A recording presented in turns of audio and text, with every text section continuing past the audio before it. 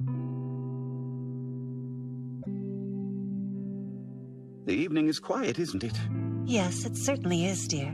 With Licia and our future son-in-law away, it's as if the spark's gone out around here. But then again, this was typically how the kingdom felt when it was under my command. Yes, they're away, but our ministers, royal guard, and even the maids are still working with such intensity these days. But there's no denying that out of all of them, the acting king is pulling more than his weight. And I had no idea what was necessary to be an effective monarch for one's country. I continue to believe abdicating the throne so he could rule was the wisest decision. Yes. I wonder, though, if this is what it will take to finally change things. You must have faith.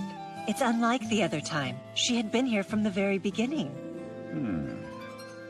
As long as they work as a pair, I have no doubt the outcome will be far different, my love. Besides, it's not as if they're on their own, you know. The advisors he brought on are making things much livelier. Oh, right you are. And to think we even have ourselves another daughter now. Yes, a most adorable one named Tomoe with wolf ears, purple hair, and a soft, fluffy tail. I don't know my own strength. Please forgive me. He's all right. You were just lucky. No way around it. I'm just no match for you. I wouldn't go that far. Aisha, you're assessing his combat potential. Tell him how bad he is. The plan for an adventure party was a bust, too? To have a full party, you'd need a mage. If your shield had reinforcement magic cast on it, it would have been harder to get through it. Maybe so, but harder doesn't mean impossible. Apparently, while I do fall under the mage category, I guess I'm not a very good one. I do wonder, though, if I got training somewhere, would I be able to use elemental or reinforcement magic? Not a chance. Huh? I've never heard of anyone who could wield magic outside of their own attribute before. Plus, there aren't many dark mages. As far as I recall, I've only ever seen 3. Wait, 3? There's Tomoe and myself, but that leaves one more. My mother, supposedly. Good luck getting her to tell you what kind of power she has, though. Oh, yeah? Then Lady Alicia can also use dark magic? Kinda disappointing how I get these brand new powers and still can't even defend myself. You have nothing to worry about. As long as I'm by your side, Your Majesty, you will never be in harm's way. Just seems like a hero should be able to protect himself. No offense, Aisha. Pardon, sire. Hakuya is looking for you. I believe he wishes to discuss Van's redevelopment with you. The Empire is coming, sire.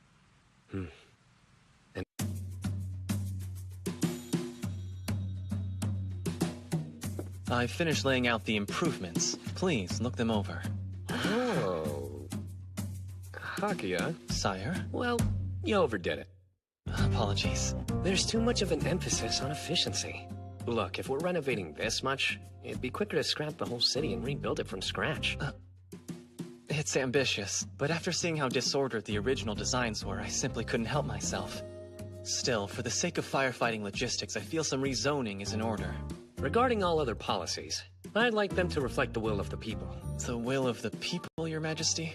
I want the residents to have a say about what kind of city they'd prefer to live in. If we end up making all those choices for them, I expect some backlash. But judging by the mood of the city at the moment, it's liable to become the capital for avant-garde art. A destination for art, huh? Now that could be a bit interesting, don't you think? With all due respect, since Van is the front line of Amadonia, I would not recommend it. We'll have to make it more comfortable to live in, while retaining its function as a military town. What choice do we have? Find us a decent compromise.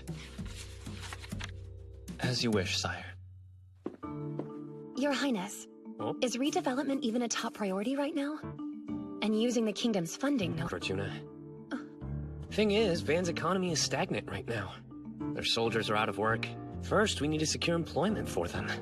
On the plus side, goods are making their way back on the streets. Not fast enough.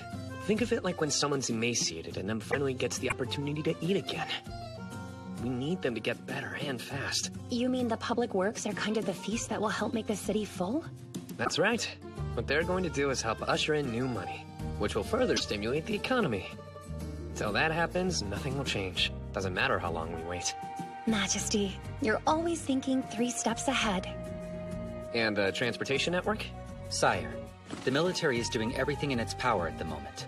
Service to the main road is already completed, and we're repairing the ones around and near the villages.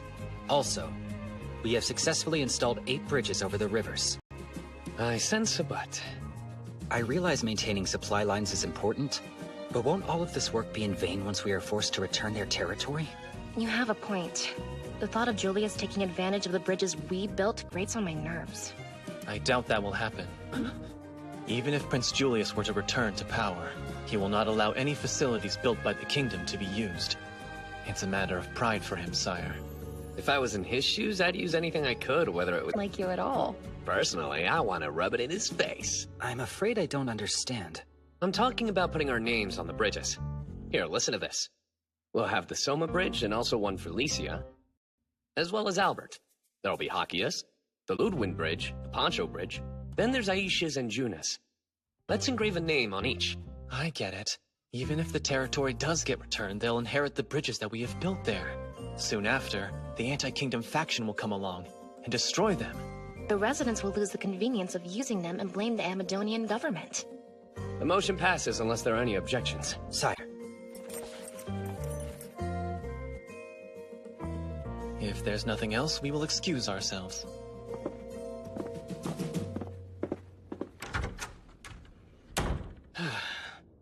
I suppose it will be rather difficult to refuse the return of Van if the Empire requests it. I am going to stand by my policy, but somehow I doubt I'll be able to twist Jean's arm. And if we appear hostile, it'll be a diplomatic failure. Then it must be true. The hero summoning. That was how they allowed us to aid the cause. Sounds like it. Just how long have you known? When I first heard about Empress Maria, her people refer to her as a saint for a reason. Imagine one being cruel, unheard of. You're basing... Out of pure convenience. Where a saint walks, others follow in their footsteps. The world needs a banner. One to unite all mankind against their common threat. Whether she wants to be that or not. When I met Jean, that's when it hit me. The Grand Chaos Empire. They are nothing more than a mere superpower trying to maintain control. That's why we have to stay alert. There's no room for carelessness or ego when dealing with them. You're right. We have to go into this steadfast. Enter.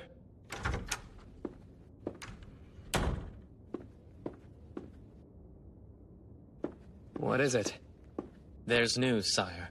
The Empire has arrived. Also, they are accompanied by the Prince of Amadonia. Here we go.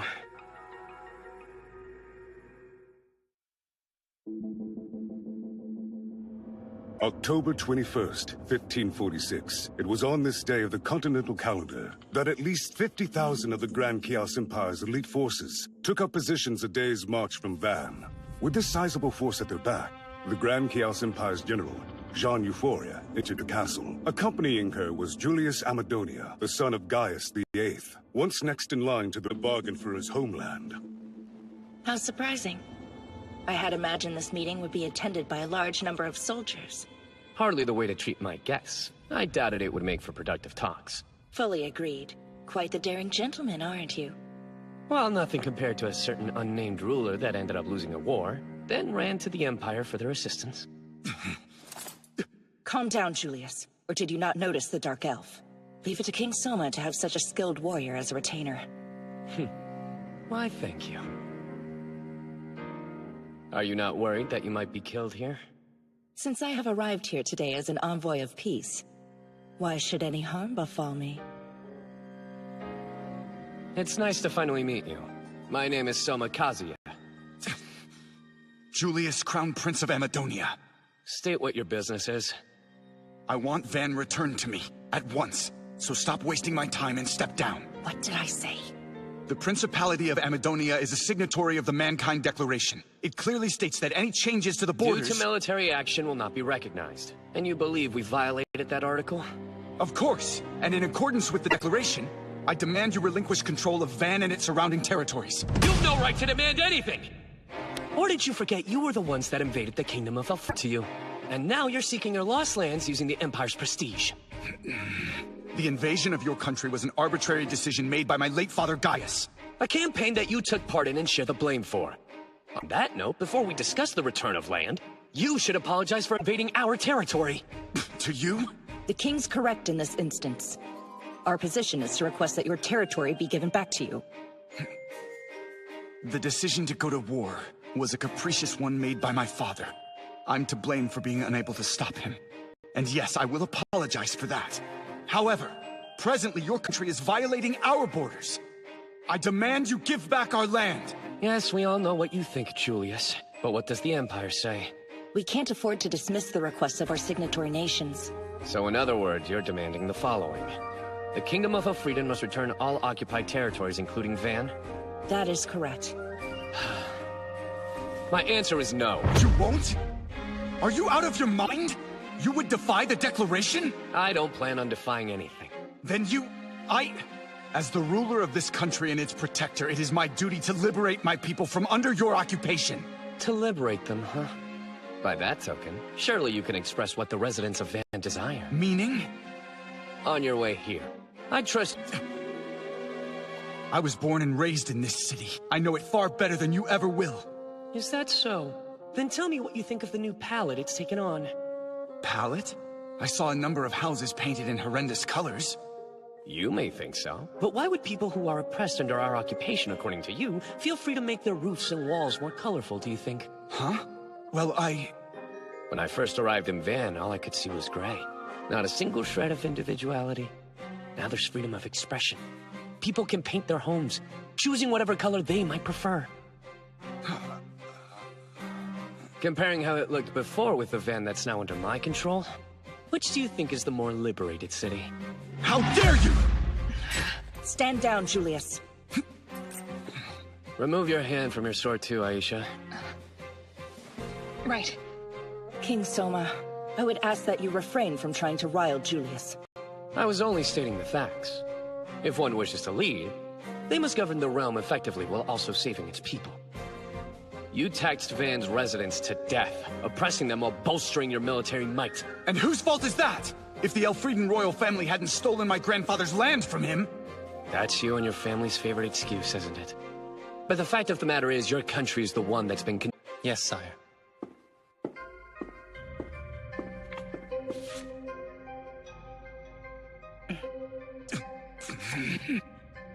This is... a list of all the noblemen from Elfrieden who were incited to insurrection by the Principality of Amadonia.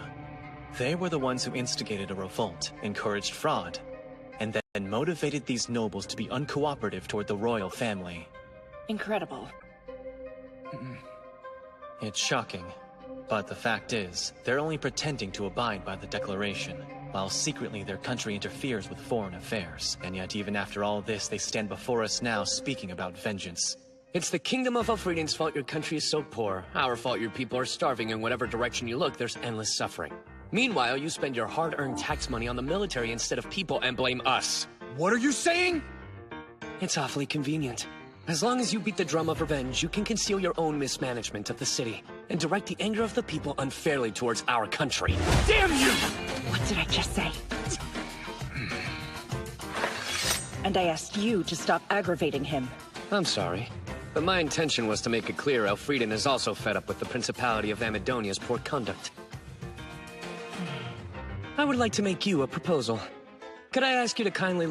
You have some nerve! You want me to sit out of discussions about the return of my own homeland? You still don't understand. There wasn't any point for you to even show up to these negotiations. You arrogant! It's the Empire that's seeking the return of land against the backdrop of military force. You're powerless.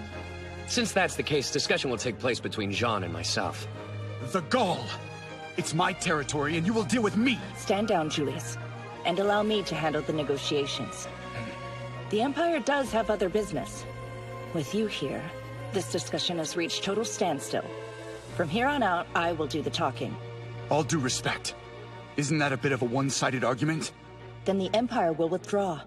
Feel free to bargain as you like afterward. I trust that you'll do your best.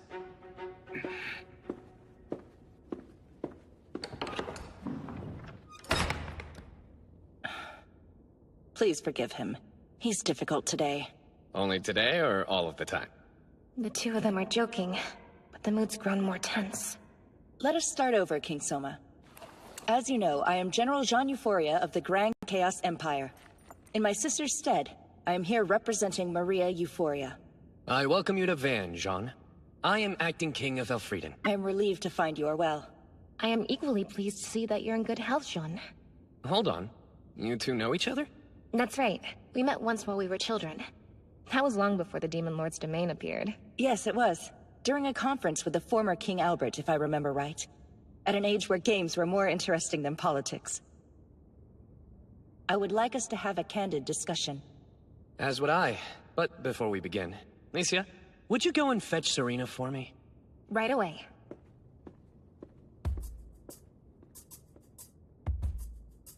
So, a minute ago, you mentioned you and Licia used to play games together back when you were children.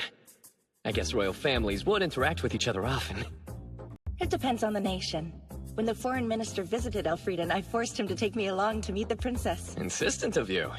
It seems Licia has grown into an even stronger princess than before. If you say so. Fair warning, even back then I couldn't land a single hit on her. So when you said how you used to play games together, it was more like you two were practicing combat. A couple of tomboys, huh? Or are you only bringing it up to try and keep me in check? Maybe. Sire, I have come here as you have requested. Your wish? Here's the deal. The Amadonian Prince Julius isn't that he's entertained. I'd be more than happy to. But to be clear, when you say keep him entertained, you want me to take charge of him, correct? A little formal, but yeah. That is exactly what I mean. In that case, I would like permission to open the bottle of vintage liqueur in the castle's wine cellar, Your Majesty. As long as we provide our guests with the best level of hospitality. Highness, I will personally make sure Julius's chalice never runs empty. I guarantee he will be more than pleased with my hospitality, however much he can remember. What's wrong? Am I missing something? Tell me.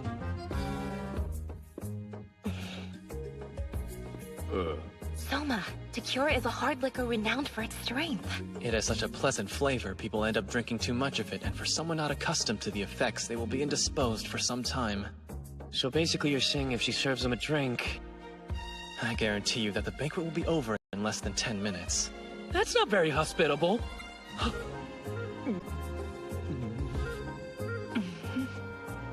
Just this once, I actually feel a bit sorry for Julius.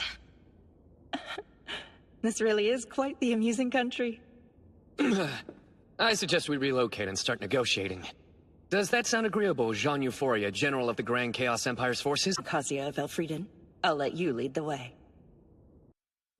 Nearly 10 years ago, the Demon Lord's domain appeared, and mankind lost their lands as a result.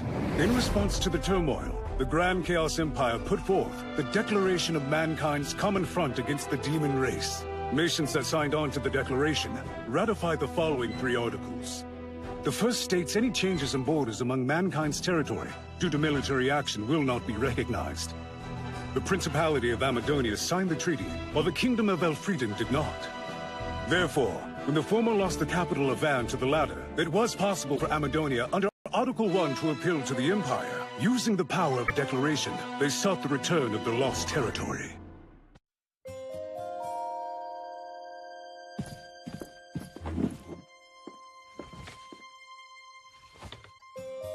If there are no more delays, our 2 nations can get down to business and resume with our talks. Right. Thank you for the meal. It was quite delicious. Please forgive us. Typically, we would give you a banquet. I shall repay you for the food and hosting me. Allow me to provide a morsel of information. Monster tastes good. What I mean by that is their meat can be eaten. You're not joking. So then these monsters, they're from the Demon Lord's domain? Of course. They taste surprisingly normal. You've tried them yourself, Sean? She is cute, but also a little bit crazy. I'm impressed, but was there any chance it was actually kobold meat? It was definitely a monster. I would never even dream of devouring demons that resemble humans. To be honest, I can't tell the difference between demons and monsters. Oh, that's right. I keep forgetting this whole world is brand new to you. Do you know about the fate of our punitive force? Yeah. King Albert told me about it. I don't know how much he mentioned, but it was 10 years ago. A large number of soldiers were decimated by the demons. This was when my sister was 9 and I was 7. The punitive force was under the command of the former emperor, who you've probably worked out was my father. Later, I heard stories. how horrific the attack by the monsters was. Flames spewing from teeth-lined jaws, how cities were turned to ash and people were killed and devoured, men, women, and children. The monsters were running rampant on pure instinct, though, so some people were able to escape their destruction. Almost like wild animals. Meanwhile, the demons demonstrated well-organized behavior, defeating our punitive berry. Some of the troops said they were not pursued by the enemy. Others claimed the opposite, and that pillaging and butchering took place. Kind of what you'd expect if you were fighting other people. Makes you wonder how the two differ. Could it be possible that demons may have evolved from monsters? We only know they gained their intelligence from eating people's brains. At least, that's what the religious folks made a big fuss about, but their narrative was full of holes.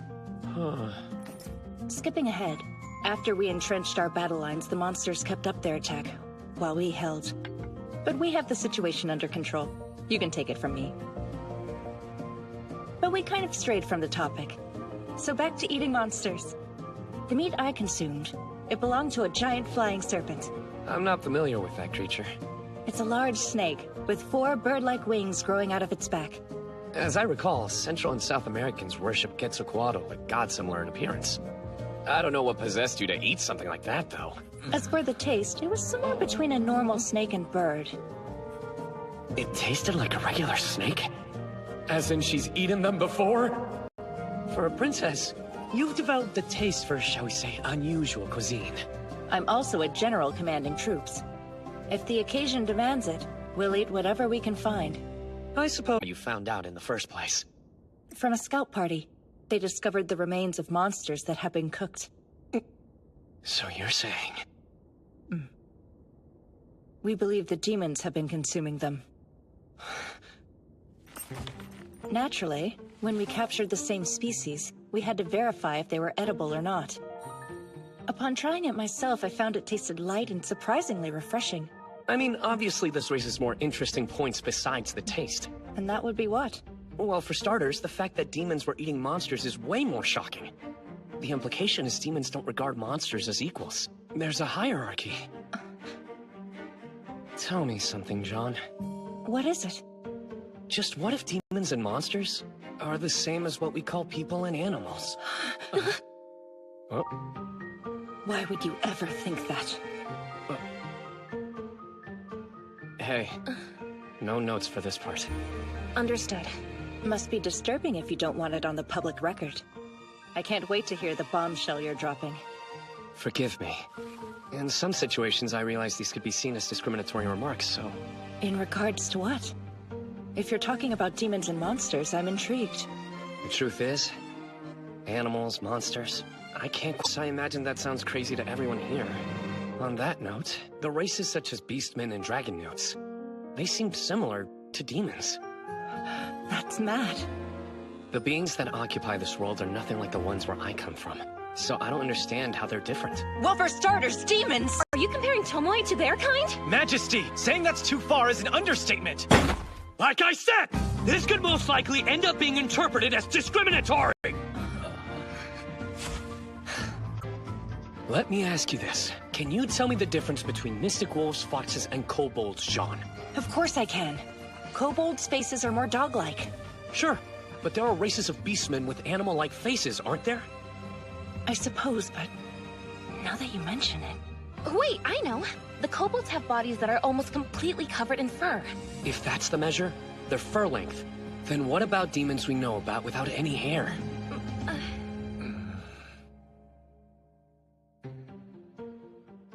After thinking about all of this, I realize now I'm differentiating between people and demons by sense alone. Same for me. But if I wasn't, I can't really think of anything that sets them apart. How did we miss the similarities for so long?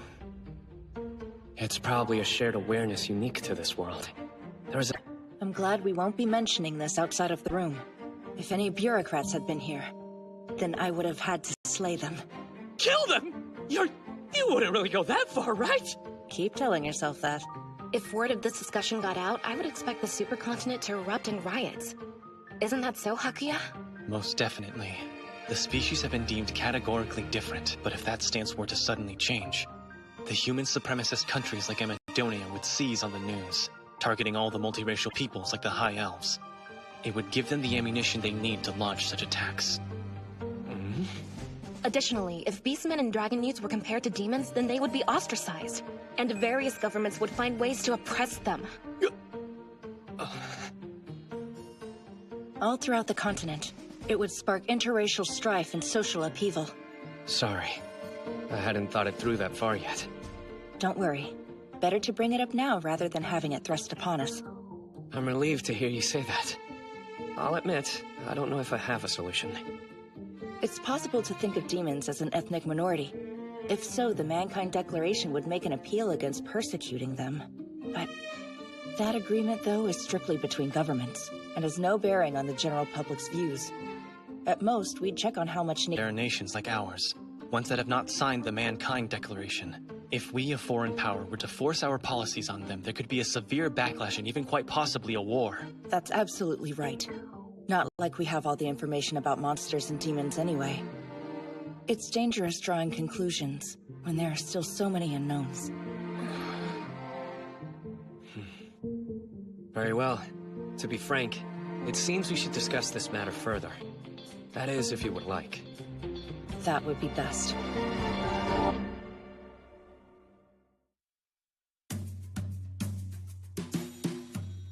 Well then, I think it's time we discuss the occupation of Van. As you know, as per the Mankind Declaration, we will not recognize borders altered by military force. And you should know, we will not return their land. Amadonia was the one that started this war. If you allow for this behavior, the Empire will lose respect of both signatories and non-signatories. You may be right, but we planned for this, and because of their actions, the Principality of Amadonia will pay reparations. If they refuse, will you resort to force of arms? If it's necessary. What with the number of troops I have stationed nearby, it should... Most likely not. However, we don't wish to fight you. So instead, let's lay out our intentions. First, the Empires. You don't want changes to the borders, right? That's why you need Van returned. To avoid a precedent.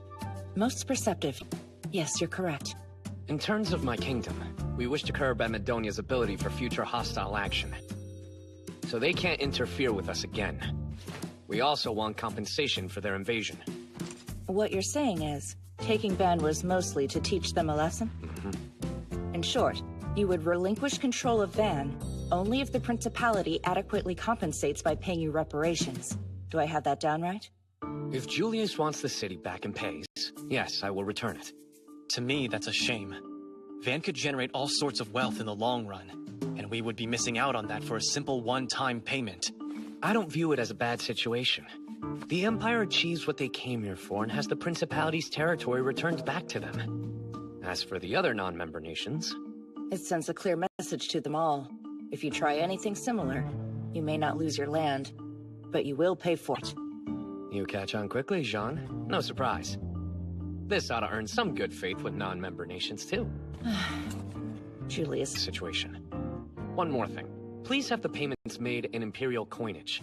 You're dragging my country into this? The Empire bears some responsibility for not quelling Amadonia's rage outright. I suppose there's no denying that. Tell me, Soma, why hasn't Elfrieden signed on to the Mankind Declaration yet? I hate to say this in front of Princess Lycia, but in Albert's case, the reason he didn't join our unified force, that is, it's not that he refused to. My father couldn't make up his mind whether to sign it or not. He's a little indecisive. You haven't signed since taking the throne. I imagine you have a more concrete reason. I can't afford to give her my answer just yet. Then again, if I lie, it'll adversely affect our new relation with the Empire. I hope you'll trust me when I say we want our nation to march alongside yours despite not being a signatory on the treaty. As long as Empress Maria continues striving to unite all of mankind in response to the Demon Lord's domain, we will be your allies. The kingdom is not the enemy of the Empire. Even though you insist we can trust you, you still won't sign the declaration. Our country couldn't sign if we wanted to. What we would like is to enter into a bilateral alliance with the Empire. One that would be kept secret. Secret, you say? Go on. Got our domestic affairs in order. And now we're reforming our military. We're creating a new system. One that will act as a single unified force. Speaking of, is it true? The Empire's sending a detachment to reinforce the Union of Eastern Nations? Yes. They're a collection of small to mid-sized countries, but most are signatories of the Mankind Declaration. Per the treaty, it's only right we send them our troops. That's right. So why not allow our country to take on the exact same role? You can't be serious. Say the demons and monsters move south. They'll surely avoid the Star Dragon mountain range, pushing either east or west. If they head west, the Empire has them. East, my kingdom will deal with their numbers instead. Well, that would require some new protocols. Yes, I know. Should the Empire head of the Mankind Declaration request reinforcements from the Union of Eastern Nations, they will be met, as will any requests made to our kingdom.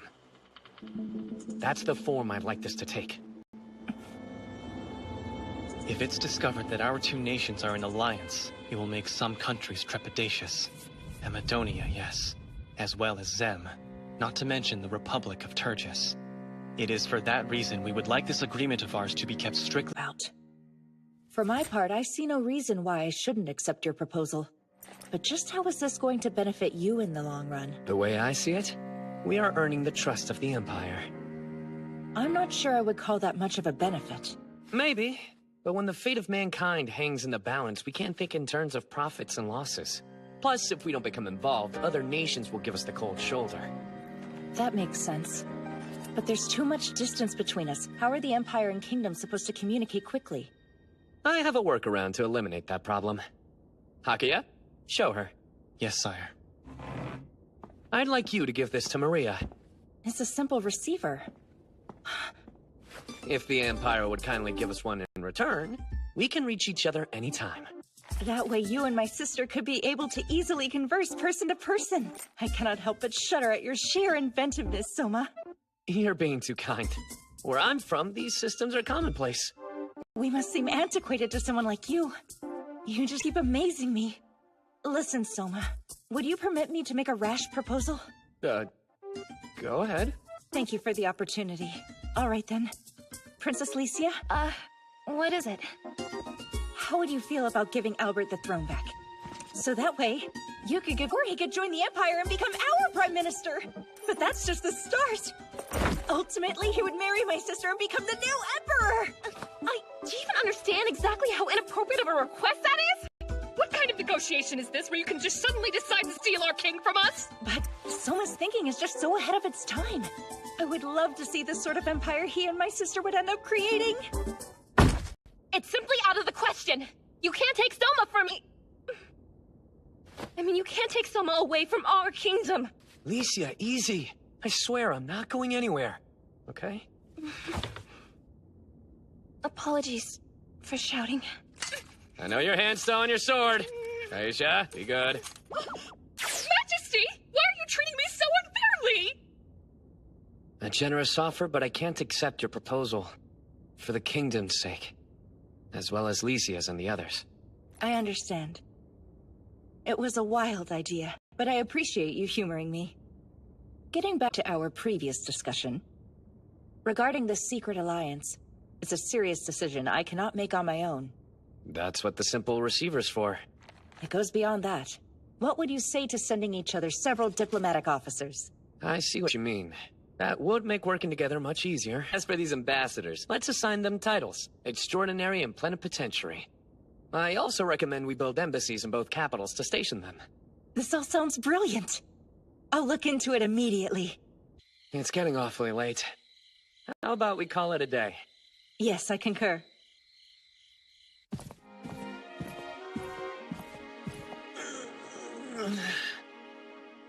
We've been talking longer than I thought. The sun's already rising. I feel like we discussed a few subjects that weren't necessarily of importance. I'm just glad these negotiations led me to finding someone I can depend on. There is something I think you should know, my new good friend from the East. And what might that be, new friend from the West? Within the demon's domain, there's a being who is lord over the realm. While we haven't cracked the demon's language, there is one word we have noticed that they are often repeating. My country's researchers have surmised that they might actually be saying a name of the demon lord themselves. That word is... Devalroy. Wait a minute. The Demon Lord Devalroy? Yes. I've got the strangest feeling. Almost like the name's familiar.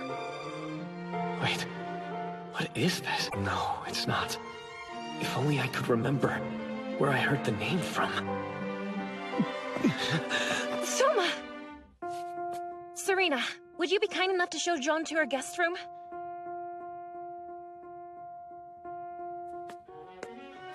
Really, all I need is to get some sleep in my office. Tonight, you're going to sleep in a proper bed.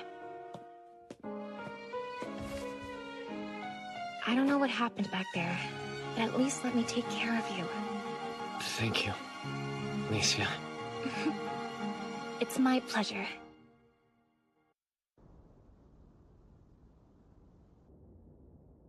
This is the Kingdom of Elfriden's decision.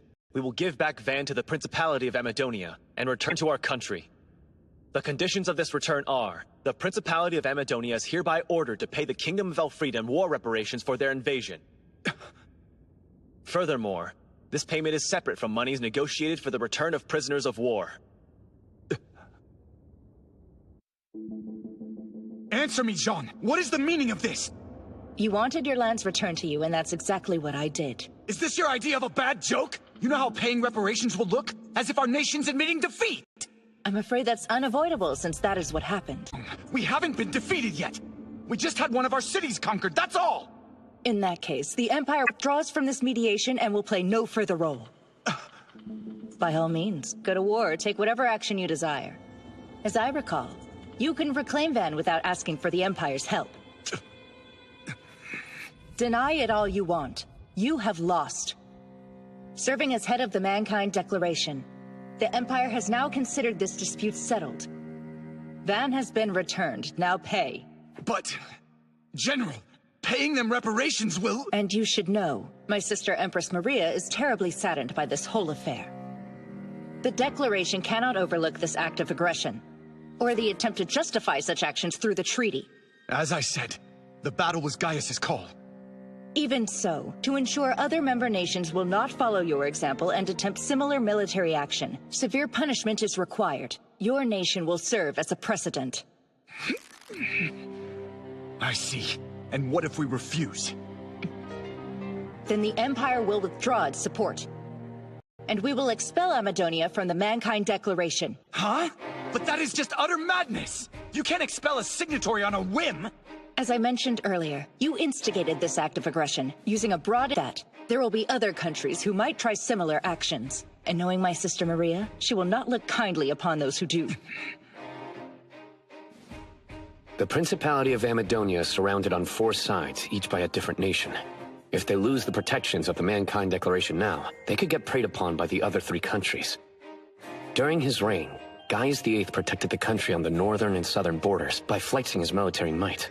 One could argue he was able to maintain a sense of diplomacy, albeit in his own style. The question is whether Julius possesses the same acumen. Your mediation plan is accepted. A wise choice, Julius. A deal's been reached.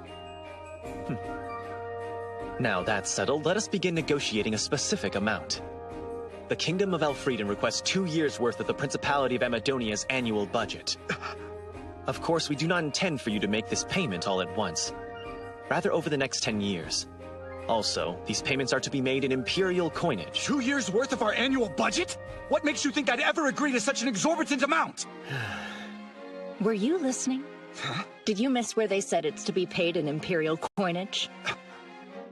If you refuse them, it won't concern us. However, I think you should be aware. By doing so, the city of Van won't be returned to you. More than 50% of Amadonia's annual budget goes towards the military. So if we're taking 20%... We want to deprive them of what they used to spend on them. Will Julius be able to scale that back, though? If I may ask, Jean, what if one of the payments becomes overdue? Then the Empire will support the Kingdom of Elfriden's bid to annex Van. While I believe you are a person of great integrity, Julius, it's still conceivable that someone in your court could end up delaying payment. Which is why I would like some collateral. That's interesting. What exactly did you have in mind? A gemstone to make future broadcasts. Huh? We have only one in the entire country. Wait, you're planning to incite the people? All you would have to do is change the receiver's frequencies, right? After that, you would prevent them from receiving any transmissions from Elfrieden. Even though that is true. Before you protest, I want to be forward and say I don't think the gemstone is enough collateral. To make up for the shortfall, I'd like to take possession of the books in the castle's library. Why didn't you just say so? Take all the dusty relics off our hands you want.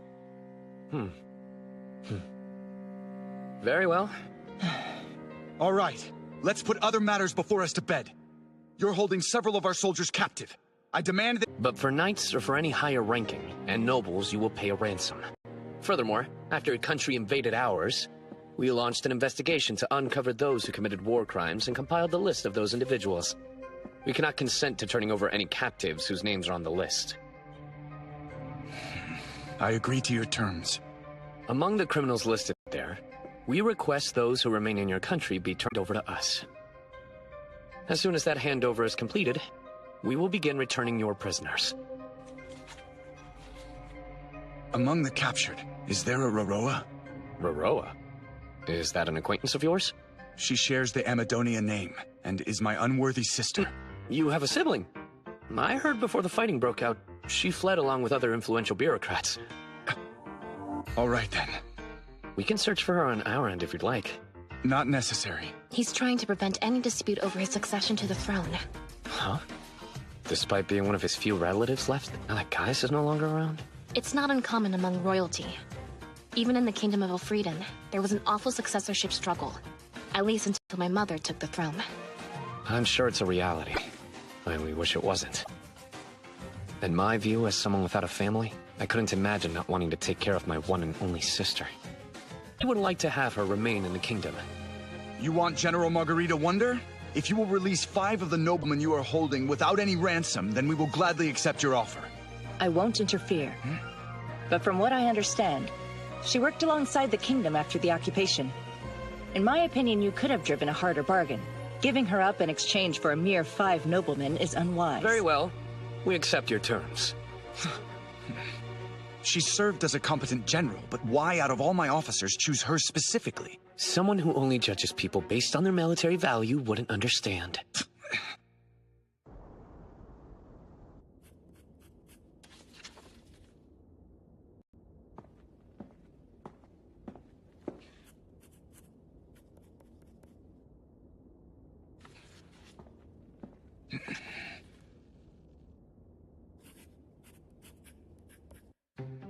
So in exchange for returning Van, Elfrieden receives compensation. A very generous amount, actually. As for you, in return for paying reparations, you get your capital back. Furthermore, as acting mediator in this dispute, the Empire has demonstrated a fair approach. I am satisfied with the results for now. There's only one satisfied party here. You've crippled our country. If you'll excuse me. Before you go... Now what is it? Where I come from, a famed political thinker named Machiavelli said the following. Power acquired through difficulty you'll keep with ease. Those who acquire it without keep it with immense difficulty. What does that mean?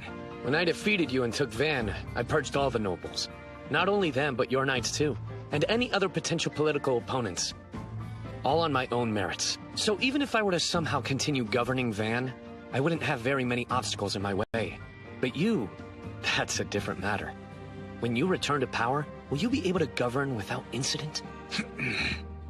You forget this was my city to begin with. Just one moment. This is your land, but you didn't win it back. You relied on the Empire and outside force to reclaim it. Machiavelli called it acquiring power without difficulty. But that's not all. He also said the following. One who becomes a prince without hardships must exercise great effort to remain so. Julia, I suggest directing your efforts to helping the people of— Who asked your opinion?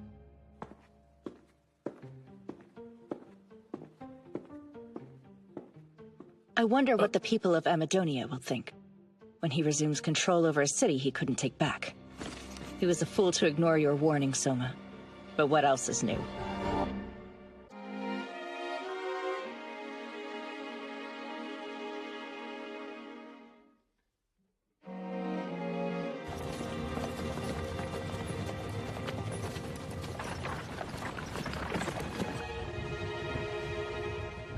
We weren't here for very long, but now that we're leaving, I'm going to miss the city.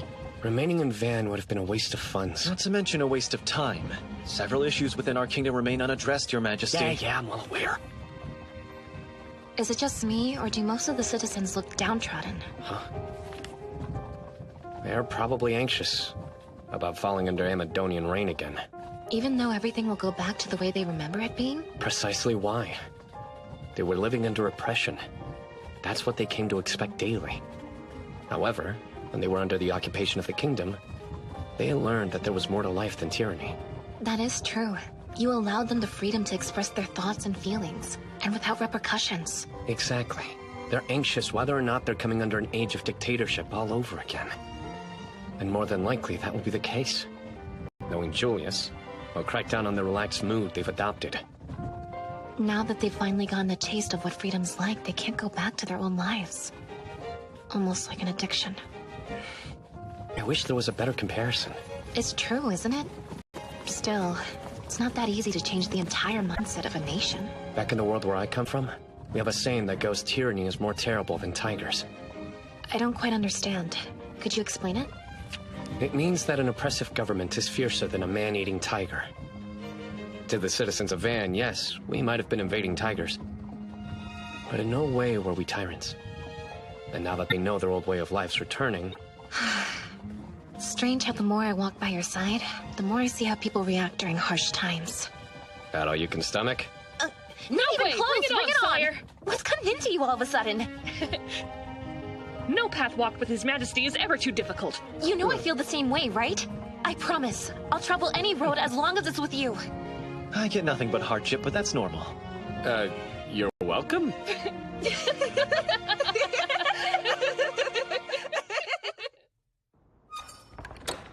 Sister, I have returned from Amadonia's capital city of Van. I'm relieved to see you're home, Jean. So, how did everything go?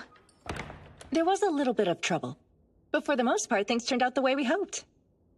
I'm pleased to announce the return of Van to the Principality of Amadonia is complete. Just well done. Now, that is enough of this talking shop. I beg your pardon? Welcome home, my dearest sister. Where's this coming from? Such inappropriate behavior for an empress! Do you have any idea how lonely I was not being able to see my sweet sister's face for so long? You know how everyone outside of family treats me like the empress? And our other sister just stays cooped up inside her laboratory the same as always. Don't give me that. You're not a child anymore. Aww. So, tell me everything. Just what kind of man is this King Soma? Well, he is unique. Stop holding back already. He keeps a bed in his office. Then again, you do the same, so that's nothing new. Go on. First of all, Soma is well aware of the Empire's intentions, and doesn't bear us any ill will regarding the hero summoning. Thank goodness. What's more, he's very intelligent. He says where he comes from, these things are common knowledge, but comes up with one innovation after another. Using gemstones for media broadcasts? I never would have thought of that. That's his intention for using the gemstone? And this is the best part, so prepare yourself. Since he's from a different world, he actually wondered aloud if the relationship between monsters and demons here was no different than animals and people. What? Monsters and demons the same the way that animals and people interact? I confess I've never thought about it that way. After you hear how he sees the world, you can't help but wonder how different his view is from ours. It seems so. Also, he proposed a secret alliance with us. He wants us to work together? Indeed. During discussion, Soma promised that he'd work with the Empire as long as you aim to unite mankind. Additionally, in the event an invasion should occur, the Empire would defend and attack from the west, while the Kingdom would be responsible for defending the east. You're laughing? I do not see how any of this is humorous, Maria. I'm sorry, sister, but how can I not? Would you care to explain? It wasn't that long ago we had to show Elfrieden special consideration as their kingdom was facing its decline. Then all of a sudden we're such good friends we can entrust the safety of the whole eastern half of the continent in their hands. It's such a reversal. You would think a fairy cast a spell of illusion. I'm sure of one thing. Recent events have been moving at a dizzying pace. Yes. Truly they have, Jean. Say, do you remember Specifically what it states a hero is supposed to do for the kingdom? It was in the report. One who will lead the revolution into a new age. And yet, nothing about Ward. Yeah, good point. But it just doesn't feel right assigning him that title yet. When you consider all the hectic changes we've seen lately, indeed, it feels like a revolution is happening.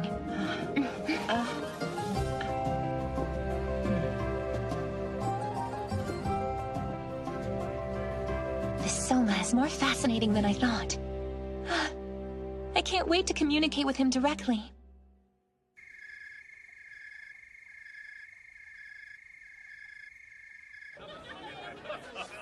And here I was just thinking you weren't going to come out with us tonight. Well, of course he would make an appearance. After all, he is a fellow adventurer. I thought you said you just ran into him at the guild, you know? You sure you didn't twist his arm to get him to show? Adventurers, one and all, welcome to Parnham Castle. As you may know, I am the fiancée of King Soma. Licia Elfrieden, it's an honor.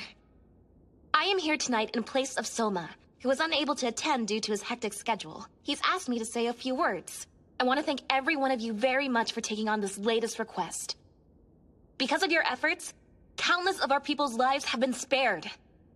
On the absent king's behalf, but also the people of the kingdom. And with that, a toast! Hey, slow down there, August. Would you mind leaving a little tatsagi for the rest of us? So I've been doing some thinking about what happened. Listen up. Oh, there's a real good chance the whole Flame Piroska was just made up so... Oh! Do me a favor and don't be such a party pooper. These octopus skewers are delicious. Open and say, ah. My mouth's already full. Crying out loud. Are you drunk already, Julia? What if I am? This is a benefit banquet for adventurers hosted by the kingdom, isn't it?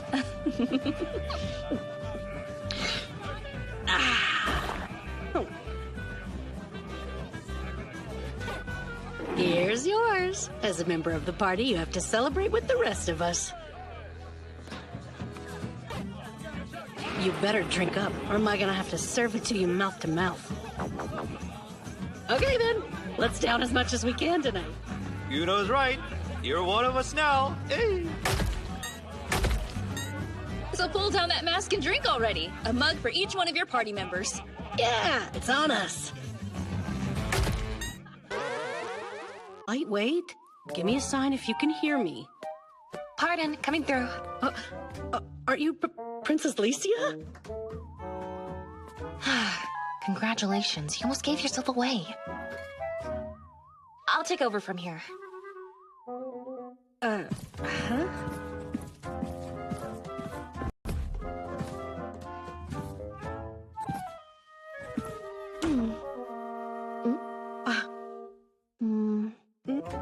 What's wrong? Is there something on my face? Because I'll die of embarrassment.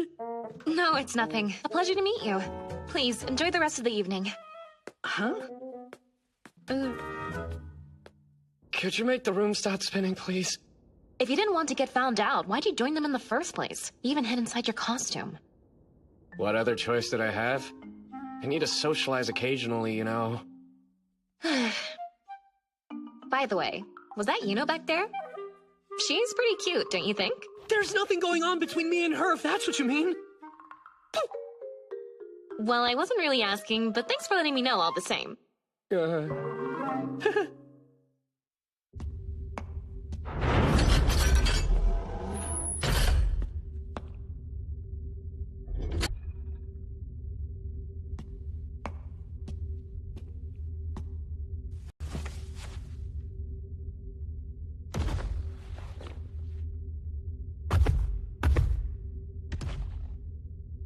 This would be the first time we've met face to face. I'm Soma Kazuya, Provisional King.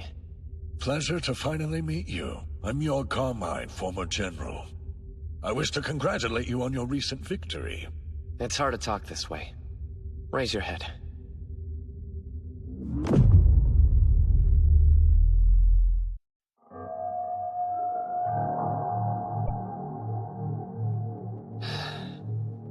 How was life in the dungeon?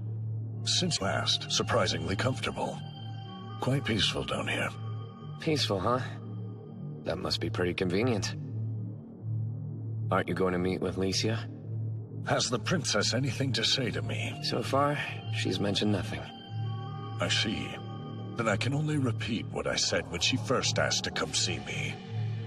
Why should you, who's on the cusp of becoming queen, show concern for an enemy of the kingdom? You don't convince me. But knowing Licia's personality, she took your words seriously. Herself into her work, like she's trying to distract herself. Well, she's acting like it doesn't bother her. I know she's shaken up. Following your ultimatum, I proceeded to say my farewells to the princess. No further words were needed. He's refusing to see Licia to protect her. Damn, the old man's stubborn. But since you're here, there's a question I would like to ask. Go ahead. What has become of my comrades who were just obeying orders and followed us into rebellion? The soldiers have been cleared of any charges of insurrection after their exploits fighting against Amadonia. And House Vargas?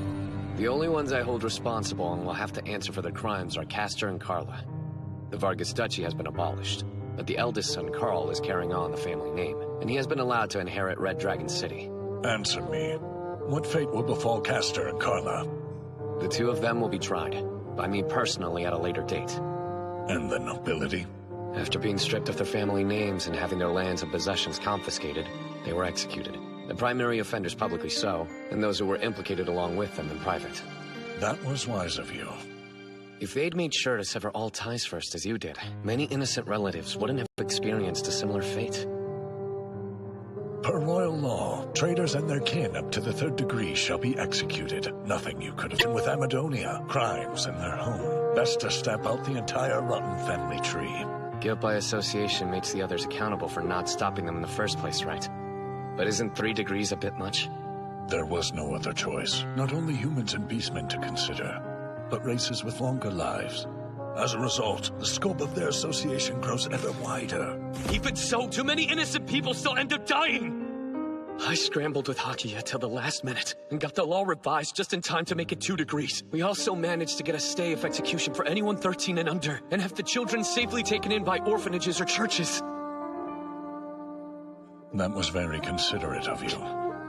I do wonder, does it pain you to have to take the lives of others, Your Grace? How could it be easy at all for me? With a single order, countless lives can be snuffed out.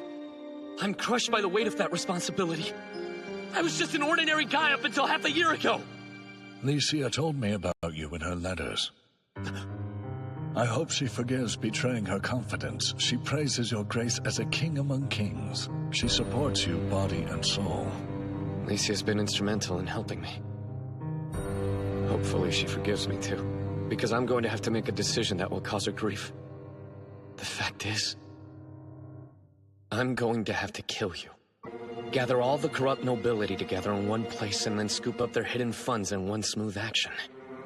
It was the best move for the kingdom.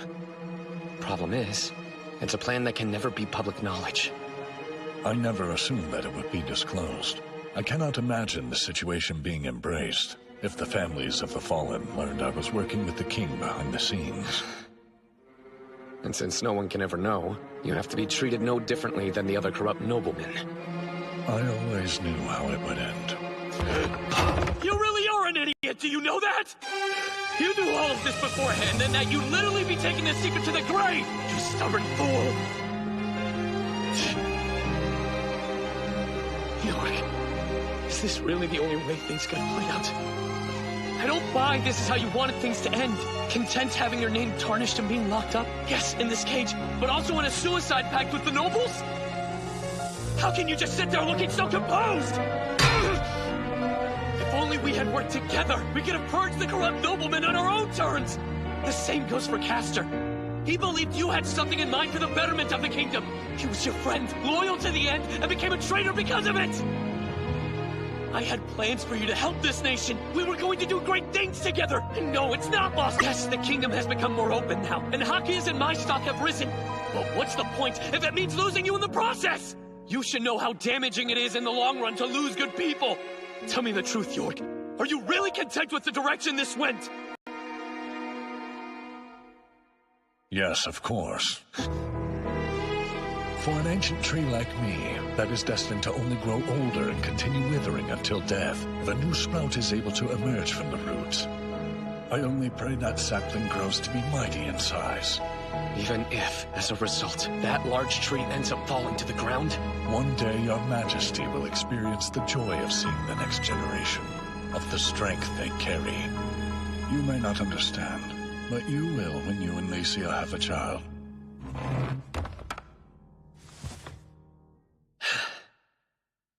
I want you to be honest. Did you think up this elaborate plan by yourself? What is that supposed to mean? You have a strangely high opinion of me is all. You are leaving a lot in my hands. You trust me to take care of Licia, whom you think of as a daughter. Not to mention the future of the kingdom. Seems a bit odd no matter how you cut it. So where does this unwavering loyalty come from? If I told you I learned of your extraordinary talent from her letters, would that leave you dissatisfied? You to believe that's what makes you loyal? If you were going to martyr yourself, it'd be for the Elfrieden royal family. Your entire plan, was it carried out under their orders? I remain silent. You will answer me. Stop playing games. What do you know exactly? You're not going to tell me no matter what, are you? When the time finally arrives, they will reveal the truth to His Grace themselves.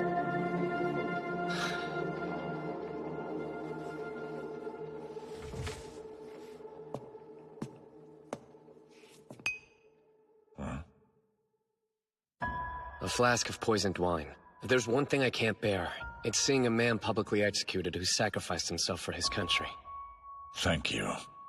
I'll recommend the same for those who would sacrifice themselves for you. Oh. Sacrifice themselves for me? Several members of senior staff in the army, including your own second-in-command, Beowulf. They are requesting the same sentence that you've received. Loyal to the end. Why are people so eager to die?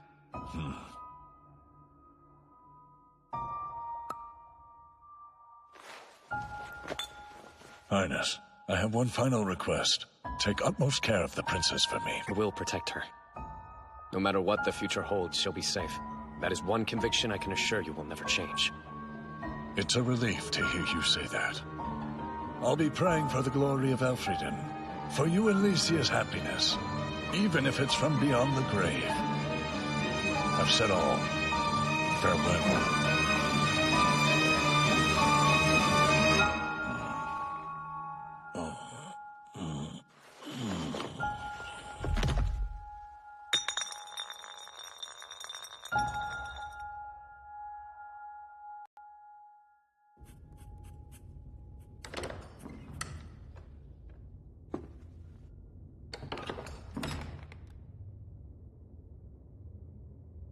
Jorg is no longer with us. I see.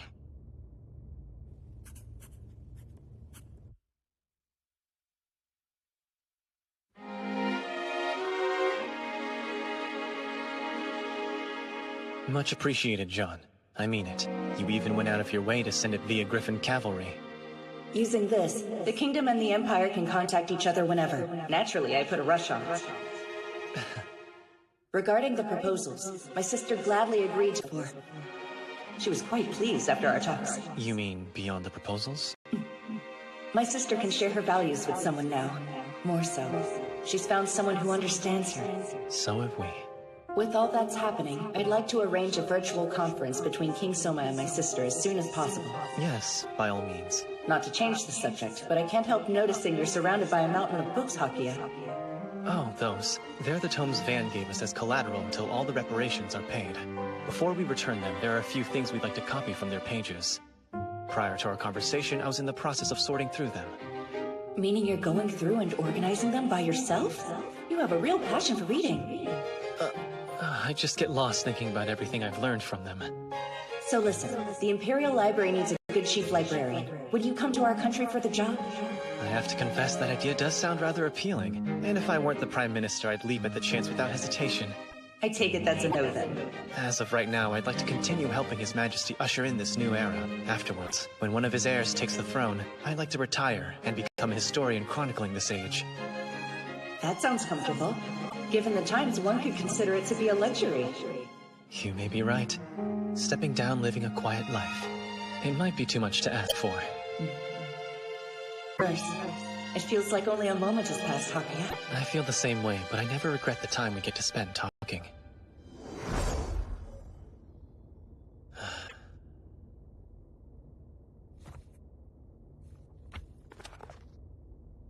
Prime Minister Hakuya. How is it coming? Everything is going well. However, recently, it's as if things are moving forward a little too smoothly. Almost like there is a force at work here. An entity that is guiding events from the shadows. As if it's someone else's will.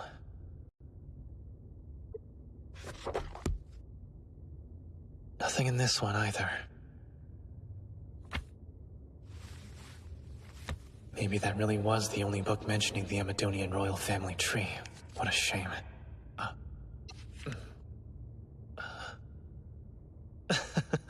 A drawing of a bronze raccoon. Such personality. There is no shortage of talent among Amadonia. Truly.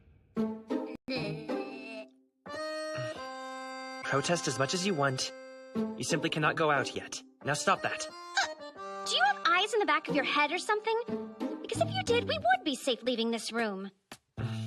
Look, I don't wish to use your words against you, but you said we needed to lay low. It's just so boring being cooped up inside here. If you're looking for something to do, please start thinking about Amadonia's future. When you talk about where it goes from here, I suppose that includes picking my future husband, huh?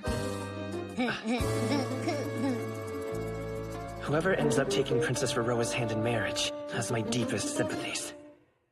May I present Glaive Magna. Your loyalty to the kingdom has been truly remarkable and unwavering, and as a reward for your service to Elfrieden, you are hereby granted Randall and the surrounding territory. Sire, you are much too generous. Furthermore, you are provisionally granted a portion of the authority held by Army General Jord Carmine. You are to maintain the troops until they are reorganized into the kingdom's defense force. Yes, sire. I shall endeavor to live up to His Majesty's expectations. I am honored. Moving along, Aisha Utgard. Who? Not me. Aisha Utgard, for your service, you are formally... Sire? Aisha, you are hereby granted the rank of the King's personal guardian. Yes, sire. Wodan Utgard, from the God-protected forest. Even as you were dealing with the disaster recovery, you were good enough to dispatch reinforcements. Not at all. We Dark Elves wish to... I'd still like to show appreciation for the troops you sent. If there's anything you desire, all you have to do is ask.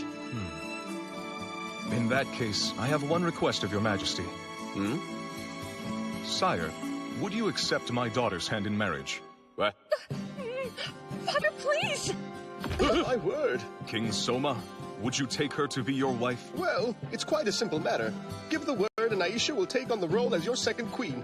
Oh, let's slow down here a sec. Are you sure her marrying me is something you want? As her father, my feelings are complicated.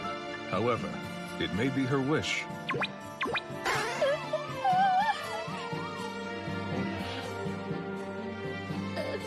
Aisha is great.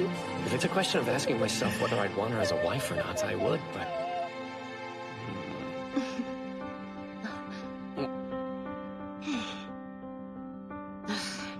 Soma, stop wasting time and just say yes. Huh? You're alright with this, Licia? It's all part of being a ruler. There will be times where you may have to marry the daughters of aristocrats or foreign princesses to strengthen bonds between different nations. When that happens, I prefer if the higher-ranked queens were people I know well and we can trust. Yeah, okay, but still. How is it that you can make tough decisions when the kingdom is on the line? I'll handle this. Hey, Aisha! What? Yes! I have no intention of giving up the throne as first queen. Can you live with being second? If so, then I have no objection. In fact, I welcome you. I agree. As long as it means being at the king's side.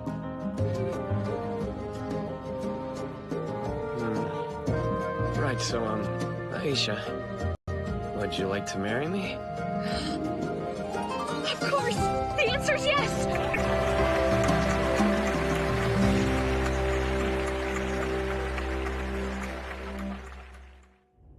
Presenting Dunadoma. Because of your achievements... Your Majesty, I beg of you. May I have a moment, please?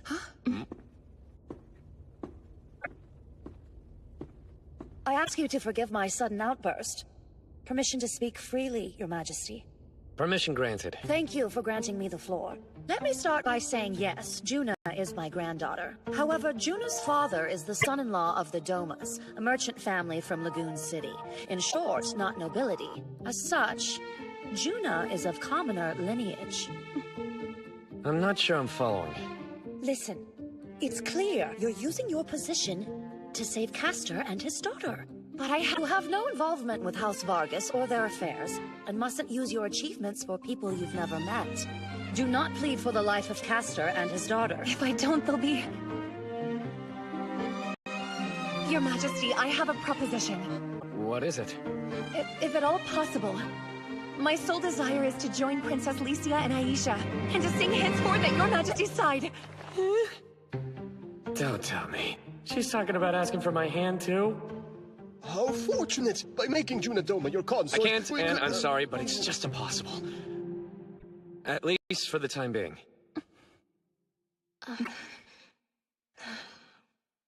You are the Gemstone Programs Prima Lorelei, immensely popular with the people. What would happen if it were announced you were engaged? Violence would break out across the capital. That's why I'm asking you wait a while. The program, it still needs its Prima Lorelei Juna. For now, continue being the people's songstress. I'm asking you as a personal favor. You believe I'm the voice of the people? After we've brought in more singers, and we have others who can carry on the tradition, then, I promise, I will take your hand. I'll eagerly be awaiting that day. This Hero King has certainly built up momentum. We have no choice but to do as he demands. For now, lest we get caught up in it. We'll operate in the shadows, even as we obey his orders. Together, we will keep a low profile so as not to get caught, while controlling this country from behind the scenes.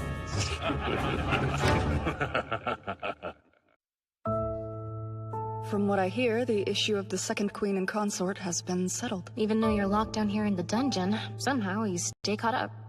The guards have nothing better to do than share the latest gossip. What I don't know is how it makes you feel. I'll tell you what I told Aisha. Soma's numbers of queens and consorts will only increase. Once that happens, the power dynamic will keep becoming even more complicated. These days, having kindred spirits... I didn't ask what you thought, Licia.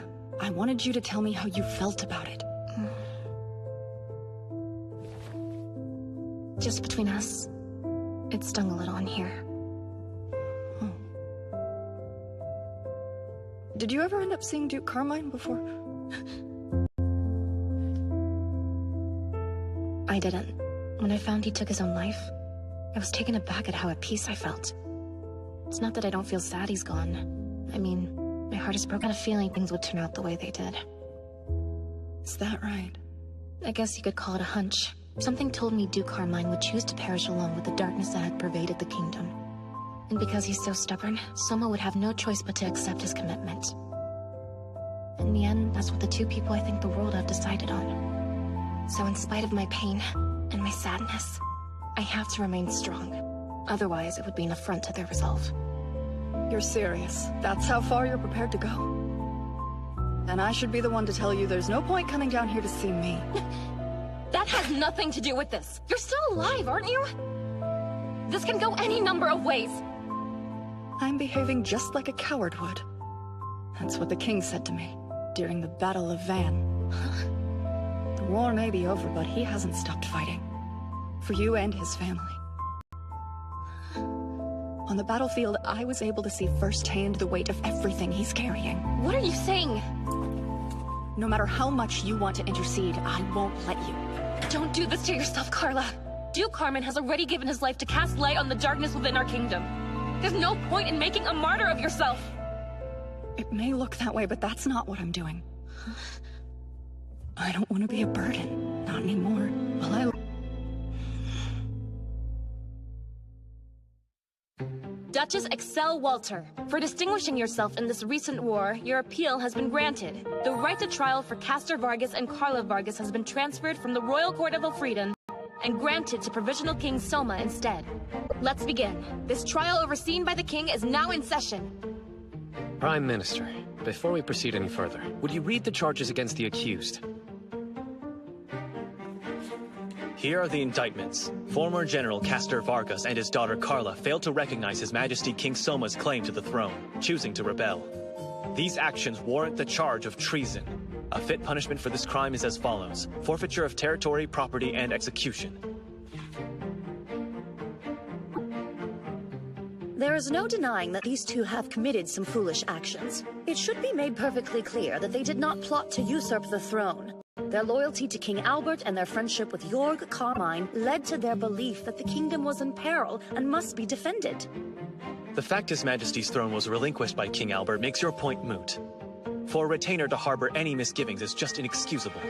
This change in leadership not only threw off the casters, but left the people in a state of confusion. I think that the fault lies partly with your grace for not addressing. Despite scale of operations, no lives were lost in the assault. Majesty, it would be a shame if you would sentence the two of them to death now. Well, Castor, what do you have to say in your defense? I've only one thing. While I started the war, Carla did nothing but follow my orders. But, Father! I will assume all punishment for her onto myself. Therefore, Highness, I beseech you to take my life and spare my daughter. You can't! It's impossible to overlook the fact that Carla was the one who led the air squadron. The truth is, she raised the flag of rebellion. Surely she knew the consequence of her actions. Carla, do you have anything to say in your defense? I do not. And you're absolutely sure of that?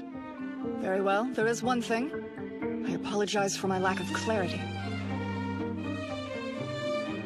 Aren't you going to beg for forgiveness? No, I will not. Please sentence me as you will. Very well. Now, as for the rest of you, what do you think is an appropriate judgment for these two? After all, you've heard their words, and I would like to hear your unreserved opinions. Majesty, you make it sound as though... Who is that man speaking? Pilteri Saracen, head of the House of Saracen. I regard this as the setting to determine the severity of one's crimes. The accused made their stance clear. Yes, they have agreed to submit to any form of punishment. However, that should not be taken as an admission of their guilt. Well said indeed. Young Saracen speaks truth. That's Owen Jabana, head of the House of Jabana. Prime Minister, please. Duke Vargas has been keeping the kingdom safe for over 100 years. Long before we were even born. And I do believe that fact should be taken into consideration.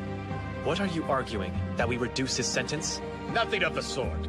Duke Vargas is ruined. He has already lost his status and honor, and yet you're still demanding more.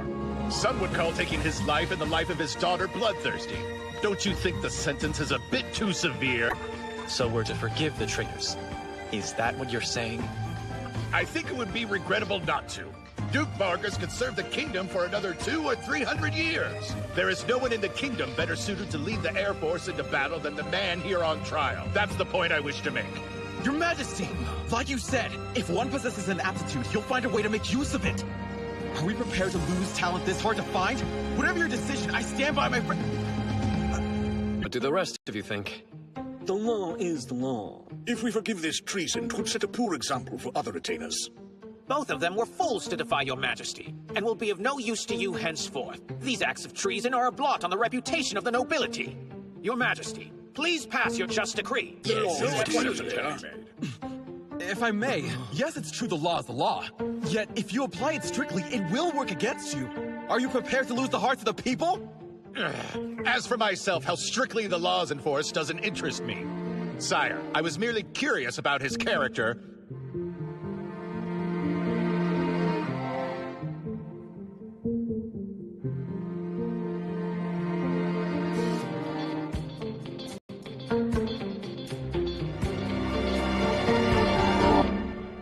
Kill them.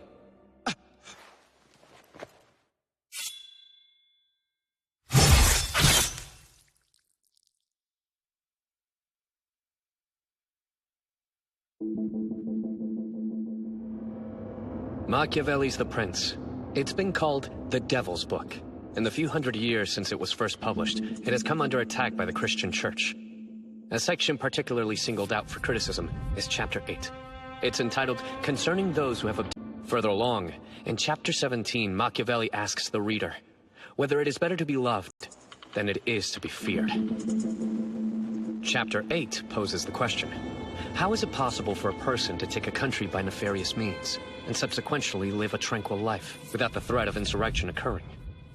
The answer is, it is possible because they were skilled in employing cruelties, which assured peace. Furthermore, in Chapter 17 of the book, it asserts the following, it is better for a ruler to be feared than loved. Also, this particular section makes another point. When leading an army, one never needs to be concerned with one's reputation, especially for ruthlessness. However, earlier in Chapter 8, Machiavelli explains how acts of cruelty should be effectively used. They are to be performed all at once, and never repeated. Interestingly enough, he stops short of giving examples of specific acts or how much ruthlessness a leader should be made to tolerate. It would be too simple to merely say, kill all of your enemies. If you carefully read the examples that Machiavelli does give, you'll notice the targets of these acts of cruelty. They're not always adversaries, but often one's own allies. According to the philosopher, an apt ruler must purge informers, opportunists, all treacherous insiders. And this act must be carried out all at once, regardless of opinion.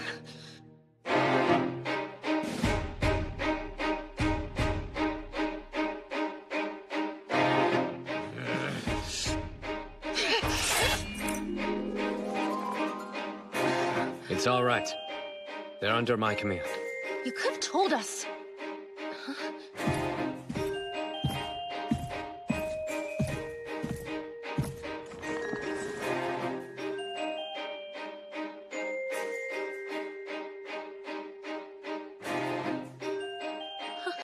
Carmine?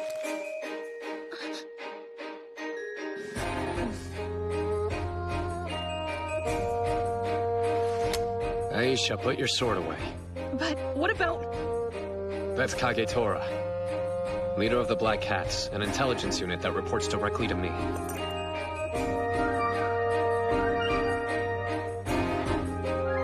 Contact the Forbidden Army members stationed outside the residences. Instruct them to seize all relevant evidence. If they meet resistance, have it put down.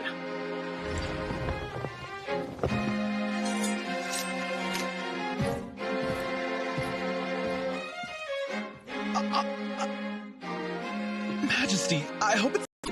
The traitors were executed. All 12 of them. They worked with Amadonia and other nations. They were nothing more than weather vanes, sadly, pointing in the direction of the strongest wind. Yes. While people may call my actions cruel, it was necessary in my eyes. The disease needed to be cut out. Even so, those 12 houses have long served the royal family. Some have served the kingdom for generations, at least on the surface. But the reality is they conspired with other countries behind the king's back. When suspicions arose, they'd sow discontent to distract investigations from themselves. That was the true nature of these people. All I know is if anything were to happen to the ones I love, Licia, Aisha, and Juna, and they ended up getting hurt as a result, I would have regretted not taking such measures until my death. Returning to Machiavelli, he also says the following in The Prince. Fortune is a kind of force that cannot be completely governed by us. It rules over half the actions in our lifetimes.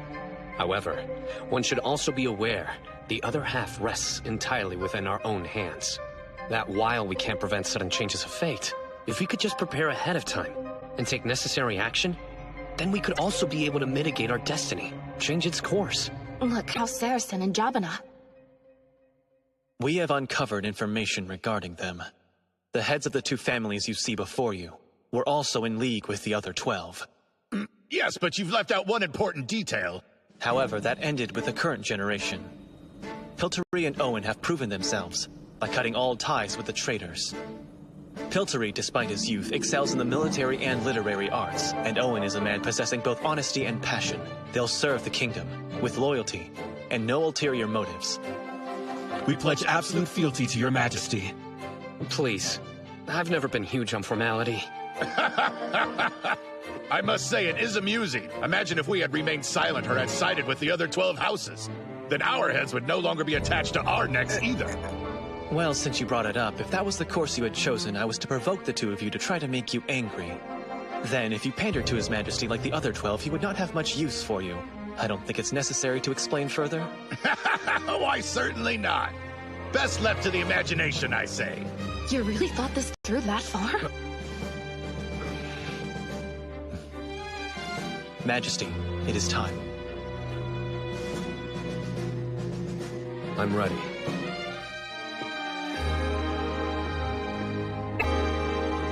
First is Castor Vargas.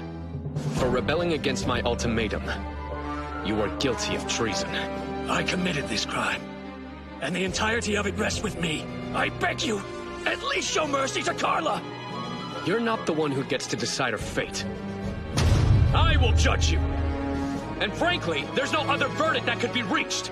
However, certain considerations must be made. You have defended the kingdom for over a century. Your service is unparalleled. Therefore, I will spare your life. You will be remanded over to exile. Also, your entry into the former Duchy of Vargas is forbidden, as is any further contact with your son Carl and his mother Excella. Excel, it was your son-in-law who committed this crime. I'd watch him closely. Sire, yes. I shall abide by your command without fail. Carla, you are equally as guilty. You also lack your father's distinguished history. So your sentence can't be reduced. I expected not. If that's your judgment, kill me! My daughter's only crime was turning against you in her father's direction! I beg you, strip away my merits and give them to her! Take him away. Let me go! This life! Let me die in her place! Let her live!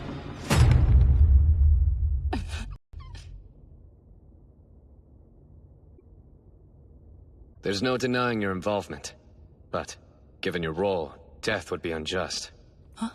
While your life will be spared, your status will be reduced to that of a slave.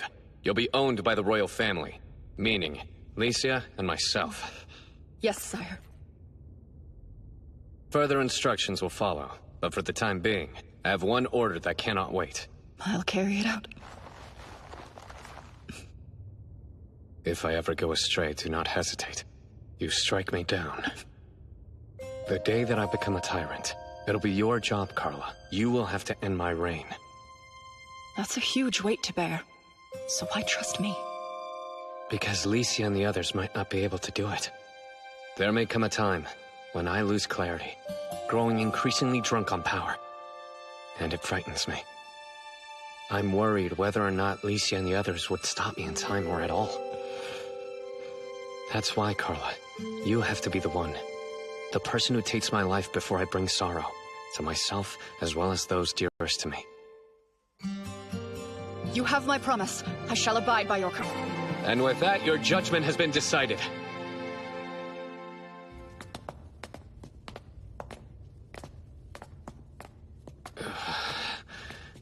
Soma! Your Majesty! It's nothing. I'm just a little tired, I suppose. But you almost... I told you I'm fine. I'd just like to be left alone for a bit.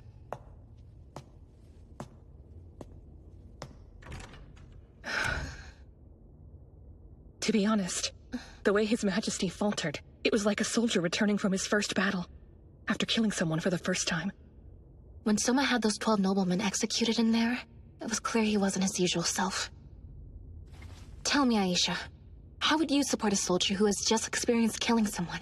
Well, let me see. I've never been part of the military, so I'm not an expert in these matters.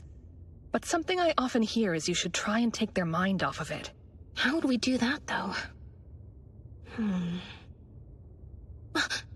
I just got an idea, but I need your help pulling it off.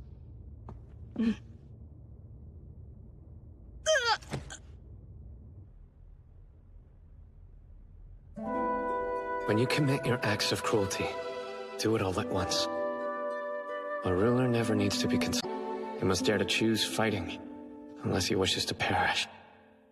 And when his time does come, and he has regrets of what he should have done, it'll be too late.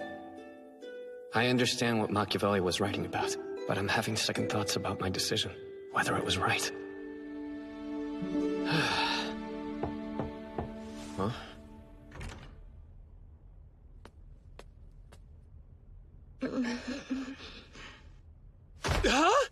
Just what do you two think you're doing? I'm sorry, but I thought I told you I needed to be left alone. Just look at the state you're in.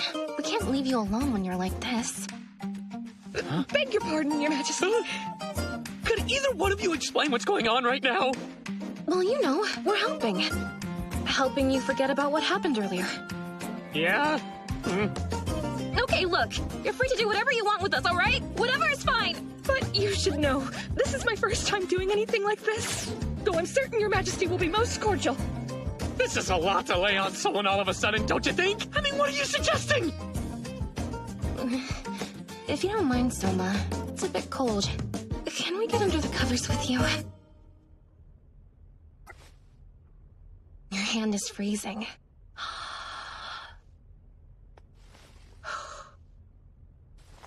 I wanted to confess something. I thought that I knew the kind of weight you had to carry on your shoulders. At least I felt that until today. Every time you have a difficult choice to make, it's a painful experience for you, isn't it? We're family. Isn't that what you called us? We can't let you carry the weight of that responsibility all by yourself. Don't treat us like strangers, Your Majesty. Why have a first queen and second queen if you'll only push us away? I mean, I'm not officially second queen yet, but... You were always there to support us, to comfort and lift us up during the hard times. So let us return the favor, and do the same for you. Listen, you two. Yes, Soma? What is it? This is nice.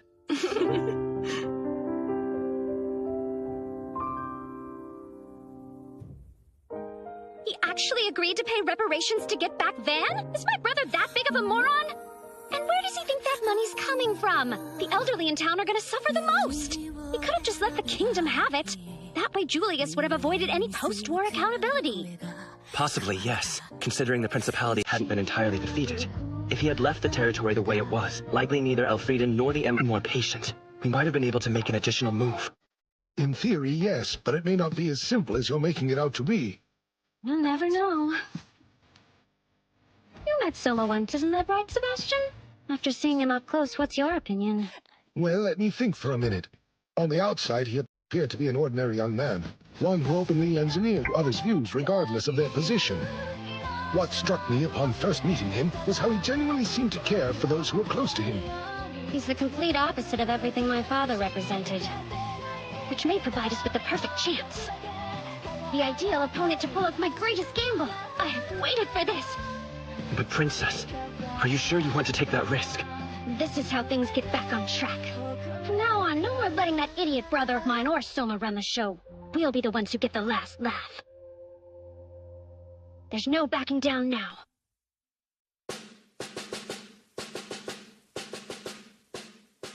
How is that matter coming along? Sire, the plan is making steady progress. One might even say it's going quite smoothly.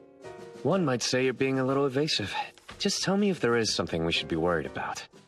To be honest, it may be going a bit too smoothly. Almost as if there was some other power at work here. In which case, last moment.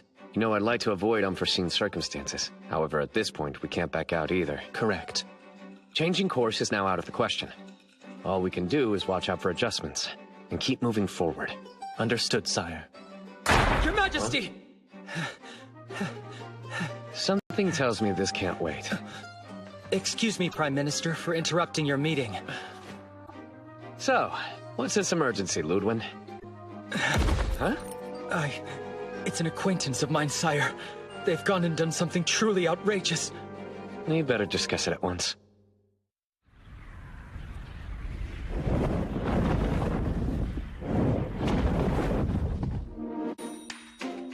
So this person, they're a childhood friend of Ludwin's, right? Uh-huh. She's been called the Forbidden Army's mad scientist. Is that so? I almost feel like I've heard of her before. Wait, a garage? Nothing. It's not important. Still, I'm confused by what I'm looking at. A dungeon entrance. It's quite large inside. Dungeon? You mean as in a dungeon?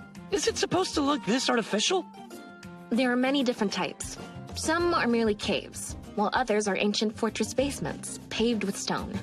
There are even mysterious spaces encased. Dungeon was bequeathed by the royal family, later converted into a research facility. and moved into by the eccentric Maxwell family. Genia, it's Ludwin Arx. Can you open the door? Yeah, Genia, are you all right? Don't startle me like that, Lou. I accidentally knocked over some material I was experimenting with. Woo! I'm just glad none of the chemicals were dangerous.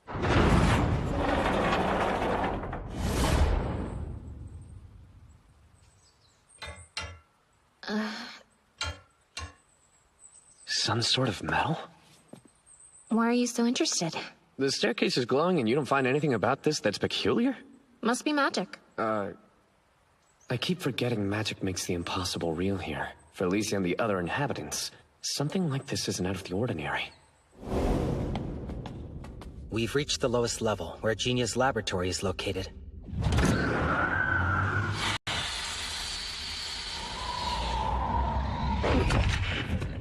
This is a dungeon? You're joking!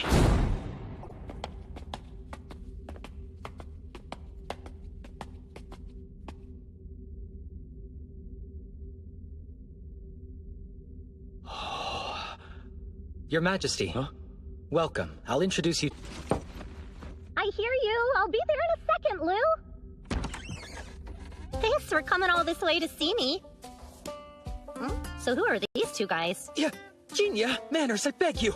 You do realize you're speaking to His Majesty King Soma and Princess Licia. Please forgive her. She doesn't receive many guests. What do you know? It is him. As soon as I looked a bit closer, I recognized your face from the Gemstone broadcasts. It's an honor to make your acquaintance, Your Majesty. I'm Genia Maxwell. Please welcome to my humble abode. I'm Soma Kazuya, the provisional king of Elfrieden. It's a pleasure to meet you. Allow me to introduce my fiancée. Licia Elfrieden, a pleasure. I am well aware of your engagement, and I humbly offer you to all the health and happiness in the world. That's very kind, but there's no need to be so formal. We're the ones who are dropping in on you, after all. Please, just speak casually to us. Woo, thank you. That's the deal, Mr. King, whatever you say. Hey, not that informal. It's fine. But sire, Whatever she's done, I'm sure we can address later.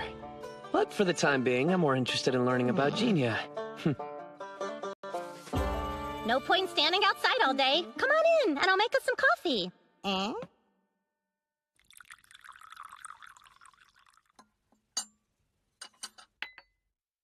Let's start from the beginning. Proud owner of this dungeon, as well as a researcher, scientist, and inventor.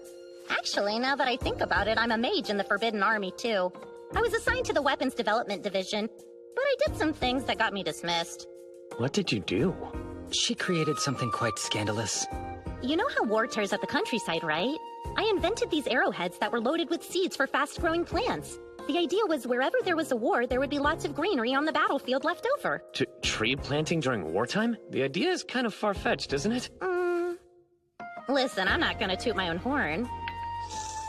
But I think it's a brilliant concept. Then again, maybe I shouldn't have enchanted them with light magic. Though it did help accelerate the plant's growth, I may have stepped over the line a little bit with that one. Now I remember! You're that mad scientist of the Forbidden Army. That event was your doing, wasn't it? I'm not sure I want to ask. But what event are we talking about? Well, you see, before you were brought here by the summoning ritual, this one training ground and the laboratory attached to it were once swallowed up by a vast ocean of trees.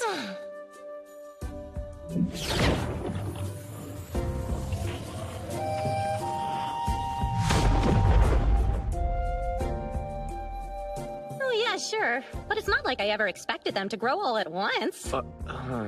Let's not dredge up the division, though. It's weird to have all those brilliant minds and force them to work on single projects. Don't you think a rigid structure only stifles ideas?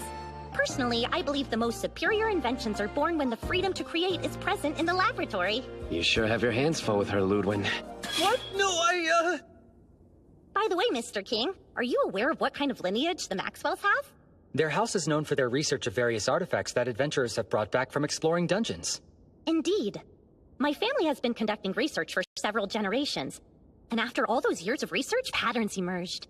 Until it reached a point where we caught sight of a vague something. And what is that?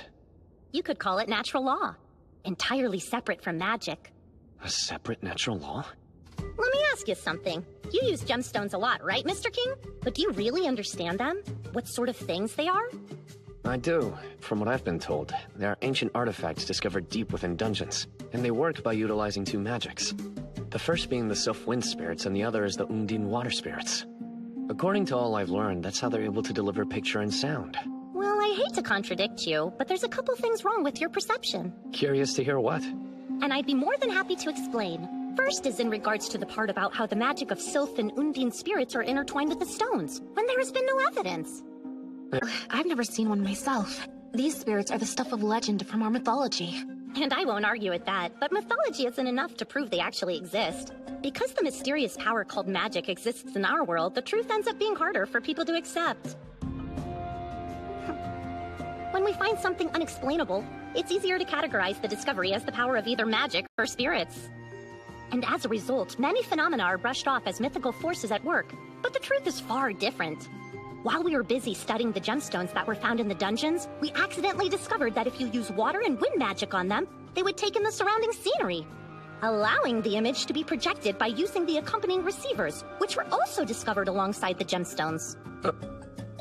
The whole business about Sylph's and Undine's magics being responsible, that was just an explanation someone came up with later on about how the spirit's blessings made it possible. So you're saying there aren't any spirits involved in the process? It'd be foolhardy of me to say with any certainty. Until it's ruled out, it's always possible. Moving on to your second mistake. The belief their true purpose is to transfer picture and sound. That assumption is wrong. But isn't that what they're meant for?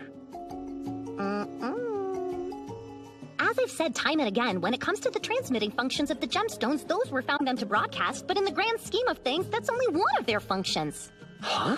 So then are you saying the gemstones have some sort of other intended use? If that wasn't their original purpose, what exactly are they? Based on my findings, they're known as dungeon cores. Dungeon cores?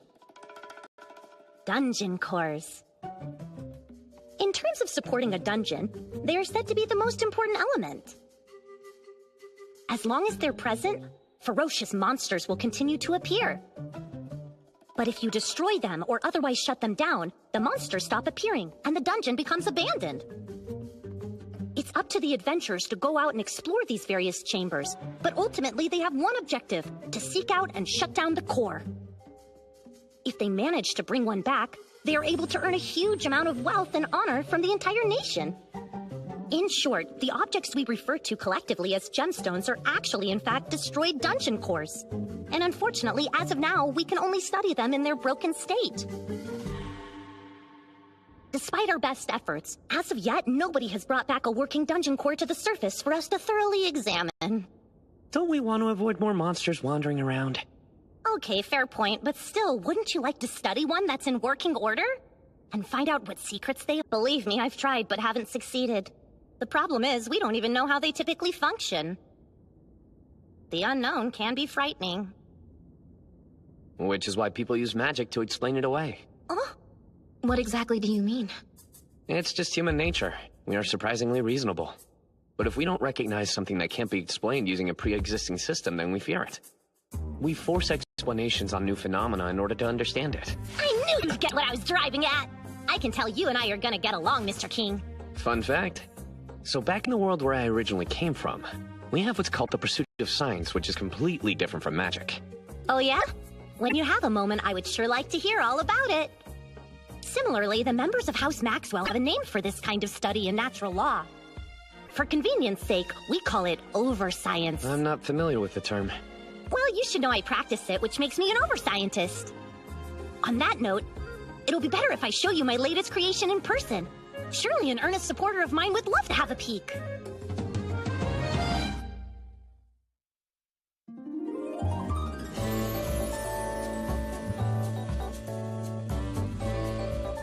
I proudly present my latest invention! I have named it the Little Susumu Mark V! Are dragons to propel large-scale ships across the water? Well, the Little Susumu Mark V alone can move a vessel without having to depend on any other source. Oh, so it's some sort of propulsion device? Exactly. Allow me to explain further. The loop atop the structure sucks up whatever's in front of it, and then expels it out into the space behind. Huh. I can see how it's applicable in terms of the water. What would happen if we turned it on in the laboratory? Such a curious mind, King. Despite location change, the principle's the same. The ring sucks in air and expels it. Care for a demonstration? What? No! Wait a minute, Genia!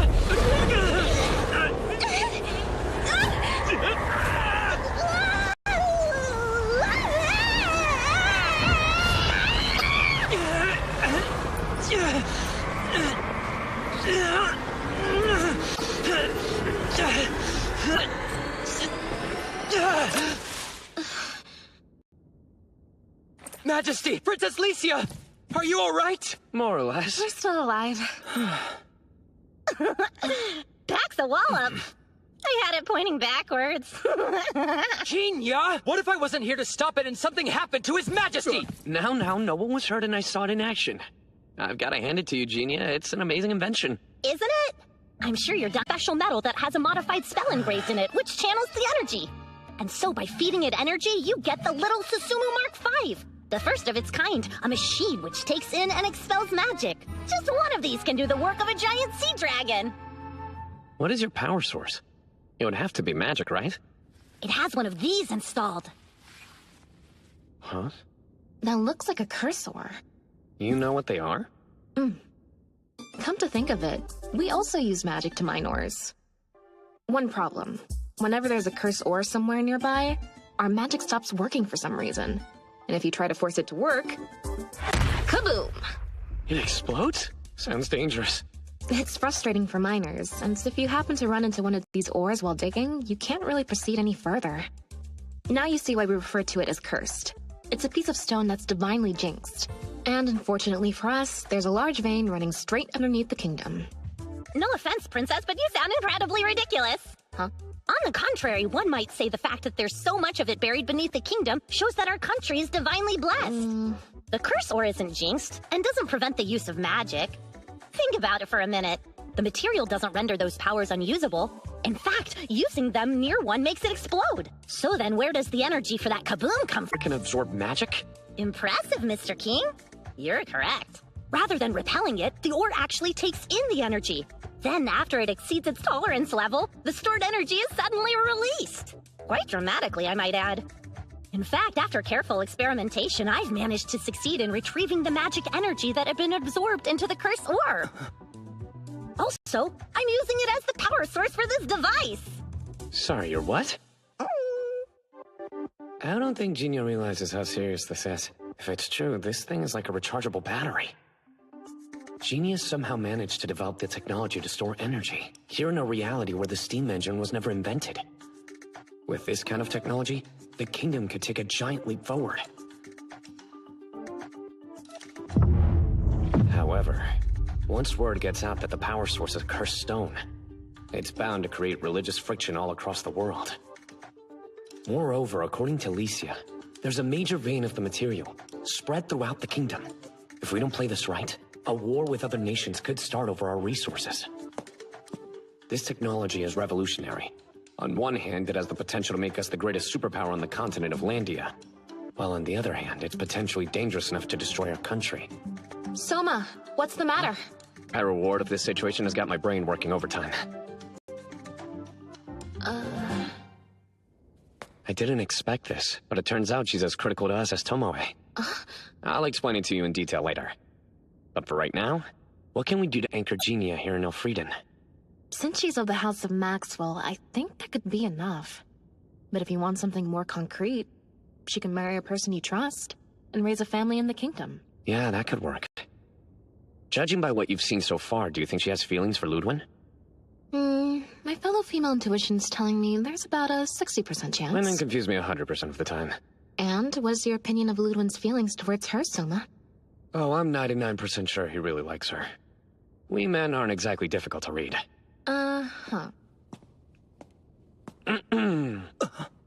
If I may ask, do you have feelings for Genia here? Don't you think that's a rather sudden and personal question, Your Majesty? To be straightforward, I want her to marry someone I can trust. Considering how she is a key figure for our kingdom and all. If I'm following along, you want me to be Lu's wife? Well, Genia, would you have any objections there? Know what? I'd be fine with it. Despite my dedication to research, I suspected I would settle down with a strong warrior type.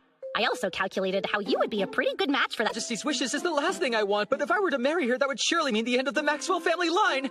If that's a real issue, she can always go by Maxwell Arts. Also, you have my word the royal family will pay for all wedding expenses. Are there any other issues to address?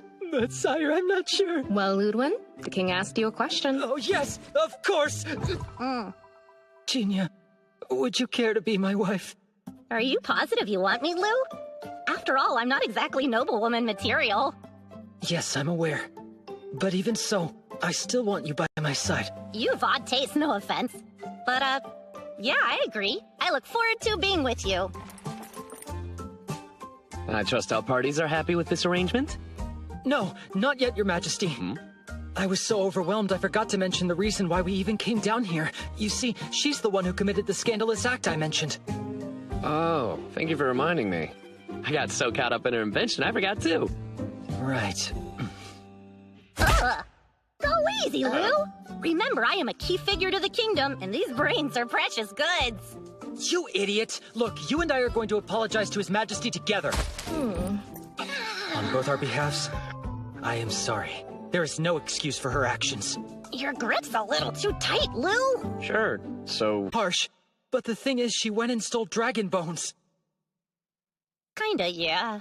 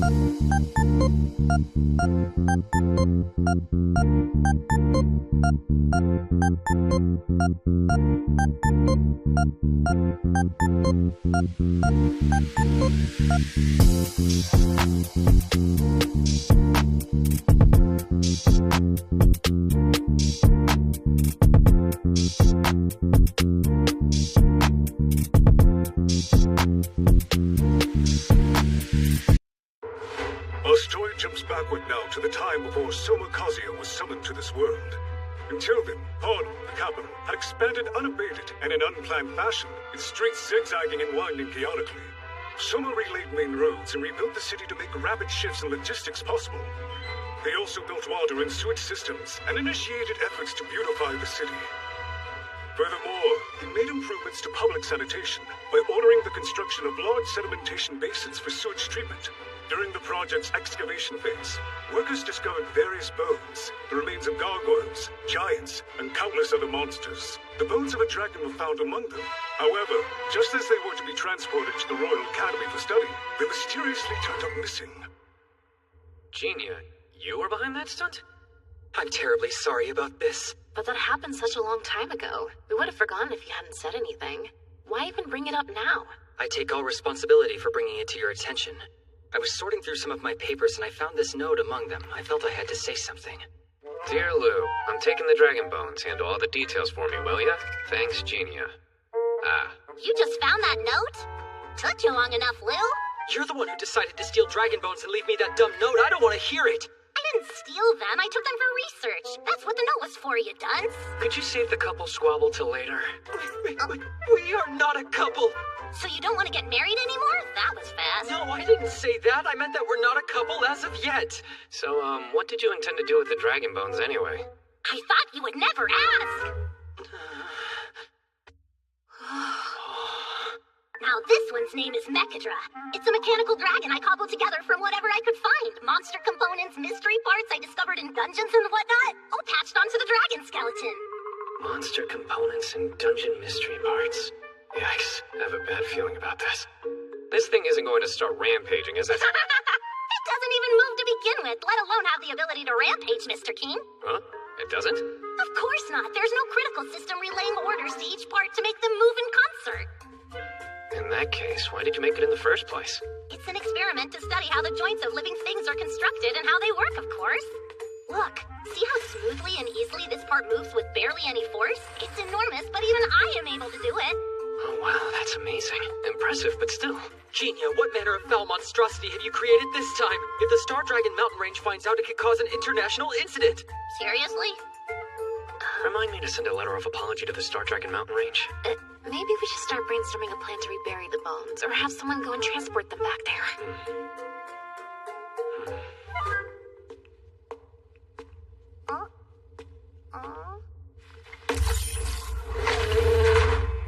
Whoa there, Mr. King! What'd you do to make that happen? Soma, you used your living poltergeist on that thing, didn't you?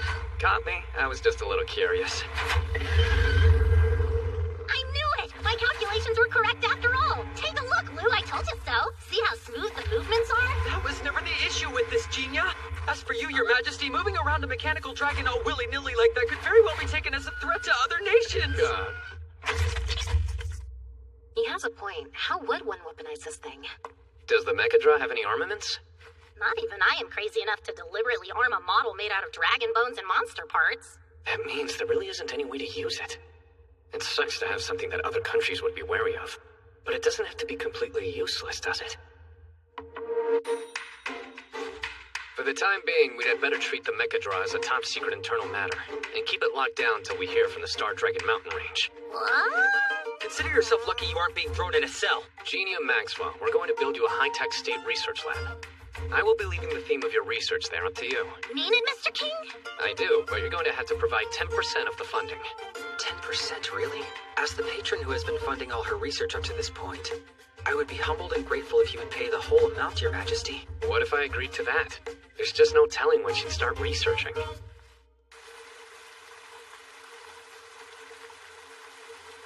The Poncho Bridge got demolished. Huh? But it was so convenient when I had to go shopping. Things have been a lot more austere since Prince Julius returned. The gemstone broadcasts have been prohibited too. And now food is being rationed as well. I don't have enough to feed my children. I hate to tell you, but the word on the street is that even those rations are about to get reduced. What? I wish His Majesty Soma would occupy us again. You're telling me the people are discontent? Well, that's only because I put a stop to Soma's lax public morals. A breach in the levee starts with a single ant-hole. Control the people lest they get dangerous ideas. If they're unhappy, they can blame Elfrieden for demanding such outrageous reparations. Blaming the state shows how much they know. What now? Huddles, Lord of Galoa, that's who you are, isn't it? Your Highness, help us, I beg you. There has been an uprising. A what? As you know, Galoa lies on the outskirts of the country. We don't have enough food to feed the people, and some of them are even starving to death of late. Their discontent has erupted into outright bedlam. Funny. As I recall, Lord Huddles, you refused to put your faith in the young prince, and you foolishly chose to reinforce your troops on your own instead. You can sleep in the bed you made and defend yourself. But your Highness, the longer the riots go on, the more likely it is that discord will spread to other courts of the Principality. Besides, if you make a show of strength now, then perhaps, I shall take the lead of our forces and crush the rebellion in Galoa. Your Majesty, play with us! Your Majesty! Pardon, sire. I'm happy that you're entertaining Ro and the others, but don't you have more important things to do? It's all right. I actually don't have anything pressing to do at the moment. Oh, well, in that case, you two can keep on playing with His Majesty to your heart's content. Careful now, I am the king. This is quite the sight, Master. Huh? Whoa, you are throwing stones in a glass house, Carla. You look creepy in that, like a clown in the business suit. Yes, I'm aware of that. I feel self-conscious as it is. And isn't that skirt really kind of short on you? Stop looking at me! The head chambermaid. She made me wear this. Ah, right. So this is what Serena's into then. You finished your chambermaid training yet? My training? Did I say something bad? That woman. She whipped me like with a real whip. Hold up, what? It gets worse. It was a special whip enchanted with some kind of magic. It didn't leave a mark on me, though the lashes burned my skin like fire. The whip is love, and love must be accepted. Carla's one of the toughest fighters I know, so if she's scared of this lady, then you know it's rough. Now, Carla. Yes! I seem to remember asking you to kindly make up His Majesty's bed in his office. But I couldn't possibly collect the sheets of a man I actually know. It's too much. What are you talking about? If you were to be a real chambermaid, then when His Majesty and the Princess are so... Okay, kids, let's go play over here. Okay. Yours in the least. I see. So, did they put down the uprising then? They did. Rather brutally. I'd venture to guess Julius wanted to make an example of them. That's a misguided show of force. Cruelty will only serve to create further unrest among the people. Hakuya, what did the emissary from Van have to say? The people's representative from Van sent this. We, the good citizens of Van, profess our true allegiance to the Kingdom of Elfrieden and request reinforcements?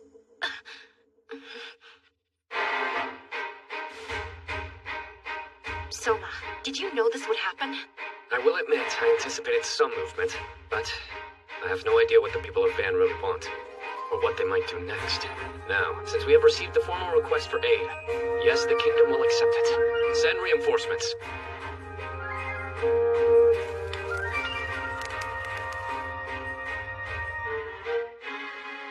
Damn it! To think Van would betray me! The very city of my birth! Those filthy ingrates! Wagging their tails and begging scraps from Soma like mangy curs! My lord, there's news. The Grand Nobleman Lord Cutlass has turned traitor to the Amadonian royal family. He's rebelling. Lord Cutlass?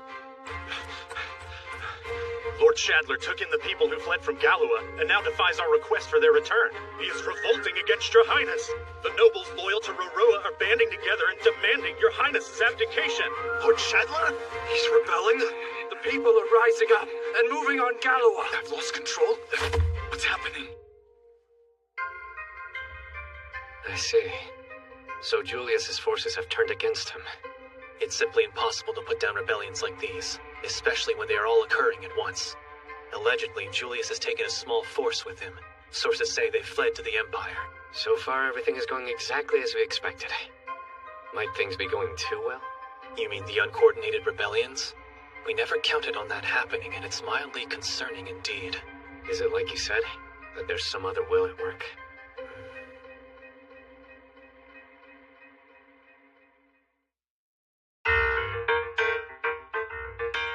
After Julius's exile, Amadonia was a state without a leader. Surrounding nations scrambled for control of Amadonia, the Lunarian Orthodox Papal State to the north, and the Republic of Turgis to the south. Zeb, the mercenary state to the west, showed no sign of invading, intending instead to maintain their perpetual neutrality. They did, however, send mercenaries to the other two countries. The Lunarian Orthodox Papal State is home to the Lunarian Orthodox Church, which worships the moon goddess Lunaria. It is a religious movement whose pope presides over both church and state. In response to the rebellion in the Principality of Amadonia, the Lunarian state dispatched forces along their border with Amadonia to defend the adherents within their nation. Another fact of note, the Republic of Turgis was a bitterly cold nation. The southern peninsula in particular was bound by ice and snow for most of the year, and its leaders had long coveted all nearby more temperate territories. So, the Principality found itself in utter disarray and vulnerable to invasion. Fortunately, Turgis' forces were halted by the brave fighting of the aged General Herman, who boasted a century of experience in war and was the Lord of Melba, a fortified city in the south. However, how long could this peace last? The Principality of Amadonia, without its crown prince, was still in quite a precarious position. So they want the Kingdom of Elfrieden to annex the entirety of Amadonia? Yes, sire. General Herman Neumann requests it, but it's a joint plea, from Neumann and the former finance minister. You may remember Gatsby Colbert. I guess it makes sense from their perspective. They would all rather give themselves over to the kingdom than end up divided and conquered. If General Herman, the one who stopped Turgis in its tracks, and Colbert, the former finance minister, both strongly support annexation, then I doubt anybody would oppose them. Hakuya, could this be that other will at work? I can't be certain. So, what are we going to do? I was afraid you were going to ask me that. There would be many foreseeable downsides in annexing Amadonia. We might as well look for the upsides, though. Population growth, which in the long run would increase our strength exponentially. Furthermore, Amadonia is rich in material resources. We could look forward to a stable supply of those. Now let's talk about the downsides. First, there's the food shortage crisis. I thought that things were going well in Van. Yes, but that's one city of many. When you consider all of Amadonia as a whole, it would be a lot to ask of us when we barely solved our own food crisis. It worries me. That said, it was a hostile nation just days ago, so governing it could prove to be difficult. Before this, the Union of Eastern Nations, and Amadonia, and the Republic of Turgis were the only countries with whom we shared a boundary. But now we would have Zen and the Lunarian Orthodox Papal State as neighbors. And the more countries we are adjacent to, the more complicated our diplomacy becomes. Also, while I really wasn't counting on them in the first place, if we annex Amadonia, then we won't be receiving our war reparations any longer. So are you saying we shouldn't annex them? I would prefer not to if I had another option, but it appears that we have no choice but to agree to it. If we refuse, it will belie our justification for integrating Van into the kingdom in the first place. And we did so at the request of its people. We can't very well admit Van while at the same time excluding the rest of the country. Also, if the people of the city end up forsaking their countrymen, they'd be disenchanted with the kingdom. Besides, if we left them to the invading forces of the Republic of Turgis and the Lunarian Orthodox Papal State, then our own country would be overrun with the refugees anyway. True, in that case, it's better to take them all in like this than as refugees. So we can begin looking after them. It may be a lot of work, but in the long run, I've no doubt it'll pay off. Seriously though, good grief. It's official, all Amadonia shall be admitted into the kingdom. Be sure all other nations are aware. Yes, sire. The naval forces under Excel's command are to be deployed along the border with the Republic of Turgis, where they'll stand ready to attack at my word. With that, the territories of Amadonia were formally annexed into the Kingdom of Elfrieden, and a transition was achieved peacefully, without incident. Honorable Gatsby Colbert. Yes, sire. Sir Colbert, I commend you uniting the whole of Amadonia. If not for your efforts, there'd be further strife, and the people of Amadonia would have suffered a great deal of undue misery. Your words are too kind, Your Majesty. Be that as it may, sire, there is something that I must deliver to you. The Principality of Amadonia's internal income and expenditure reports, and a documentation of rights. During the war, these were kept hidden away, so they'd be safe no matter the outcome. Hang on, Julius was put in charge of the Principality without those? I kind of feel sorry for him now. That is an incredibly generous gift. It will help me govern. However, you should keep them in your possession and hear what I have to say next. Former Finance Minister of Amadonia, Colbert. Are you willing to serve me? Yes, sire. Then I hereby declare you Finance Minister of the Kingdom of Elfrieden in charge with maintaining its finances. A moment, please. Don't you mean overseeing Amadonia's finances? You are Finance Minister for the Kingdom of Elfrieden. But sire, I am still an Amadonian. It doesn't matter. Employing those who are willing and qualified wherever they're from is now the Elfrieden way. Yes, Your Majesty. Amadonia was less wealthy as opposed, and much of its budget was funneled to the military.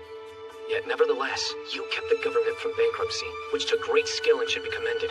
I want people like you on my side. Kingdom of Elfrieden Finance Minister Colbert. My thanks for these documents. I remit them to your possession as tools of your trade. Take these all with you and work hard to rebuild the lands of Amadonia. Sire, thank you. Your wish is my command, Majesty. Hermann Neumann. I commend you for stopping the Republic of Turgis' army. Without your valiant deeds, our relief efforts would not have made it, and the situation would have devolved into chaos. A warrior vows to defend his people. That remains true whether there is a ruler or not. I did nothing more than what a soldier is expected to do. I too have a gift that I would be privileged to offer Your Majesty. However, once it has been given, I do hope that you will choose not to return it. The southern region of Amadonia has a thriving wool industry and produces the finest quality wool. These are bolts woven from that wool. I do hope that you will accept them. Oh. May I take a closer look? I would truly be honored.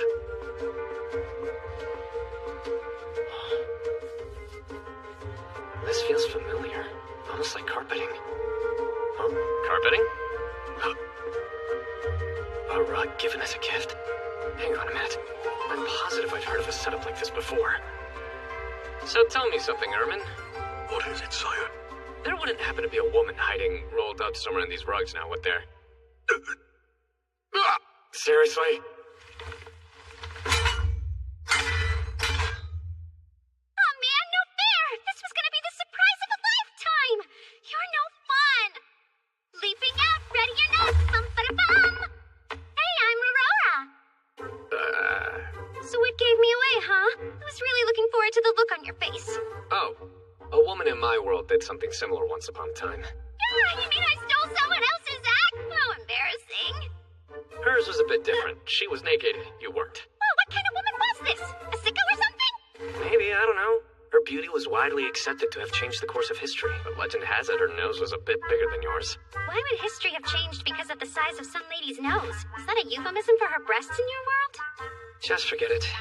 So may I call you Roroa? You're Julius' sister, right? Yes, I am. I've got both beauty and brains, by the way, and I'm hands down the prettiest girl in, like, literally all of Amadonia. Oh, and yeah, you can totally call me Roroa. And I am the daughter of the former Amadonian Crown Prince, Gaius VIII, so my full name is Roroa Amadonia. Nice to meet you, Roroa. But what exactly is your purpose here? I came here to marry you, obviously. All right, marry me, obviously. Wait, what? I came here to marry you, obviously. All right, marry me, obviously. Wait, what? Excuse me? You're the Princess of Amadonia, aren't you? So what are you talking about? It's pretty obvious, sis. You did the same thing. What did you call me? My sweet sister, Licia. Let's focus on your betrothal. After all, you used the engagement to make Soma's rule legitimate. How could you possibly know that? Never underestimate a merchant's network. Anyhow, the same applies to me. If Soma wisely decides to marry me, he gains legitimacy to govern the Principality of Amadonia. That's a good thing. Yes, you're right. But while I felt that way about our engagement to start, I now genuinely wish to support his rule as this nation's king. As time's gone by, I have even developed feelings for him. It's not just me. Aisha and Juna have chosen to stand by Soma of our own will, and not because it's strategic. We are happy just to be at His Majesty's side. Yes, of course. Ah, sounds like there's no problem then. You know, I'm quite fond of Soma myself. I've seen him on the Gemstone broadcasts, and he's even better looking in person. By the way, since we're on that subject, why not set aside time on the broadcasts where you promote local wares for a small fee? It's just a thought, but I bet there are quite a few merchants who'd be happy to pay. Good idea. How did I miss that? TV would come up with the idea of running commercials. She's right, though. If it works out, the ads could help cover the cost of producing the programs. Based on what I've seen, I'm sure you can lead both the Kingdom of Elfrieden and Amadonia in the immediate future and into a prosperous new era as well. Not to mention, it's always been my goal to marry someone who's as fascinating as you. And you're sure you're okay with this? I mean, I am responsible for the death of your father, Gaius. If you're gonna bring that up, then you should know I'm the one who drove my brother out. Sorry? I told you I have connections, and together we arranged for multiple uprisings to break out. So those rebellions that were happening simultaneously were orchestrated by you? You seriously didn't catch on? Pretty crafty of me. Yeah. So don't worry about my old man, because I betrayed my own family. Although, it's not like I feel absolutely no guilt over it. On the battlefield, it's kill or be killed. Nothing you can do about that. Amadonia is a very poor country. While we have mineral resources, that's about all. As for our food self-sufficiency, calling it low would be kind. Colbert and I work desperately to find more money, right? Indeed. Unfortunately, the funds that the princess and civil servants raised were taken, and diverted into military expenditures. Women were forced to sell their bodies. Families sold children. So they would suffering. Whenever I think back on how short-sighted my father and brother were about Amadonia's future, it gets me so damn frustrated! What we needed wasn't more weapons. It was jobs and food. I'm so sorry. I don't want your pity. I know who supports me, my family, Grandpa Herman here, and my big brother Colbert. As well as all my aunts and uncles in the Principality. Those are the people I'm really trying to look out for. Julius abandoned Roroa because he thought his sister might become a political rival. But she understands the importance of family. And how it's not restricted to who you share blood with. Just one more question. There was another uprising in the Northwest. Julius managed to suppress it. Did you start that one too, Roroa? There's no way I would ever sink that low! We all suffered greatly because of that insurrection! Then that particular riot broke out on its own? That's not true either. What is on the northwest border where the violence originally broke out? Huh? The Lunarian Orthodox Papal State? When it comes to religion, borders don't mean anything. And there are tons of Lunarian Orthodox up there. More than likely, the Orthodox Papal State incited the riot, in the form of a papal decree to all their adherents. In fact, they were probably planning to send their forces under the pretense of protecting their faithful. Leave it to the black-robed minister. See, he gets it. But the Northwest isn't exactly a land of plenty, is it? I don't You get it, do you, Soma? It's not the land that they're after. It's potential believers. Huh.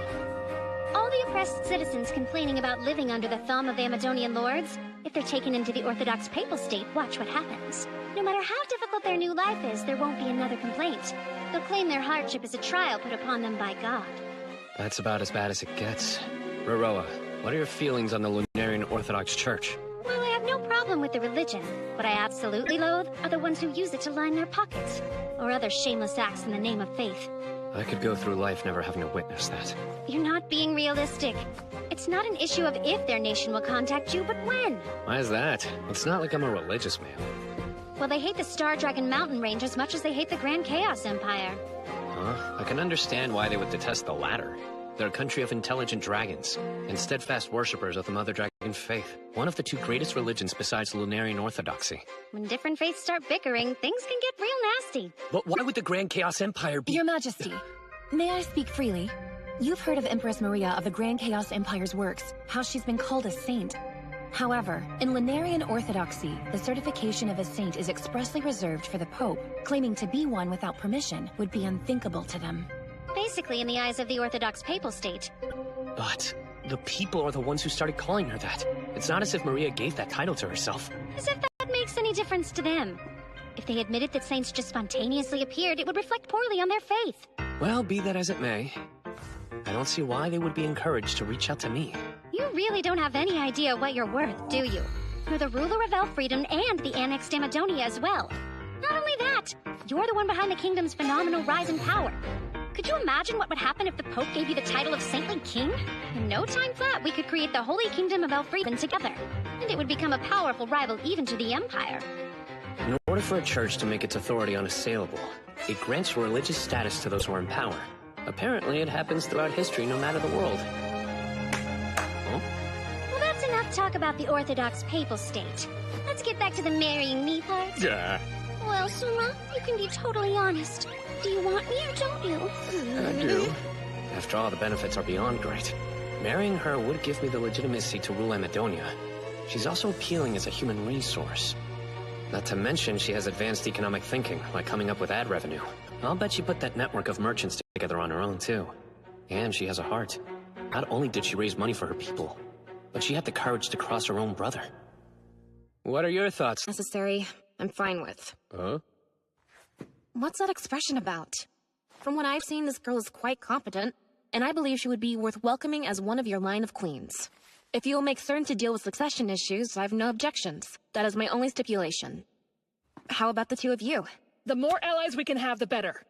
Whatever decision His Majesty makes, I have no intention of speaking out against. Everyone, thank you.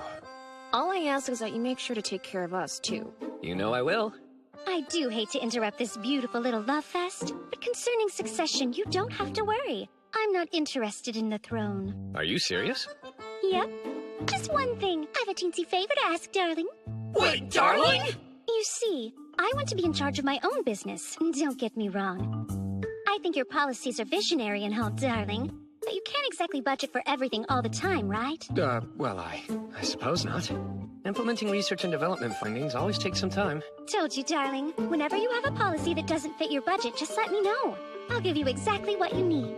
Huh? By using my own talents to earn money, I want to see just how much I can transform this kingdom. I'm encouraged to hear you say that. But are you so certain? To be blunt, if a queen behaves like a merchant, won't all the people look down on her? And I've given that a great Bastion, the owner of the Silver Deer, will be its face. And nobody will be the wiser. The Silver Deer? Oh, I remember. Quite the opposite. One of them was a very charming, albeit cunning little devil. So that charming little devil of a Klein he was talking about was you. I'm not surprised. Little devil? Just you wait. I'll strangle you for that, Sebastian. Though the charming part does fit me perfectly. Excuse me. Since I'm about to be in charge of the treasury, would it be alright if I said something? What's all this, Colbert? You're already the kingdom's finance minister? If I may be so bold, Princess, with that amount of capital, I'd prefer you put it in the treasury. Out of the question! How come you're both on the same page about this? It's fine. These will be my own personal assets. If we have her budget, we can carry out our internal affairs more easily. But, Your Majesty... It's a matter of separating duties, isn't it? I'll make money. Darling uses it. Meanwhile, Colbert will rein us in. Works, doesn't it? One more thing, darling. Once we have kids together, let's agree they'll take over the family business. The only answer I still don't know is how many children you want. I say... Getting a little ahead of yourself, don't you think? Stop invading someone's personal space! No need to be stingy. Come on. You two have been getting it on like crazy. You've had your fun, now it's my turn. No, we have not! In fact, we've been so busy, there's been no time for that! No, not yet! And so, the engagement of Somakasia and Roroa Amadonia was officially announced. Coinciding with this news, the Kingdom of Elfrieden annexed the Principality of Amadonia, creating a new state, the United Kingdom of Elfrieden and Amadonia, otherwise known as the Kingdom of Fredonia.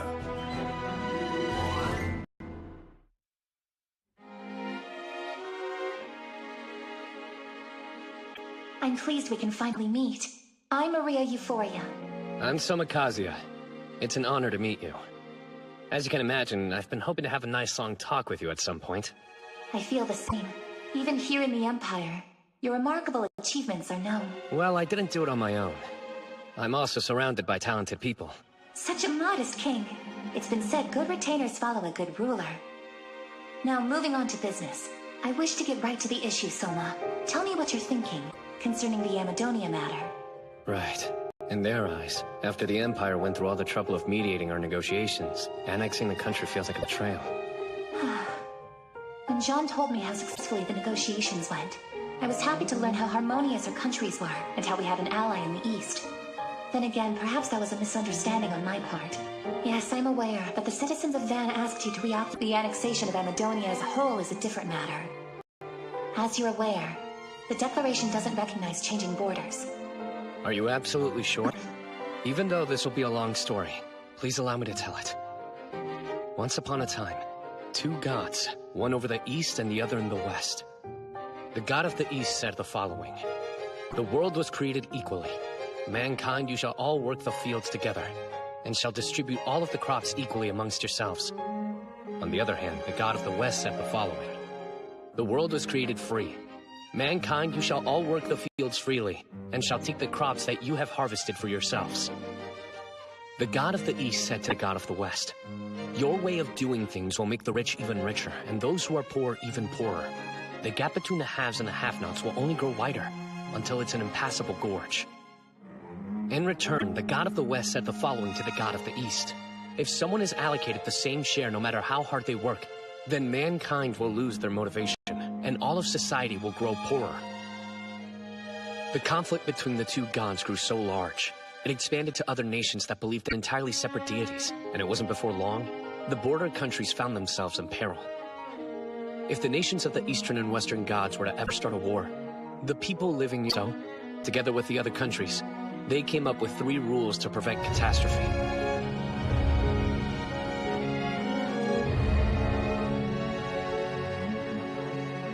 And how does this fable conclude?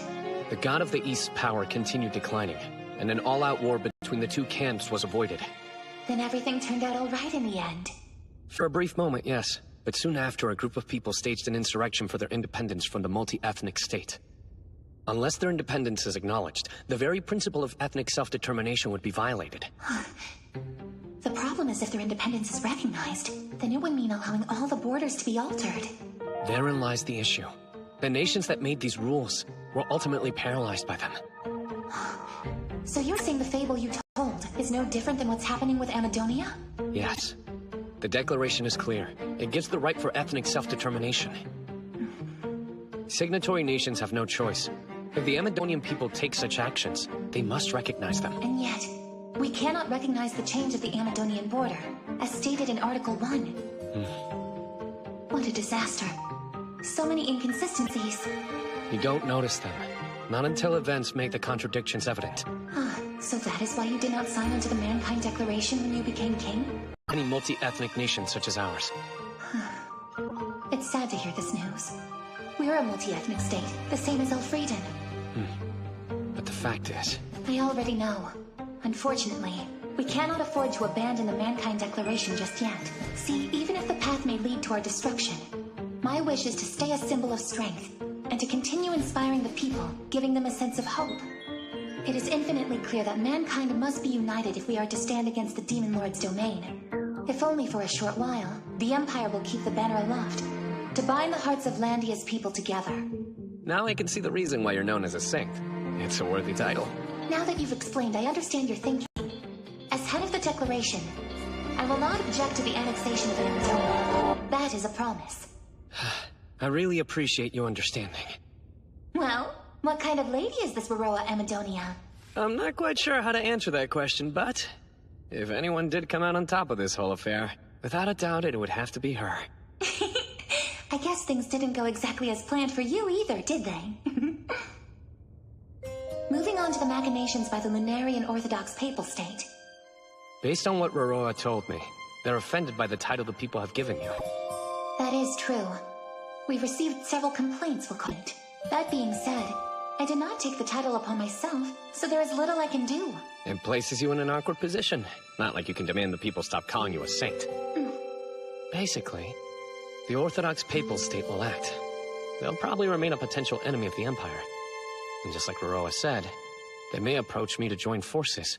When that time comes, do you wish to curry their favor? Do you wish for their influence? I hope you didn't get the wrong idea. I don't want a thing to do with their authority. I understand your sentiments. The Orthodox Papal State can be a real headache. Let me guess. You have many believers there in the Empire. Yes. In the eyes of their devoted, the Declaration means nothing to them. In fact, there's a chance they may even attempt to exploit the contradiction you've discovered. If mankind is fighting one another, the Demon Lord's domain will win. As long as we're divided, the Orthodox Papal State knows this. I'm not entirely convinced. The more chaotic the times become, the more powerful religion becomes. That's because it provides an answer to anxiety and discontent.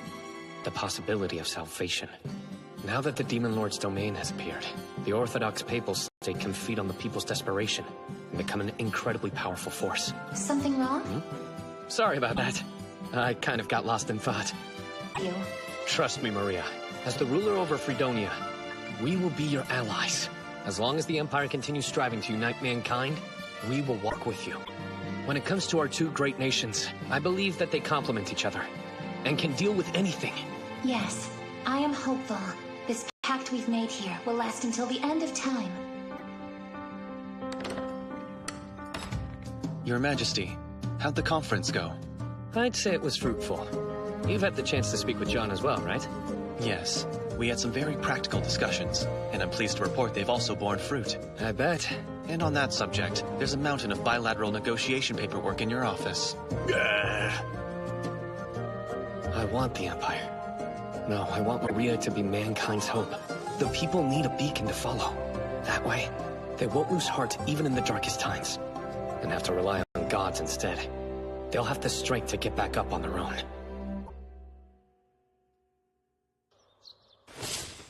Just what do you think you're doing? This is too much, Your Majesty!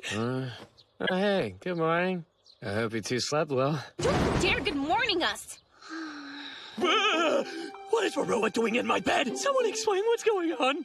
We're the ones who deserve an explanation, mister. Aisha burst into my room in tears soon. The wake is grace, but then I thought I'm in bed with the princess from Amadonia! What in the world compelled you to make a move on her before the princess or myself, Majesty? Where's your sense of loyalty?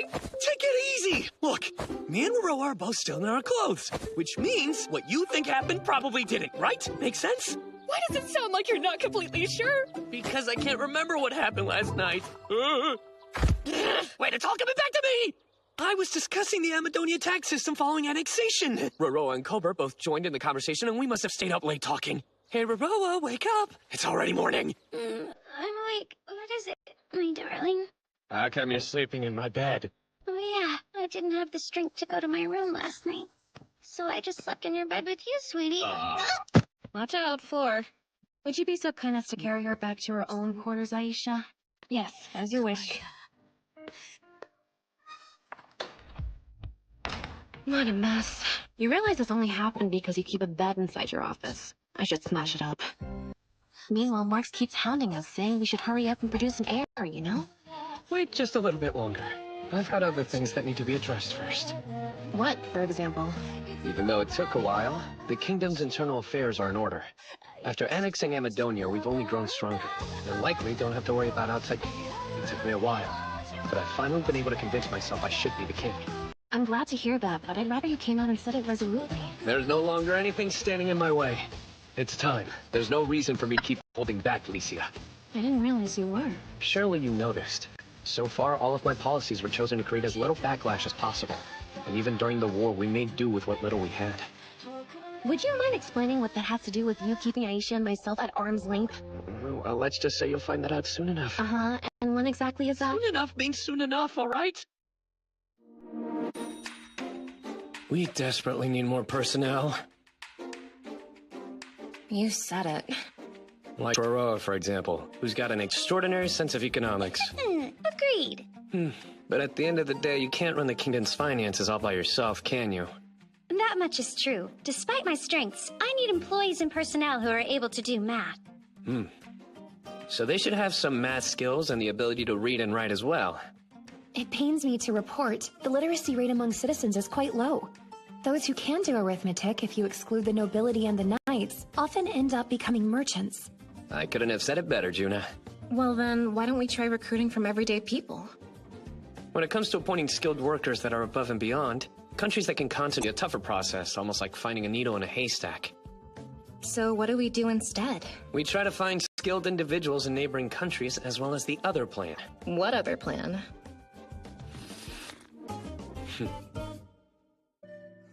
A person owning another without recognizing their humanity, regarding them as property to buy and sell. Even the great philosopher Aristotle once defended the practice, calling them living tools. But the system should have never been adopted. Sadly, however, the practice is alive and well on the supercontinent of Landia. Unfortunately, the Kingdom of Freedonia was no exception to the rule. Although some are enslaved as punishment for their crimes, the vast majority had no other choice but to sell themselves due to poverty. If their masters permitted it, they could eventually be freed. In physical law, sexual abuse was strictly forbidden. However, there were still many female slaves who were violated, and many male slaves who ended up being worked to death. Which brings us to an unassuming slave trader by the name of Ginger Camus. As you know, my grandpa has recently died, which means I have inherited all of you. Oh, right. My name is Camus.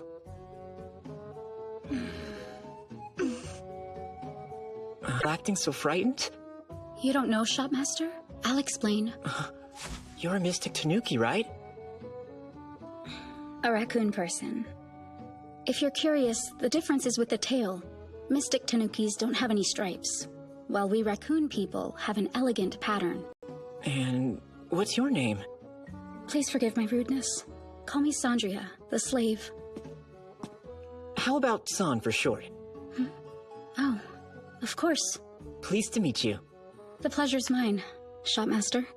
So, San, can you tell me why everybody here looks so gloomy? Because we're mourning the passing of your grandfather.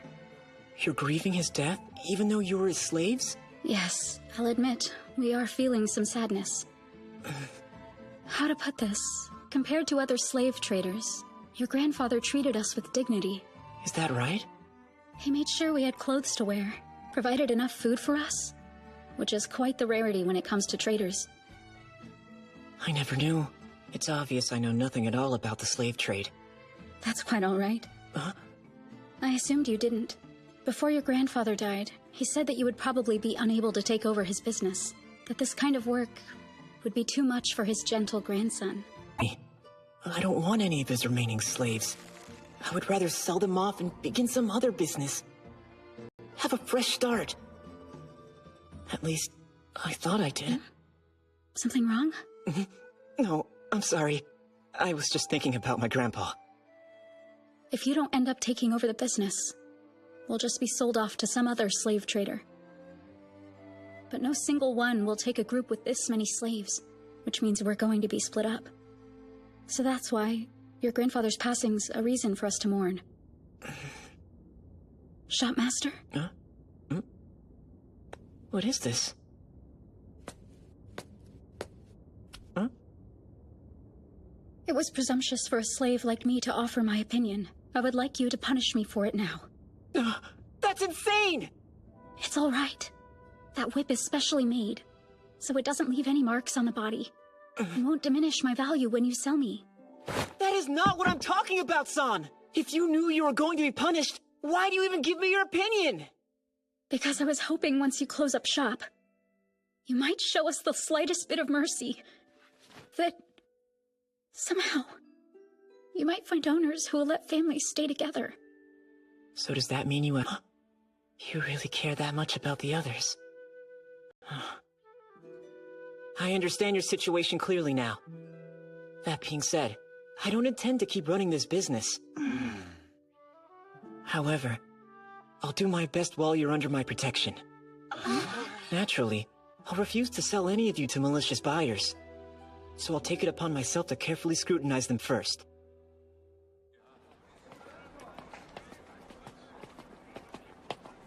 I hope you can forgive me. I needed some help carrying all my sundries. It's wasteful to show concern for a slave. Please order me to do whatever you wish. Master Ginger, if I may ask you a question, why are you making sure to provide food and new clothing for your slaves, especially when selling us off is just on the horizon? What would you think was taken better care of? Something clean, or something that looked to be in bad shape? You're asking me? Well, I suppose it would be whichever was kept cleaner. It's the same general idea. I want the slaves taken care of. You see? If potential buyers are looking for someone as disposable labor, they're likely to stay away. All right, everyone. Let's review our multiplication tables of threes. Ready? Go! 3 times 1 is 3. 3 times... Excuse me, but why is everybody here practicing mathematics? I'm glad you're back, and you brought what I asked for. Yes, right here. Now I can teach everyone to read and write. So you're teaching us math. And you're also going out of your way to make sure we slaves are literate? Well, I've been doing some thinking. Even tools get taken better care of if they have some added value to them, right? So I started asking myself, how could I give additional worth when it came to another person? And I thought, what about an education? That is true. But there are a limited number of people who will buy a schooled slave. If they remain unsold, or do wind up getting sold into manual labor, I don't quite see the point. There's a chance that you're right. But as you know, I have no plans on continuing to run this business. So I figured that the best way to move forward is to find decent buyers for everybody here. Well, would you like me to teach you too? That's all right. My family ran their own store. I can already read, write, and do math. San, if you don't mind me asking you, how did you end up becoming a slave? A shopkeeper was tricked into taking on a debt by someone. In order to save his family and store, he had no choice but to auction off one of his daughters. That's all there is. You make it sound routine. It's actually a very common tale. The truth is, this misery... Oh, thank you, San. How are the sales? Going well? Less than ideal, I'm afraid. By that, I mean we don't have any buyers. At least not yet. I wonder what's stopping them. I thought there were some customers that came in earlier. Why didn't they buy anybody? Not to brag, but when it comes to people, I have a pretty good eye for sizing them up. Every customer so far, they've only wanted slaves as disposable tools and nothing more. Even buyers that look like gentlemen. Is that right? I promised everyone that I would find them owners that were trustworthy, which means I have to be kind of selective. You know, if you keep talking like that, you'll fall into debt and end up a slave as well. Well, we certainly can't afford that to happen. My grandfather used to have a saying. Someday the calm will end, and then the tide will suddenly turn. It means you have to wait for the right opportunity, and never give up. So when the chance comes, you grab hold so you don't miss out. Master Ginger, it's the strangest thing. Despite being a slave, whenever I'm with you, I'm almost hopeful about the future.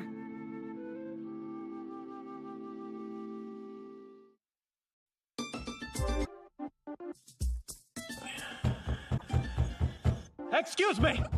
I heard that you had slaves here who could read, write, and do math. Is this true? I need them immediately. Name your price. I'll gladly pay it. I need some as well. Whatever you require, just tell me. Money's no object. How can I help you? Oh. My dear sir, the fact is I'm in desperate need of slaves who can read, write, and do math. You've come to the right place for that. Every one of my slaves has learned those skills. Every last one? Are you serious? Oh, thank heavens, it's a miracle! Outstanding! Let's discuss the terms of purchase right away. It's not as if you're the only one here worried about their territory. I'll have to ask you all to settle down. Can somebody please tell me what's going on here? Now I understand. Seemingly out of nowhere, His Majesty made a royal decree in regard to evaluating promotion or demotion of knights and noblemen. The process will now begin including one's ability to govern their own territory. At least the king wished you all good luck. As for my lord, he believed there was one path to getting ahead in life, being a nobleman and taking part in state affairs. Knights are distinguished by heroics on the battlefield. Now the ability to rule over their own domain is in question. In order for one to govern, read, write, and perform mathematical equations. Well, while I understand your plight, I have parents here with children and a pair of sisters to consider. So I would require you to take on members of the same family as part of our arrangement. You're saying that if we agree to take families together, we have priority when it comes to securing 2 or more slaves? In that case, I'm willing to take as many as I can. Oh, I already told you I get first pick. Please, everyone, calm down. All this shouting won't help the situation.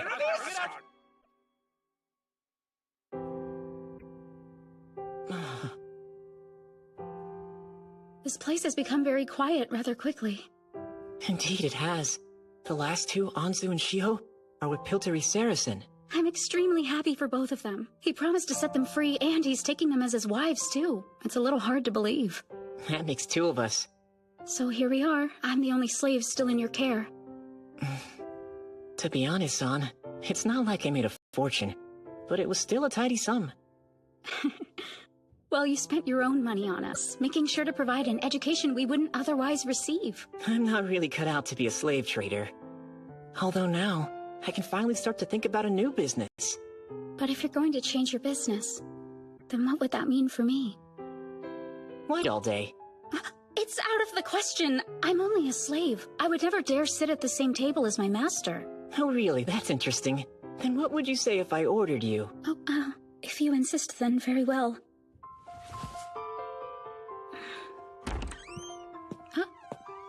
Why don't we take a little break? I'm the one who ought to be doing that sort of chore. Don't worry.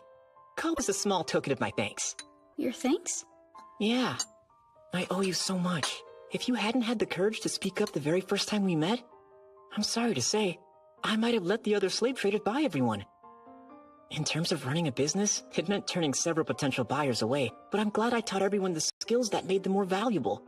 Thanks to His Majesty's order, it just happened to work out nicely. But it all started with you, and the risk you took to keep the families together. Perhaps.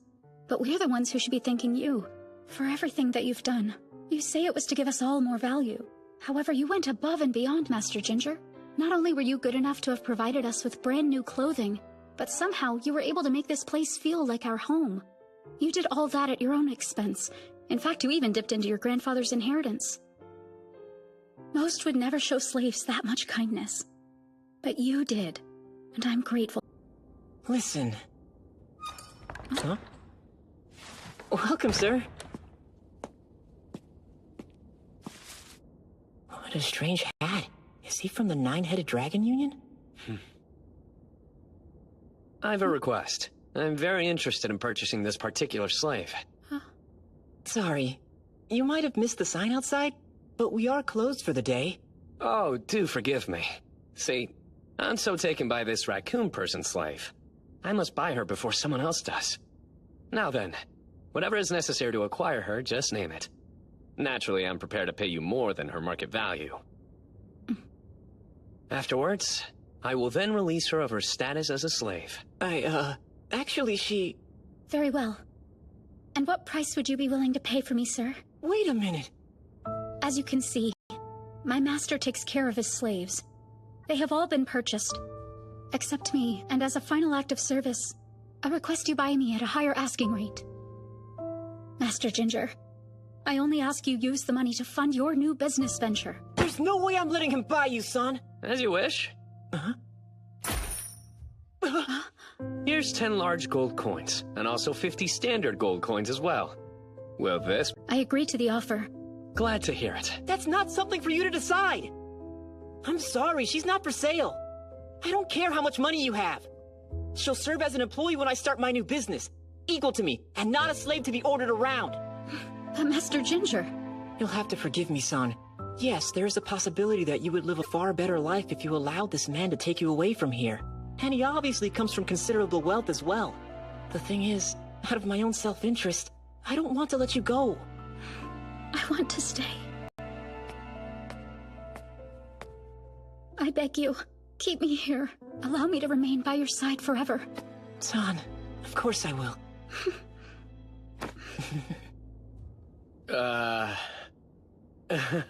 Isn't that something? You see? Just like Sebastian said. Quite the fascinating slave trader, huh? That's an understatement. I'm sorry, but what's this? My deepest apologies. It was only supposed to be a test. I'm confused. This world is full of people. Yet someone like you is hiding right under our noses. We can't stop searching for talented personnel. Wait, Your Majesty? No formalities. We three here are incognito. I've always wanted to say Your Highness? Do you mind if I ask why you sought me out? Word of your reputation has spread. About how you decided to teach your slaves, so they would end up in places that would treat them with dignity and respect. Traders around the kingdom are following your example now, by educating their slaves as well. Oh, they are? Judging from your reaction, you didn't realize your glorious accomplishment. You ought to be quite proud. I wouldn't say glorious. As long as I've been king, I've been thinking of ways to abolish the system of slavery here. The thing is, if I just made reforms by royal decree, it would have only resulted in societal upheaval. One wrong move and we'd have a civil war. That's a bit extreme, don't you think? Sadly, no. In the world I come from, that's exactly what happened. As a solution, slavery will exist by name alone. Wait, you don't mean... Isn't this the subject you were discussing earlier with Princess Licia, yes? Yes, it was, Aisha. Education. You protected the socially vulnerable and improved their quality of life, guaranteeing them employment. And as a result, the slaves will no longer be enslaved. If that's not glorious, I don't know what is. I mean, I couldn't be happier, but I was just doing everything in my power to protect the people who were left in my care, Your Highness. You're exactly the kind of person that I've been searching for. Starting from this point... Majesty, what's socializing? Slave traders will become public servants, and we'll have a screening process. That's phase 1. I'm also currently in the stages of constructing a job training center, so they can find employment and not be used as disposable labor. While I'd like to abolish the system altogether, at the present moment, this will have to do. So then you're saying... You're a bit of a slow learner, aren't you? The kingdom's adopting the program you invented. This new training center will need a director, and I'd like to appoint you. Me? Are you sure, Majesty?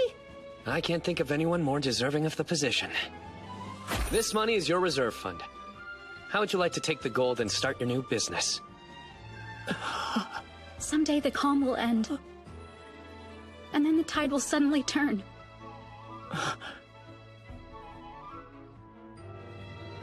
It's a deal, Majesty. I want to do this.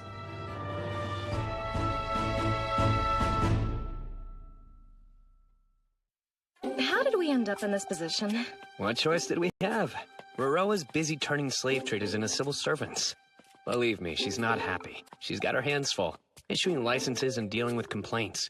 Juna doesn't have free time with her show, and Aisha wanted to concentrate on her martial arts training, which leaves... That's not what I'm talking Trip. That's just how things worked out. When I said I was going into town, Serena insisted that I take Owen and Carla along with us to serve as our escorts. And you had a pretty genius idea. Even as a ragtag group of adventurers, we do kind of look like we belong together, right? If you wanted to blend in more, you could have worn that student uniform like you did last time. And given the way Owen's dressed, we could have said he was your instructor. You are actually getting trained by him in martial arts. You're one to talk. If you had dressed more like an adventurer, we'd look like a party, except for... What did I miss? Why are you both looking at me? Carla would have stood out regardless. That's true. Aren't you being a little cruel? I mean, you're dressed as a maid. It's not as if I picked this outfit because I thought it would be a good costume. If it wasn't for Serena's orders, I'd be wearing my armor instead. Carla, you're our friend, and you always will be. So when Serena's not around, don't hesitate to speak freely. Good call. You want me to speak freely, but I can't decide how I should dress? Sire, I mean, Kazuya, are you positive you want to continue going this way? Yes, I am. But if we head down there... Oh, now I understand. You're right. Eventually we'll all arrive in the old slums. And if I may speak frankly, that's not the sort of place I'd ever wish for you or Licia to see in person. Lives. In the past, but not anymore. How is it different now? It'd be quicker if you saw for yourself. Oh...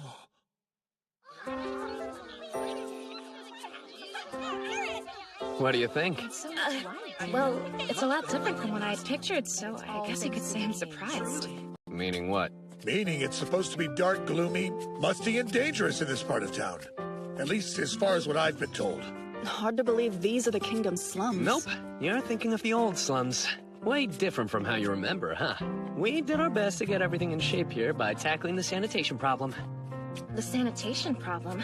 That was part of your big plan to improve the city, right? Was reworking all these buildings a part of that plan as well?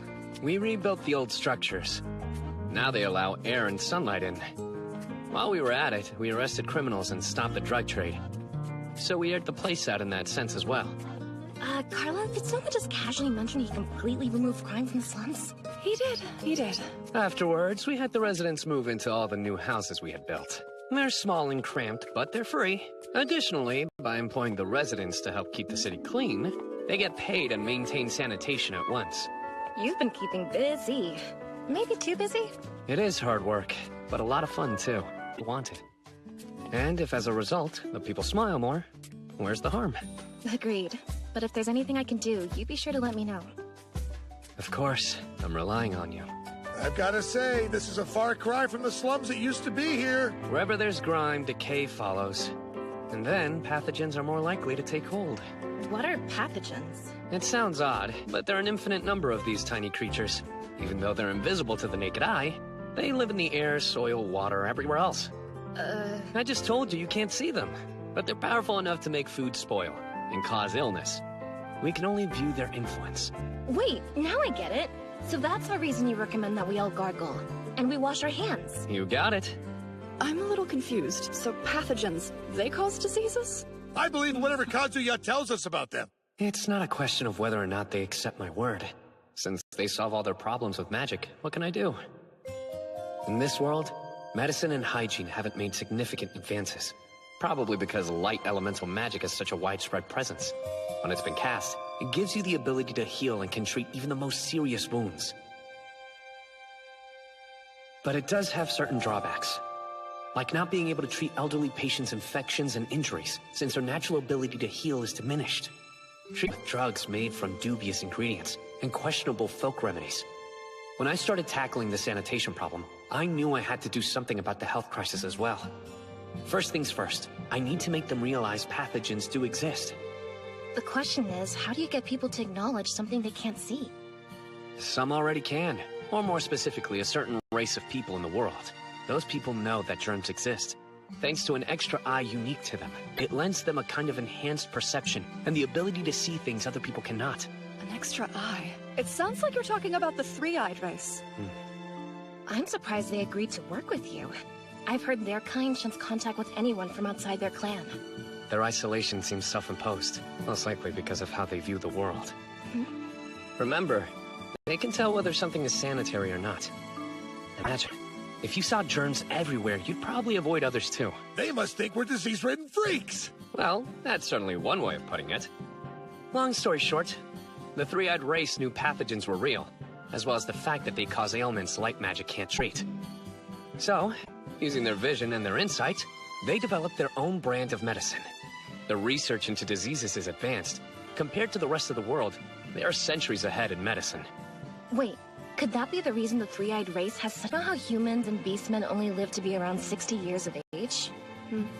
Well, the three-eyed race's average lifespan is well over 80 years. Licia is correct. Introducing hygiene has extended their lifespan. It's like a shield for health! Right. I've set up talks to ask for their help, and commissioned them to make a device. Once it's complete, this object will allow the other races the ability to see germs and microorganisms for themselves. Amazing! That's our Kazuya, all right! Well, we had them back in my world, called them microscopes. A microscope? Yeah.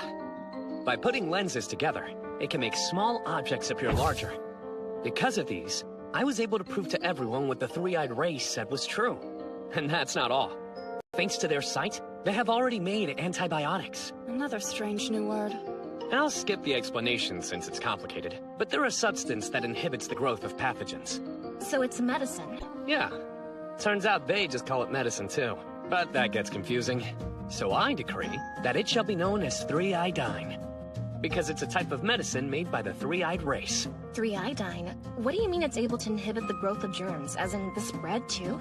It's a wonder drug against diseases, but that's only putting it mildly. It can be used to prevent epidemics as well as keeping open wounds. It's really powerful enough to do that? Since the three-eyed race can see these germs, they are also able to help find a way of stopping them. Well, could it be mass-produced? Licia? This is important. This could even help us to stop epidemics. There's no mage who can do that. There's not much available yet, but we are ramping up our production. Perfection. Good news is, the three-eyed race is now cooperating with us. And additionally, we won't hold anything back when it comes to the medical research. Our biggest struggle so far is the small number of gel medics available, which three-iodine production is dependent on. Gel medics? Kind of a subspecies of gelins, which can survive in unsanitary environments. Before getting refined, three-iodine is extracted from it. Thanks to Tomoe's help, there has been an increase in gel medics. Hold on. Aren't gelins more plant-like than animal-like? But Tomoe can talk to them? Apparently, communication is a little bit murky. Still, she's had some luck. In fact, she's discovered a little about their ideal living conditions. Feels like our little sister's the one teaching us. Isn't that the truth? Sterilize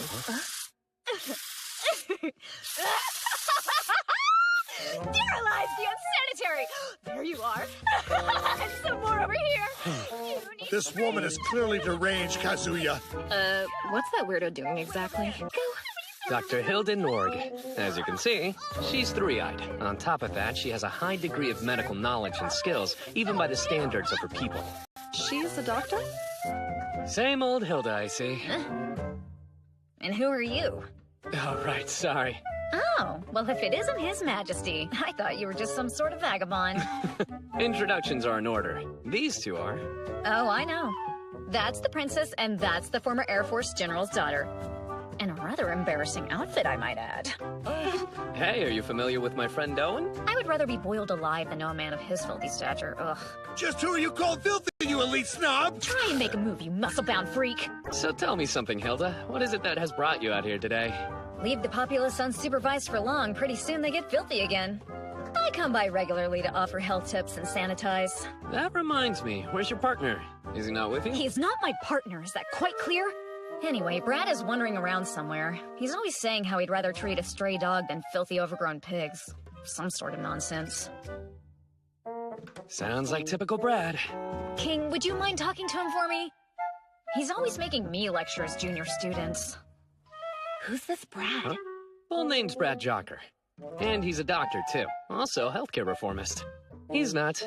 A young human, actually. And he is decent at his trade, too. But his personality could use a little work. Pardon? Are you even listening to me? Your Majesty? Please forgive me, Hilda. I will speak with him. Now then, what brings you this far from the castle? Oh, just checking on the job training center. I put Ginger in charge. I wanted to see how it's going.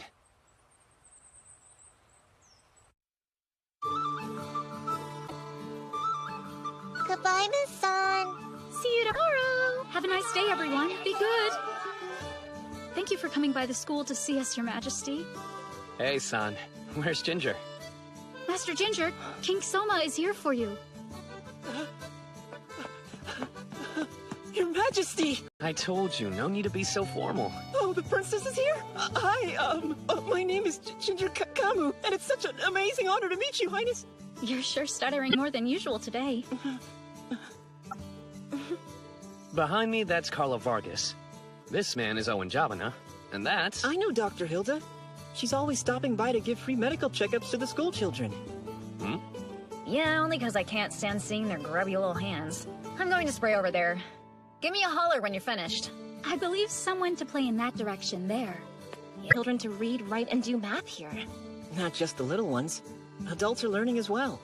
Adults, too? There are many in the kingdom who have never had an education. Days we teach kids, and the adults at night after they finished all their labors.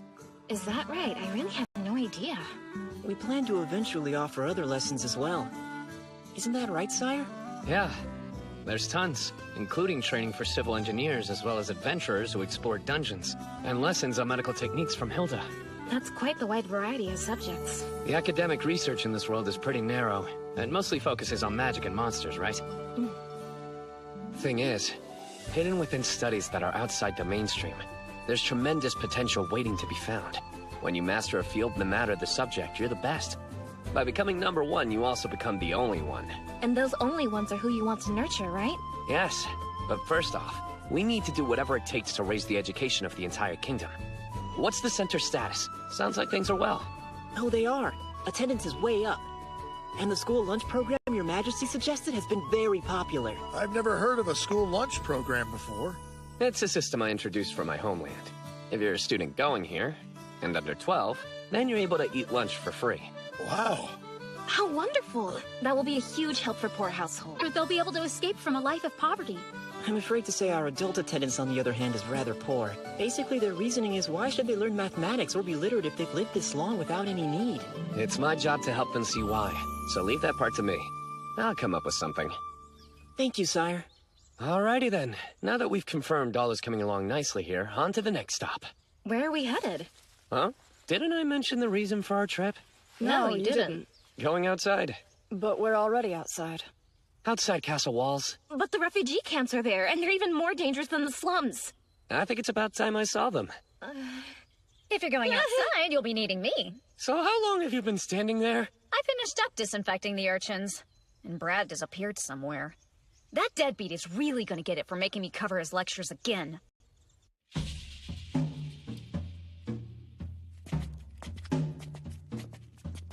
For sure this place is a dump. But oddly enough, there's a powerful look in their eyes. They came a long way from the north, with nothing but the will to live. It's safe to assume that those who are here are far stronger than we could ever imagine. They've experienced wars, natural disasters, and other misfortunes. Yet somehow they still stand on their own 2 feet. Refugees have a unique brand of strength. Then again, that strength, their sense of individuality also becomes diluted. By the way, Kazuya, you said you had supported them. What did we do for them? Really wasn't all that much. We sent food, firewood, and supplies they desperately needed.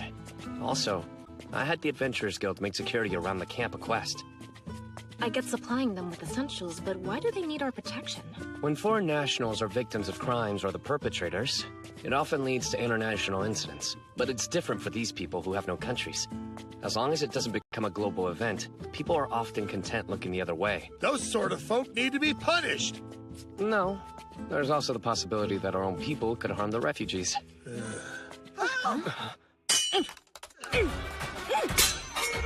What's all the commotion? Look, those thugs just showed up out of nowhere and tried kidnapping all the children. They tried what? They're attacking anyone who jumps in to stop them. Those adventurers heard about what was happening and stepped in to protect our camp. Carla, Owen, go and help the adventurers fast. As you command. Let's show this scum what valor looks like. Come on! Hilda, I want you to go and help the priest over there. Oh well, what other choice is there? And I'll stay and protect you, Kazuya. A hero who can't defend himself. How sad. Well, that's why I'm here. You can fight if needed, right? Owen has been putting me through all the paces. Well, that doesn't sound too reassuring. No matter what happens, try and stay behind me. I guess that's all I can do.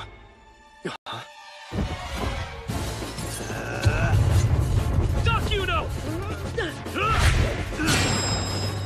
Uh-oh. Say goodbye to your head!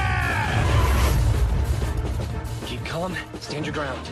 If I can make it through his strike, Yuno can get back to her feet. I just have to remember the basic moves that Owen drilled into me.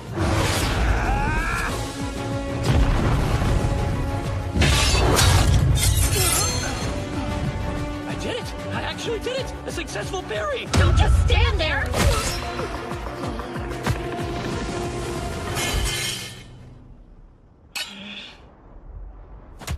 Tell me, what were you thinking? You can't be running off like that! I'm sorry. I thought my heart was going to stop. I was so worried. If anything were to happen to you, do you know what would happen?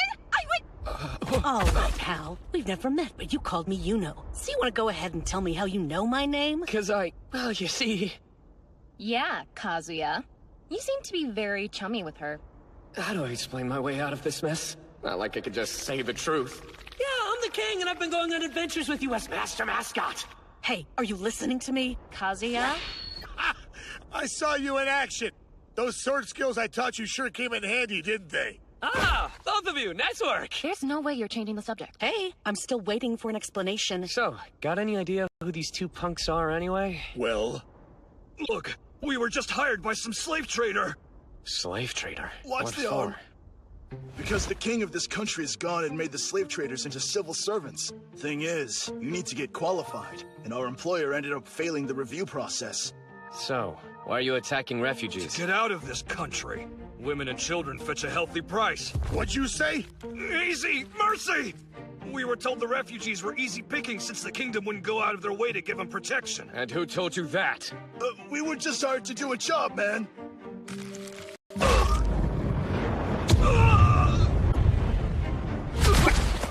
Carla, would you go into Hakia what happened out here? Sure, he'll take swift measures to deal with this. Yes, as you command. Well, I finished treating the injured. Don't know what the plan is. We've managed to draw quite a crowd here. Crap! We're supposed to be incognito! I told you, don't raise your voice! Ladies and gentlemen, your children were saved from being kidnapped, all thanks to these brave adventurers! And very quietly. Hey, just wait the hell up. We're not done. So, King, where to now? To see the refugees' chief. Why are we meeting with him?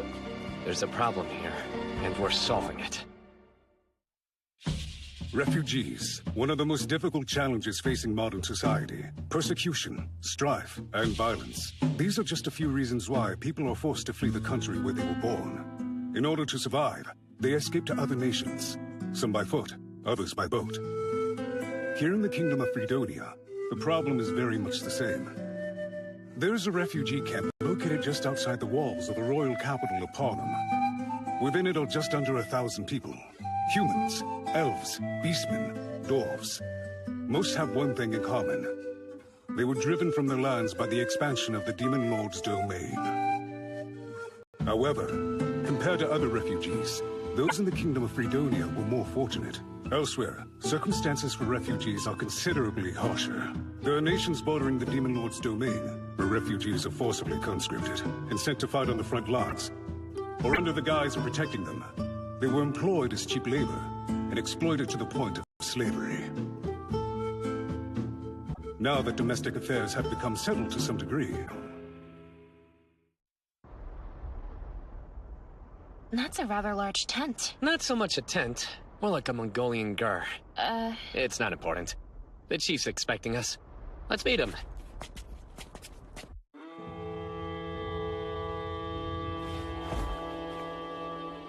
Your Majesty, Great King of Fredonia, thank you for visiting with us. First off, let's skip this whole Great King business. Yes, as you wish. My name is Jirikoma. I have been put in charge of this refugee camp. Sitting here at my side is my sister. My name's Komine. It is a pleasure, sire. And my name is Soma Kazuya, Fredonia's king. I understand you helped rescue some members of the settlement earlier. I would like to offer my sincerest thanks. It was the adventurers working security that saved them. You can thank them if you wish. I came here for another reason, regarding a matter that needs resolving. I'm here to help you make an informed choice. My messengers told you your options, and now you must decide which. You can't! Stop, Komine. I will speak my mind. Our words will determine the course of action for everyone residing here in this camp. We must remain calm. I'll hold my tongue then. Soma, I think... The refugee crisis has gone on far too long. We need to find a resolution. So I asked them to make a decision. Decide what? Become subjects of the kingdom and forsake their home, or tear down camp and leave this country. I know what you want. Return to your homelands, which are now the Demon Lord's domain, where you'll resume your old way of life. But presently, unless you drive away the monsters, that's impossible. Nor can anyone tell when that will be possible. Just what do you intend on doing in the meantime? Remain here in a strange foreign land, hoping that you'll get the chance to return? Living in limbo until then? We can't have you staying here unofficially. Under any other circumstances, hunting and gathering without permission would be illegal.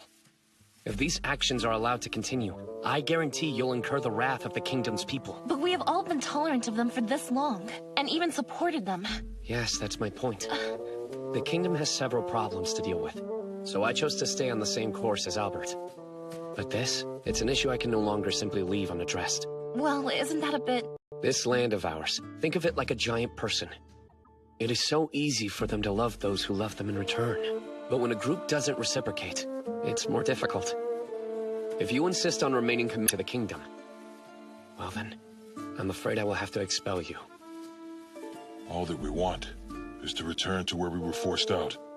And I have no objection if that sentiment remains within your hearts. If the situation changes, and you are able to return back, then you are free to venture home. But as long as you reside in this country, I need you to feel like you belong here. You have no idea what we've gone through. Don't go mine. No, brother, enough. I will speak. You are the king over this nation, and yet you still have your own country. Sire, you don't know what it's like to be torn from your home and have to... Yes, I do. You must have heard how I was summoned to this world from my own without any say. I have no way of going back. Soma...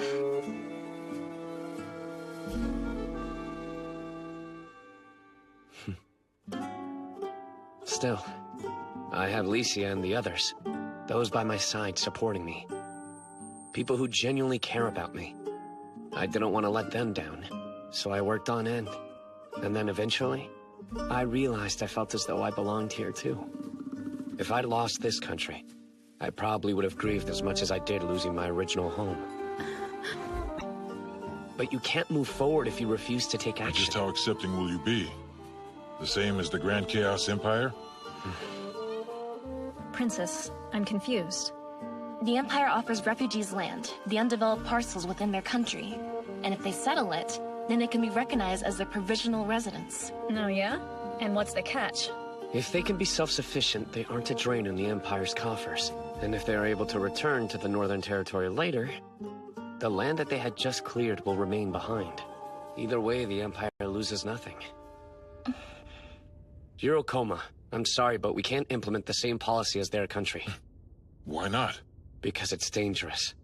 Dangerous? How so? You clear the land, pour your blood, sweat, and tears into it. If so, you'd consider it as your own, correct? For the generation that still wants to go home, that's fine. But what about the next one after? Ask yourself this. When they're born on that land, without any context of their parents' country, will they view it as a temporary lease, or something more important? I'm curious. Are you suggesting that the Empire's policy is just wrong? I'm not. We just differ in our thinking. Maria chose that policy because she believed it was the best, whereas I fear for the worst.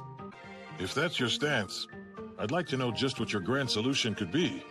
Giving up returning to our homeland and become subjects of the kingdom without any land for clearing? Or will we be thrown out? Just what exactly is it that you expect us to do?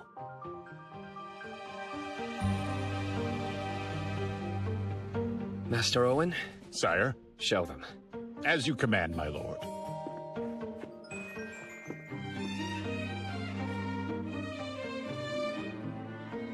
This is Veneti Nova, a Gulf Coast city we're currently building. The residential and commercial districts are constructed, and we've established a trading port at this point. Later, we'll add even more facilities, and develop it into a city that will be on the cutting edge of culture and life. As for the refugees, I'm thinking of letting them take up residence here. Become a resident of this country, and you will have a home. There are plenty of jobs, too. Don't believe me? Just ask the Mystic Wolves. They run distilleries in Parnham. I guarantee if you become citizens, as long as you work hard, you will never go hungry or cold. Wow, that sounds like such a a wonderful terrible offer. What are you talking about, brother? He is pretty much calling us strays and throwing us scraps to try and make us roll over. Comine, what His Majesty is offering us is an actual chance to establish roots here. And back home? Don't tell me that doesn't bother you at all. I can't blame you for having differing opinions. After looking at my own proposal, on one hand, it's enticing. While on the other hand, I could see how it might seem quite cruel. But this is the most I can do for you right now. Everything else comes down to your decision. There are those residing here who will insist on returning to their homelands no matter what. Just like Comine, right? Oh no. My sister, she is open-minded. What she said before was for all the others. She wishes to represent all voices on the settlement, despite her own views. Big brother? It's true, is it not? When you had said it was terrible, you were just speaking on behalf of those who think that, because you feel the pain of others. Your Majesty, we thank you. But I cannot make this decision on my own. I would like to gather the members of the settlement before giving you an answer. I am here to help you reach a decision, as I've mentioned. Yes, I understand. If possible, I'd like to convince as many people in the settlement as I can to accept the hand Your Majesty has generously extended, even if it does mean dividing all the refugees. Dividing the refugees. In other words, accept the offer or be ostracized even more than you already are, recruiting residents. But the seasons don't wait for anyone. You speak the truth. Winter is coming. If we don't prepare, our people could freeze. But please, give us some more time. Good. I heard that you were in here, Hilda. Brad, you creep. Thanks for running off and leaving me to handle all your lectures. Hey, what do you think you're doing? You can air your grievances a bit later. I need your help now. It's urgent. Who's the patient? There's a woman. Her water has just broken. It's the baby's position. It's facing the wrong way, with its head at the top of the uterus. That's a problem. Transverse presentations are very rare. The midwife is at a total loss as well. Typically in these scenarios, only the mother or the child can survive. It'll be hard to save both of them. All right. We'll just have to cut her open then. Can you do it? I understand the survival rate for mothers is less than 20%.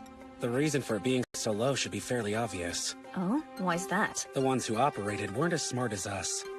You make the incredible sound simple. It's the truth.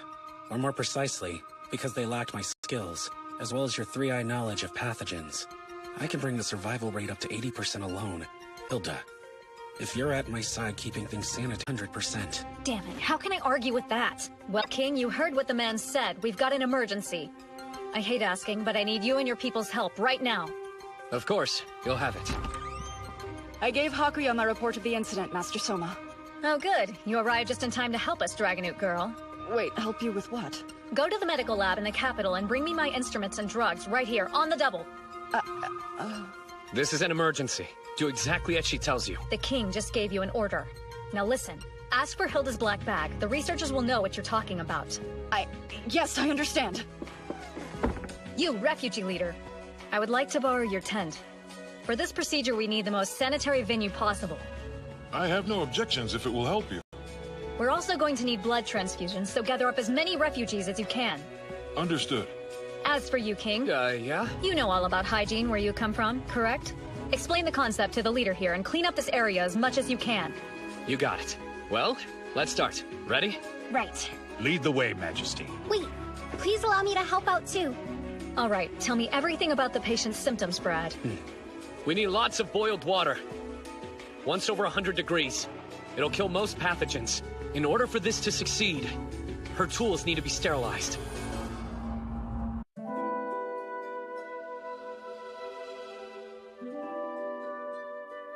I've heard about opening a pregnant woman's belly, but is it safe?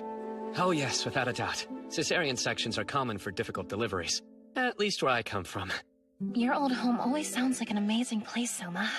I'm sure those two can pull off a similar procedure. They're both pros.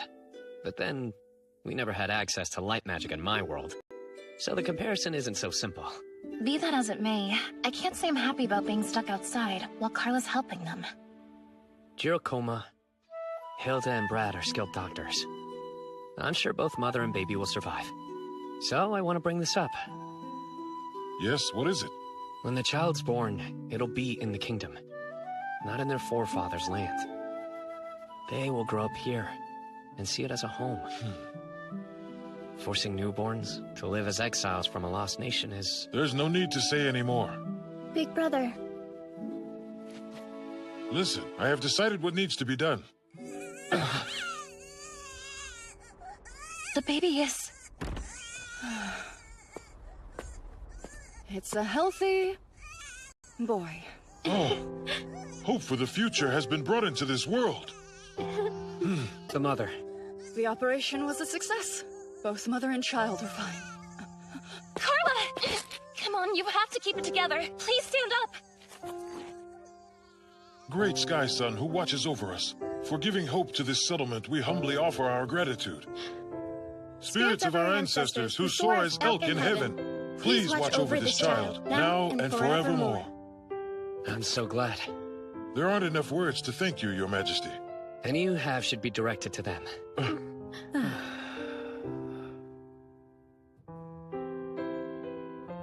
I'm stepping down as leader of the settlement. Comine will take over. Huh? Are you saying that you're going to leave us, brother? Good question. What's your plan? The people of this settlement, I know they are tired of living like nomads. I'm certain, if they can make this country their home, it would be a wonderful chance for them. And yet, I know there are hardliners who will never give up on going home. That's why I will be heading back north along with them. I'll be keeping up the fight for our nation, on the front lines, biding time until we can take back our land. Hold on a second. You can't just run off when the settlement needs you. Don't forget, I said His Majesty's proposal was cruel, didn't I? I'm going north with you. The others, despite what you actually felt, that heart of yours, it makes you a better mediator than me. There's a part of me, some piece that can never give up the thought of going home. When I was made chief, I pushed my feelings aside and had to keep them buried in my heart until now. Big brother. Comine, it is for the best. His Majesty said if the people of this settlement love this country, then he will be accepting them as subjects of the kingdom. My role has come to an end, and I can let my feelings soar now. Honestly, don't make your sister cry, you jerk. I don't know what else to say. Please look over Comine and all of the others. I can promise you this. I'll handle the paperwork. If there's anything that can truly protect them, it's the kingdom itself. All right. In that case, please make sure the kingdom endures. I will.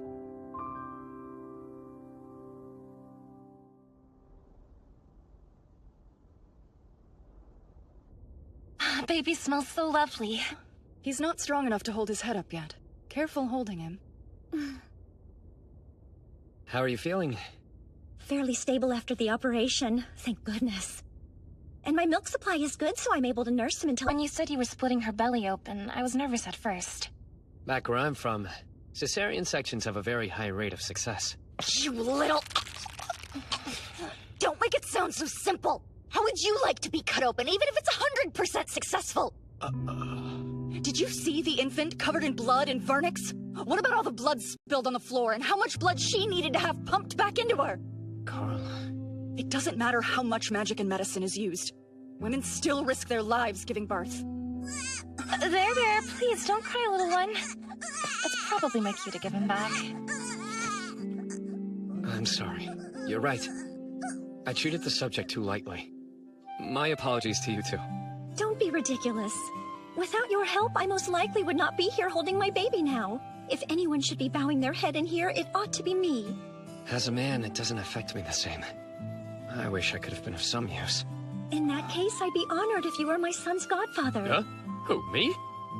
Yes. If your majesty were to choose his name, I'm sure this land would provide him with good fortune and health in return. I'm honored, but you're sure it should be me? Even a man should be able to handle that. Well, all right. A name, huh? No, I've got it. What about Fuku? Fuku. Sound good?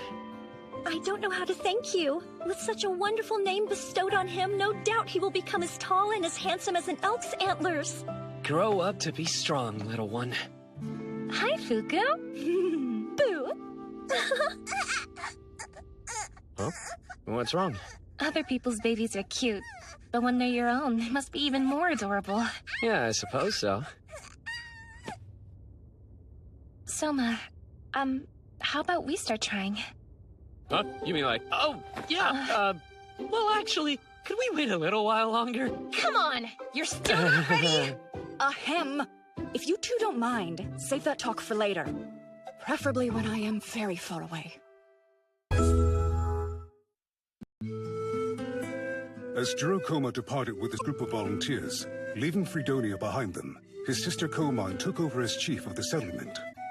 Those traveling could not shake their longing for home, and swore to take back their lands by force if necessary, while those who saw them off kept their longing for home in their hearts, dreaming of restoring peace to their nations while remaining in a foreign land. Though their parting was a sad one, at the same time, it was their own decision. I see you made it to class on time. Oh, yes, I'm wearing glasses. Not that I need them. They put me in the teacher mood. Like a piece of armor? Indeed. For you see, this will be your first of many lessons. So welcome to day 1 of the Fiancé's Bridal Course. And your teacher will be none other than myself, the learned Excel Walter. To be candid, I've been hoping for an opportunity like this for quite a while. And when I heard His Majesty say that he could have children any time now, I decided this would be the perfect moment. After all, it won't be long before all of you will be mothers. As you are aware, this kingdom faced civil war. 2 generations ago, when the king died, a dispute arose over who would succeed to the throne. The royal family was nearly wiped out. Under His Majesty Soma's rule, I trust nothing of the sort will happen again. However, you mustn't be complacent! If there is any breach between king and queen, or between a queen and one of the other queens, someone will certainly try taking advantage of it. For the sake of the kingdom, it is paramount for all of you to establish a harmonious marital relationship. That's why a bridal training course is so crucial. But why are you the one teaching us, Duchess Walter? Now. And fallen in love with a number of gentlemen, none of whom I ever parted with, mind you, except through death. Not to mention I have also borne each of them children. Now it's my responsibility to teach you as queens, no, rather as individual women, how to remain in harmony with the man you love. The art of being a wife, everything from understanding the male mind to ensuring a smooth married life via the performance of, shall we say, nighttime services. I've already had His Majesty Soma take an individual course with me.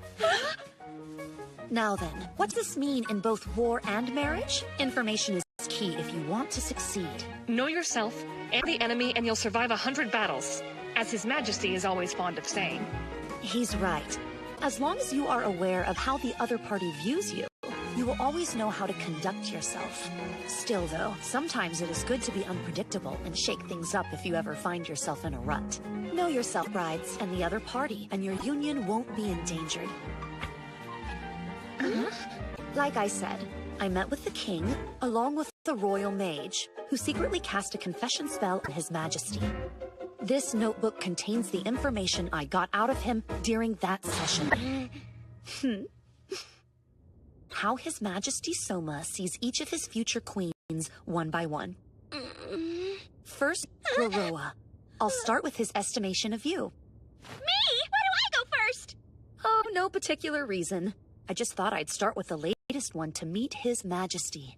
Yeah, that makes sense since I am the newest addition to this group. Plus, I suppose it's better than going last. All right, so according to His Majesty, why don't we talk about Roroa and your feelings for her? My feelings? I like how cheerful and friendly she can be. She can be underhanded at times, but that's just part of her charm. It's heartwarming how she looks up to Lisa and the others. Also, she's a whiz when it comes to finances. I'm very grateful for her, and that she's my fiancé. This is so embarrassing. And furthermore, I asked His Majesty if he had anything to add, and he said the following. Regarding the death of her father, I feel responsible for it. I know we were at war, but that hardly matters. His blood is on my hands. And while I know Roroa says she was estranged from Gaius, I wonder, does she really want to marry me? That worries him sometimes. What? Is he dense? Darling, you big dummy! I've already considered all of that! I'm getting married to him because that's what I really wanted to do! So why is he thinking about the past?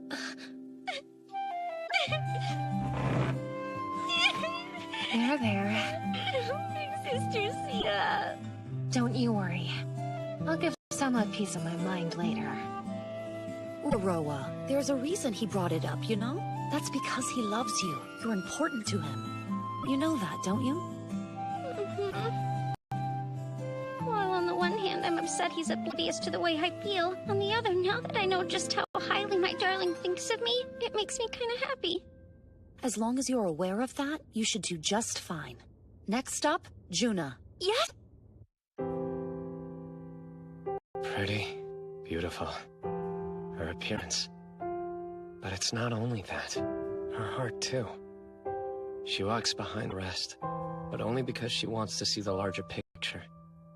She really is the perfect woman. I don't want to lose her. His Majesty really said that about me? When I asked, how do you feel about Juna, he then replied with the following. I consider myself lucky whenever she lets me dote on her, especially since Majesty and myself were the same age. No, she's right. You're both 19. It was only later Soma realized, in the world where he came from, that 1 year lasts 365 days. While in this one, it lasts 384, so when you factor in the difference, you would actually be at least a full year older than His Majesty Soma. I had no idea there was such a gap between our ages. But wait, you're not saying that His Majesty dislikes older women, are you? Not to worry. He continued by saying the following. In the world I come from, we have old saying that goes, find a wife a year older than you are, and if necessary, wear wire sandals. Oh, thank goodness. Next up, Aisha. Yes, ma'am? His Majesty Soma's appraisal of you, Aisha, is... Sorry, but why are you stopping there? Actually, he called you pet-like. He said I what? I can see that. Not you too, Juna! What am I, his lapdog? Aisha is strong and noble, a gorgeous warrior. The fact is, she's the most valiant fighter in the kingdom, and it's reassuring to know I always have her by my side. At least there's something irresistible about her. I find myself wanting to protect her, I suppose. I'm an utter failure as a bodyguard. Aisha, shake. You're so adorable. I feel like I want to protect you myself. What? Not you too? Lastly, we come to Princess Alicia. I should start off by mentioning I asked the king what was on his mind when it comes to you. That feels like a different question from the rest. I believe his assessment of you, Princess Alicia, can be summarized by the answer to that one inquiry. When His Majesty answered, he said just a single word. Nothing. Nothing? At all? He had something to say about all the others, didn't he? And yet, when it came to me, he drew a blank. He did say more, which should provide context. I want to personally tell her about my feelings. Quote. Not very fair. Sia's the only one he said that about. Huh? Of course she gets special treatment. I'm so jealous. Oh, come on, ladies. I'm really smart. Not you two, Juna. The truth is, I'm jealous of wanted to hear how he liked such and such about me. Like how he didn't want to lose me to anyone, or how he wanted to protect me as well. I guess that's just the way things go. From now on, whenever we have a lesson, why don't we gather together around the table? Nice job hurting us. Of course. All right, moving on, it's it's time for specific instruction, and to discuss the different ways for you all to maintain marital bliss. What do you mean by specific? As I said at the beginning, we'd cover the psychological aspects and the performance of one's nighttime services, remember? And I intend to teach you exhaustively about these subjects. Excuse me, Grandmother, but everything else aside, are you sure it's necessary for us to have to sit through a lecture going over techniques for these rather private matters? Yeah, no, I'm 100% with Juna on this one. It's gonna be way too embarrassing. It's got me kinda curious, though. Rolla? Sia, you don't want to know more? Well, sure, I mean... So you are a little curious, huh? You can say it. Goodness. You sure you ladies want to pass up a chance like this? Because if you sit through my lecture all the way to the end, then as proof of completion, I will give you each one of these. Some kind of classified documents? Does that say burn after reading? Whatever's inside sounds pretty dangerous. As it were. Contained here in these black books are unspeakable things His Majesty either wants you to do to him or he wants to do to you, as well as the situations in which to perform them. In other words, top national security secrets. While usually kept locked within his heart, His Majesty Soma's desires for each of you are laid bare within these pages, in incredible detail, I might add. Let's begin. Our first lecture, servicing. I don't think I can do this.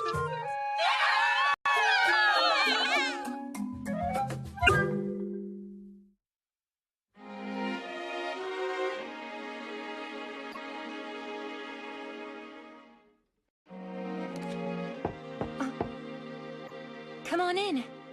Pardon.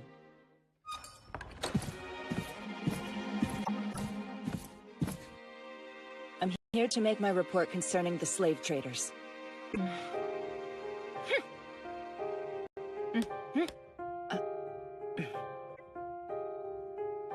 So, the traders, you have some news? I do. Similarly to Fredonia, I would like to start a system... For you, no surprise. Avoid a war by turning all the slave traders into public servants. Meanwhile, the slaves receive a high-quality education. That couldn't have been easy to think up. It wasn't Soma. I heard a slave trader in town came up with the idea. My! Seems like they are blessed with an abundance of talent. Indeed, they are. However, some slave traders may not be sanctioned, and then commit violent acts, like kidnapping. It has happened in Fredonia. We will have to keep a careful watch for that. Right. I would like to bear that in mind when distributing certifications. You have to wonder, what kind of national improvement is Soma going to try and implement next? If I know him, he's imagining an even more wonderful kingdom. You certainly are taken with His Majesty's sister. Of course I am. And yet, what Fredonia attempts is ultimately just for reference. We have to do our own building, using the rock-solid foundation of our country. A suggestion, if I may. As their progress continues, I should stay in touch with Hakuya. Yes, I think that's best. So, how are things? With Hakuya, I mean. There's nothing going on between us! Pardon me, Your Majesty. That's okay. Please, continue. Which in turn has allowed us to build more residences. That's terrific. Alas, there is a problem. The trees surrounding the capital have all been cut down for the purpose of lumber and providing heat for the winter. Some areas are nothing but sparse, barren hills now. Seems we need lumber stoppages. Who would have guessed? Lumber stoppages? Back where I'm from, lumber was once an important military resource. To guard it, excess logging was prohibited on certain mountains. It was so strict they said that felling a single tree could cost you your head. That seems a bit excessive. Well, we won't go that far. Also, redirect the thin timber from the god-protected forest to where it's needed. As you wish, sire. The refugees. How are they in coal mine? Their relocation is going quite smoothly, and there are no complaints with the housing. The issue is with jobs. There are numerous hunters among their people. The truth is, not many of them possess what you would call marketable skills. We can't have them making nothing but weapons. I see your point. They may hunt prey, but they can also make woolen goods. Let's put them to work in the textile mill. We have to invest in the public sector more, and not just find ways of employing them. Luckily, there are some areas in Venetinova that as of yet have not been zoned. We can develop the facility. Right ahead. As long as we continue on this course, Venetinova will become a center of trade. But unless we raise the level of education there, they won't be able to make ends meet.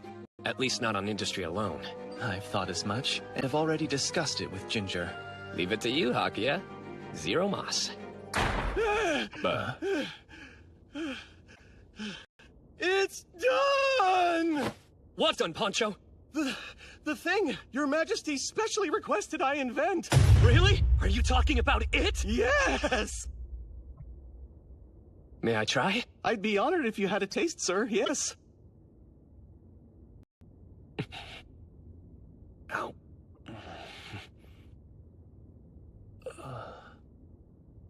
Oh, is it decent? You're a genius, Poncho! There's no doubt this is a sauce for flour-based dishes! Yes! If I may ask, what makes this sauce particularly important? Well, with this as a base, we can make yakisoba, okonomiyaki, monjayaki, takoyaki. It'll even work as a sauce poured over fried foods. How about a taste, Hakia? It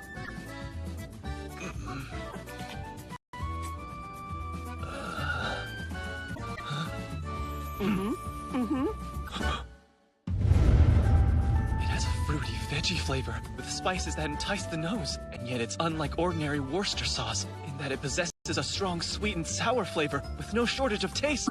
Truly, it is unlike any sauce I've had before. I admit, even I'm surprised you reproduced it, considering how you never even tried it. Thank you for your generous heaps of praise, yes. Still, just what did you use? Certain tastes are familiar to me. I'm impressed by your palate, Your Majesty. Allow me to explain. It's a mixture of various ingredients. First, I combined Worcester and tomato sauce, then added a little bit of soy sauce and mirin from Kikoro Distillery. Yes. A question. Are we able to mass-produce this new sauce? I spoke with Kikoro Distillery, and they're willing to take it on, yes. Your Majesty, I just had a thought. What if we took food that uses this flour-based dish sauce and made it a specialty dish that you can only get in Venetinova? Which in turn would create new jobs! But we cannot let Venetinova have a monopoly over this sauce! However, since they're a Gulf city, they can make squid yakisoba! This is the dawn of a Venetinova delicacy! People will come from all over! Squid yakisoba? I have to be the first in line to try some! My mouth's watering just from imagining it! Yes! This sure has been a turbulent year. The throne relinquished to me on April 32nd, and before you know it, another year has passed. And tomorrow is December 32nd. The last 8 months felt like they went by in the blink of an eye.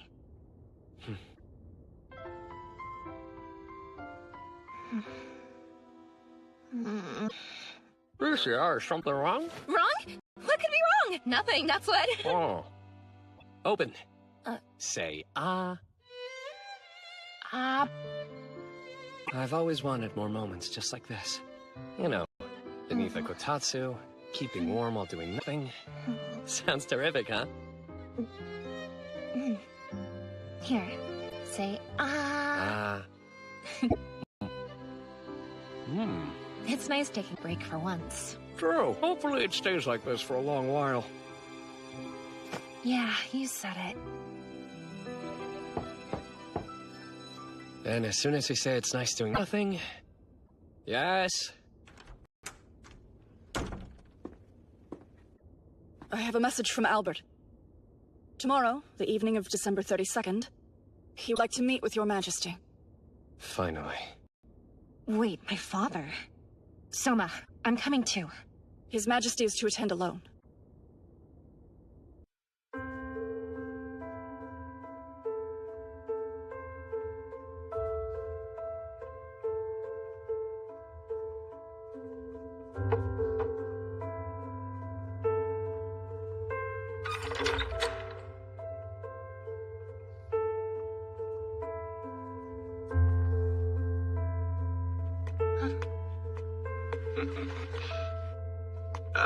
Soma. Sorry for making you wait until the end of the year to see us.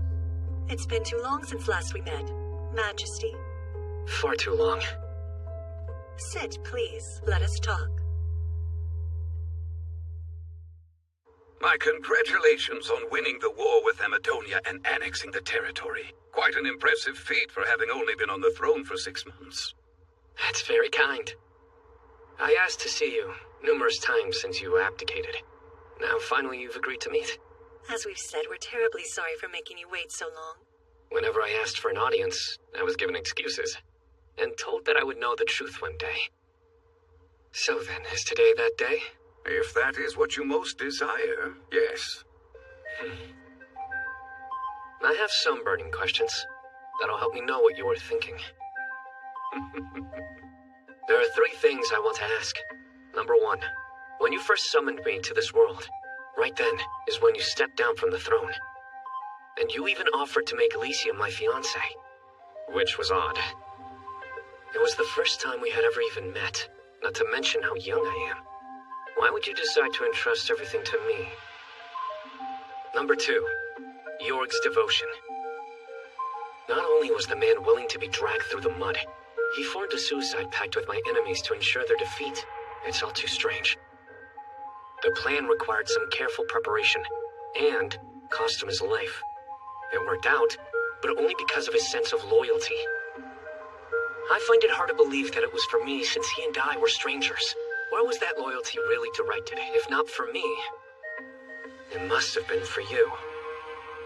And lastly, why have you refused to meet with me until now? Why did I have to wait all this time? That's all you wish to know? Let's start with those 3. If you insist, I would like to begin my answer by observing that all of the questions you asked have something in common, a single factor. And just what is that?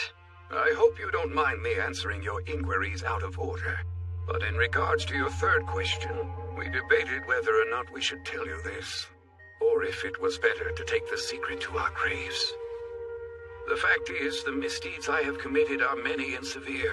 I am not strong enough to keep them locked away.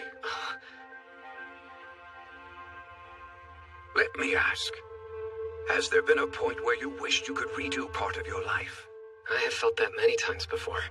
After I took over, I wondered, how could I have done things better? Could I have somehow managed to save some more lives? But why would you ask me that? What I'm about to tell you took place long ago. Please bear that in mind while you listen to it. Once upon a time, a king ruled over a nation, but unfortunately, he was a very mediocre leader. Then, one day, a request came from a great country to the west to perform a hero summoning. The king ordered the ritual as he was instructed, and thus, a young man was summoned to their world from another. But before the king could turn over the young man to the great western nation, the hero said the following: "We should increase the nation's wealth and military might."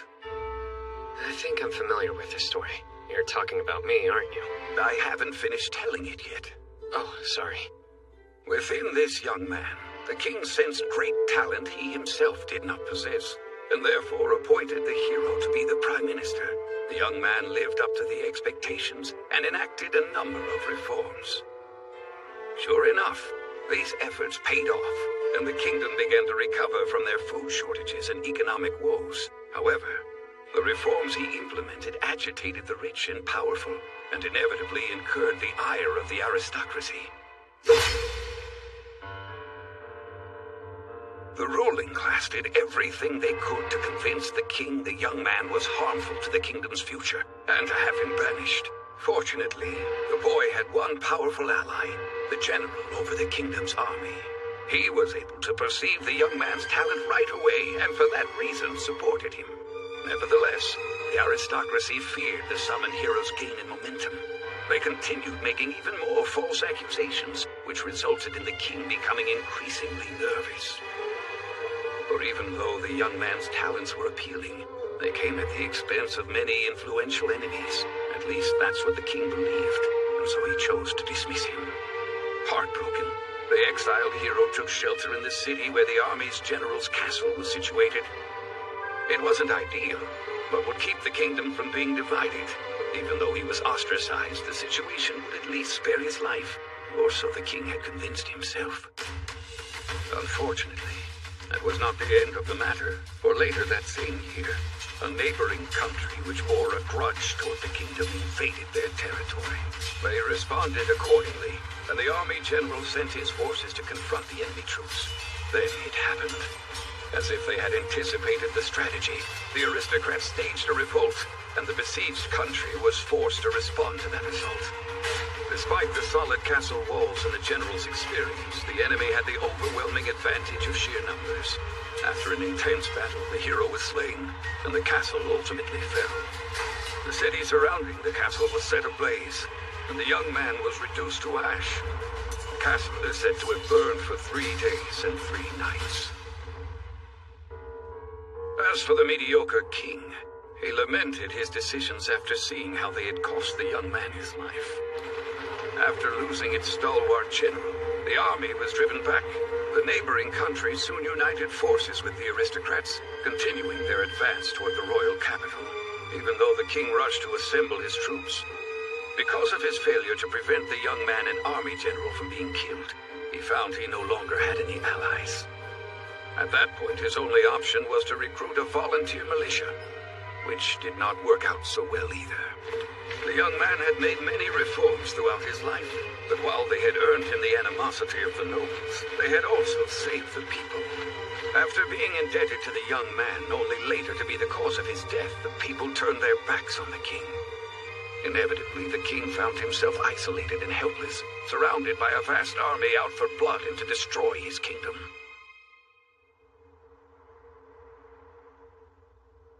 He had brought it all upon himself. You make it sound like you saw all of this. Yes, that's because I did. In truth, well, more like someone showed me. What do you mean? How were you shown? I owe that gift to my wife's abilities. Forgive me, I thought surely you were aware my wife is able to use the same sort of dark magic that you also possess. It's been mentioned.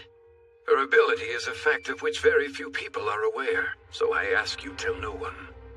You see, my wife's dark magic allows her to transfer memories to people who exist in the past. So you're able to tell people what hasn't even happened yet? Wait, what do you mean? Have you come to us from the future? It's a little bit different from that, Your Majesty. Continue listening. There's still a crucial part left in the story that I have yet to disclose. A wiser king would have let that young man continue with his reforms, and not banished him. Instead, I was swayed by false accusations. If I had allowed him to remain Prime Minister, we would not be experiencing this tragedy. What was I thinking? I should have given him the throne instead of making him the Prime Minister. If only I had. I suspect the boy would have ruled the kingdom far better than I ever could. If he were king, our daughter...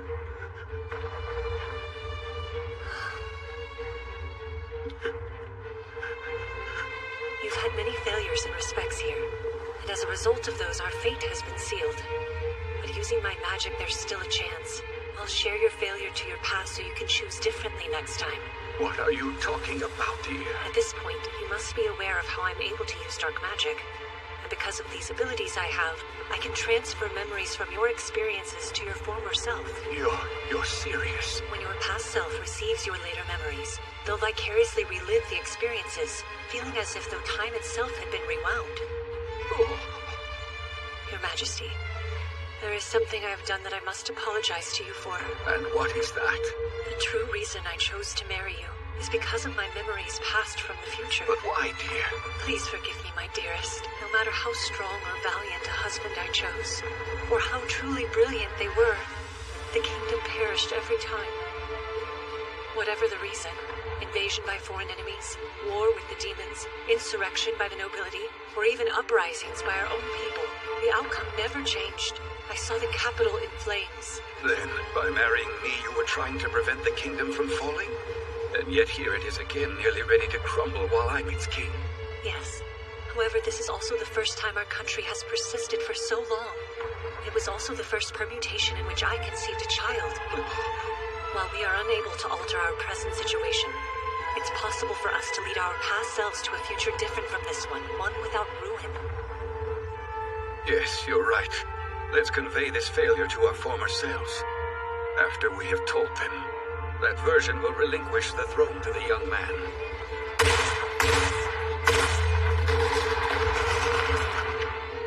What point in time would be best? You can choose that too? Yes. Then, after we summon the hero, I want to hear him speak about his policies to strengthen the kingdom. It shall be done. To my past self, who is only capable of making mediocre choices, at least make this one correct decision for once in your life.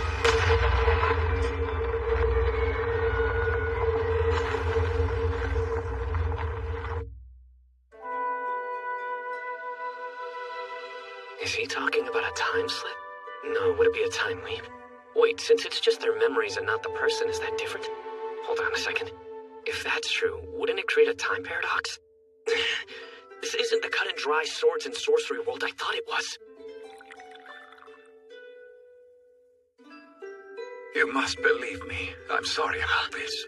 I don't see any reason for you to apologize. This has been very difficult for the version of me who sent the memories as well as the me who received them. I feel as though I have lived the experience of appointing you Prime Minister, playing the damned fool, then turning back time to erase all my mistakes. My current self may have done nothing wrong, and still, I cannot shake this feeling of guilt. On behalf of my previous self, I am truly sorry. Now I understand clearly. You can apologize if you want to, but I don't remember any of that happening. Please allow me the dignity of admitting my failures then. In that case, all right. I believe that should sufficiently answer your first and third questions. Yes, and I'm grateful. Just one more. Yorick Carmine and his devotion. Hold on. Did you speak to him about all of this? To be honest, I am a weak man and wasn't strong enough to bear the burden of carrying the truth on my shoulders alone. I could scarcely believe I would be able to bring about such a radically different future all by myself. That is why I found a man I could trust. It is why I told York Carmine about everything that I had witnessed. Ordinarily, if a king exhibited similar behavior, he would be considered mad. But instead, after listening, the Duke nodded his powerful head and stated that if I said it were true, then it must be so. That means the strategy of rooting out all the corrupt aristocrats was his idea. Even though Castor was growing more and more suspicious, unfortunately we could not reveal our complete strategy to him, and that created a lot of extra trouble for you, I'm afraid. We tried playing York. In the end, we were played. Here I was, thinking we were blazing our own trail, when we were following a track that was laid before us. What can I say? This is certainly humbling. Indeed, isn't that the truth? But the fact remains you led us into a different future that never existed before. You annexed Amadonia and rebuilt the entire nation, transforming it into the Kingdom of Fredonia. I don't see how my decision to yield the throne to you was misguided in any way. And I'm pleased to hear you say that. But at what point did the future begin changing? From the very beginning, yes. This time around, Your Majesty had Licia by his side from the start. Wait, Licia? Did she exist in that other future too? You ran into her at Randall Castle. She was serving as the executive secretary for York's forces, you see. Not only did Licia recognize your talents almost immediately, the way she did in this timeline, but she apparently fell in love with you. And then after your dismissal, she made a personal plea to reverse my decision. However... My husband was yet too afraid of the aristocrats and therefore didn't heed his own daughter's advice. Licia left the capital looking quite upset, and returned to Randall Castle, which was later reduced to ashes by the nobles. But wait, what about the friends I appointed? Hakuya and the others? They weren't around, because you weren't allowed to make your gemstone broadcast. I had adopted the view of those who respected the custom and then refused to let you use it for any other intended purpose. Now that I think about it, most of the personnel we recruited came along after we sent out gemstone broadcasts, which leads me to believe that was a tremendous turning point. And the only way I was allowed to do it in the end was because I was king, and my engagement to Licia, which gave me legitimacy. Without either working in my favor, we may have never been able to silence those who objected to how we used the gemstones, when you think about it like that. You know, Licia is starting to look like the goddess of victory. It seems so. I hope you'll take good care of her. Right. And with that, I have officially passed on everything of value I know to you. And it would appear that my role is finally at an end now. We've decided to leave the castle and to go away and live in secrecy. Why is that? If the former royalty continues lingering around, it will give people certain ideas. Once we witnessed a different future materialize, we both agreed we would go into hiding. We know for certain we can leave the kingdom in your capable hands. We'll be counting on you, my son. Thank you for everything, Father, Mother. I will not let you two down.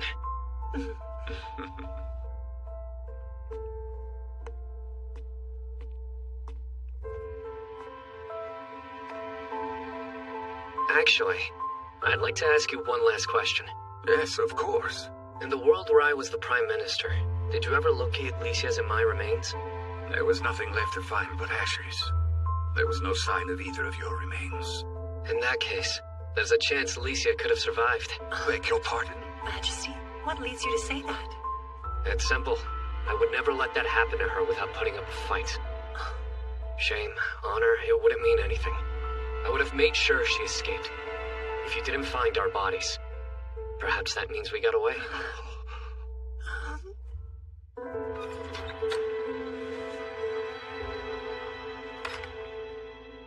Thank you, my son, for everything. What are you doing out here in the cold? Oh, Lysia. Don't you owe Lysia me? You should at least be wearing this. What did you talk to my father about? Something I can't share just yet. Sure. You accepted that quicker than I thought. In my experience, if you have to keep a secret from me, then there's a good reason why. Besides, when the time comes to talk about it, I know you'll tell me everything.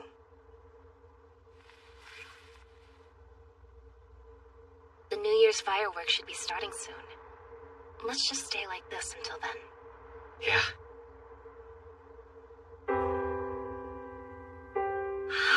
It's snowing. Yeah, you're right.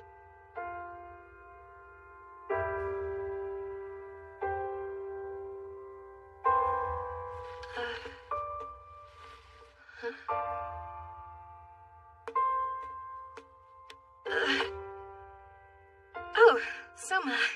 The truth is, I need to tell you something before Aisha and Juna. Lysia, will you marry me? I am in love with you. My answer is, you took your time. But also, I'm in love with you too. And yes, I will.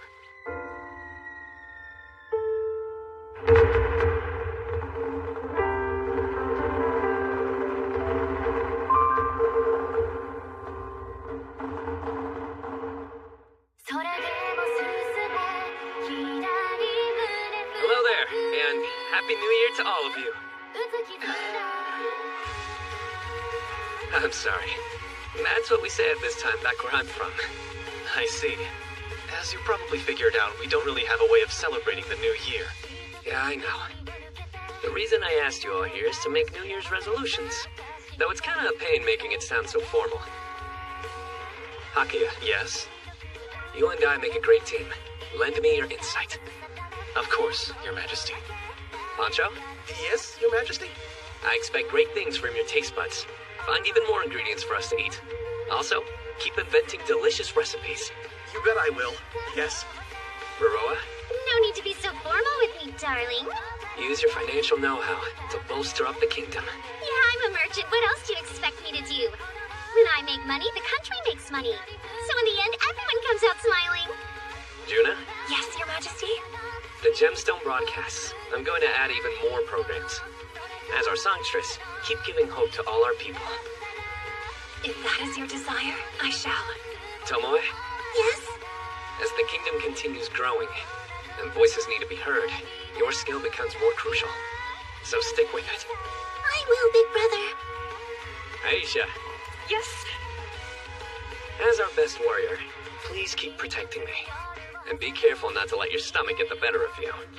Your Majesty, tell me, why am I the only one here who gets a lecture, huh? Lysia, There's no need to say a word. You'll always have my support, Soma. It's only natural since you are our king. When I spoke to Albert yesterday, He left the future of our kingdom in my hands. Although, it's not something I can handle alone. I need everyone here. No, everyone in the kingdom's help, for the sake of the future.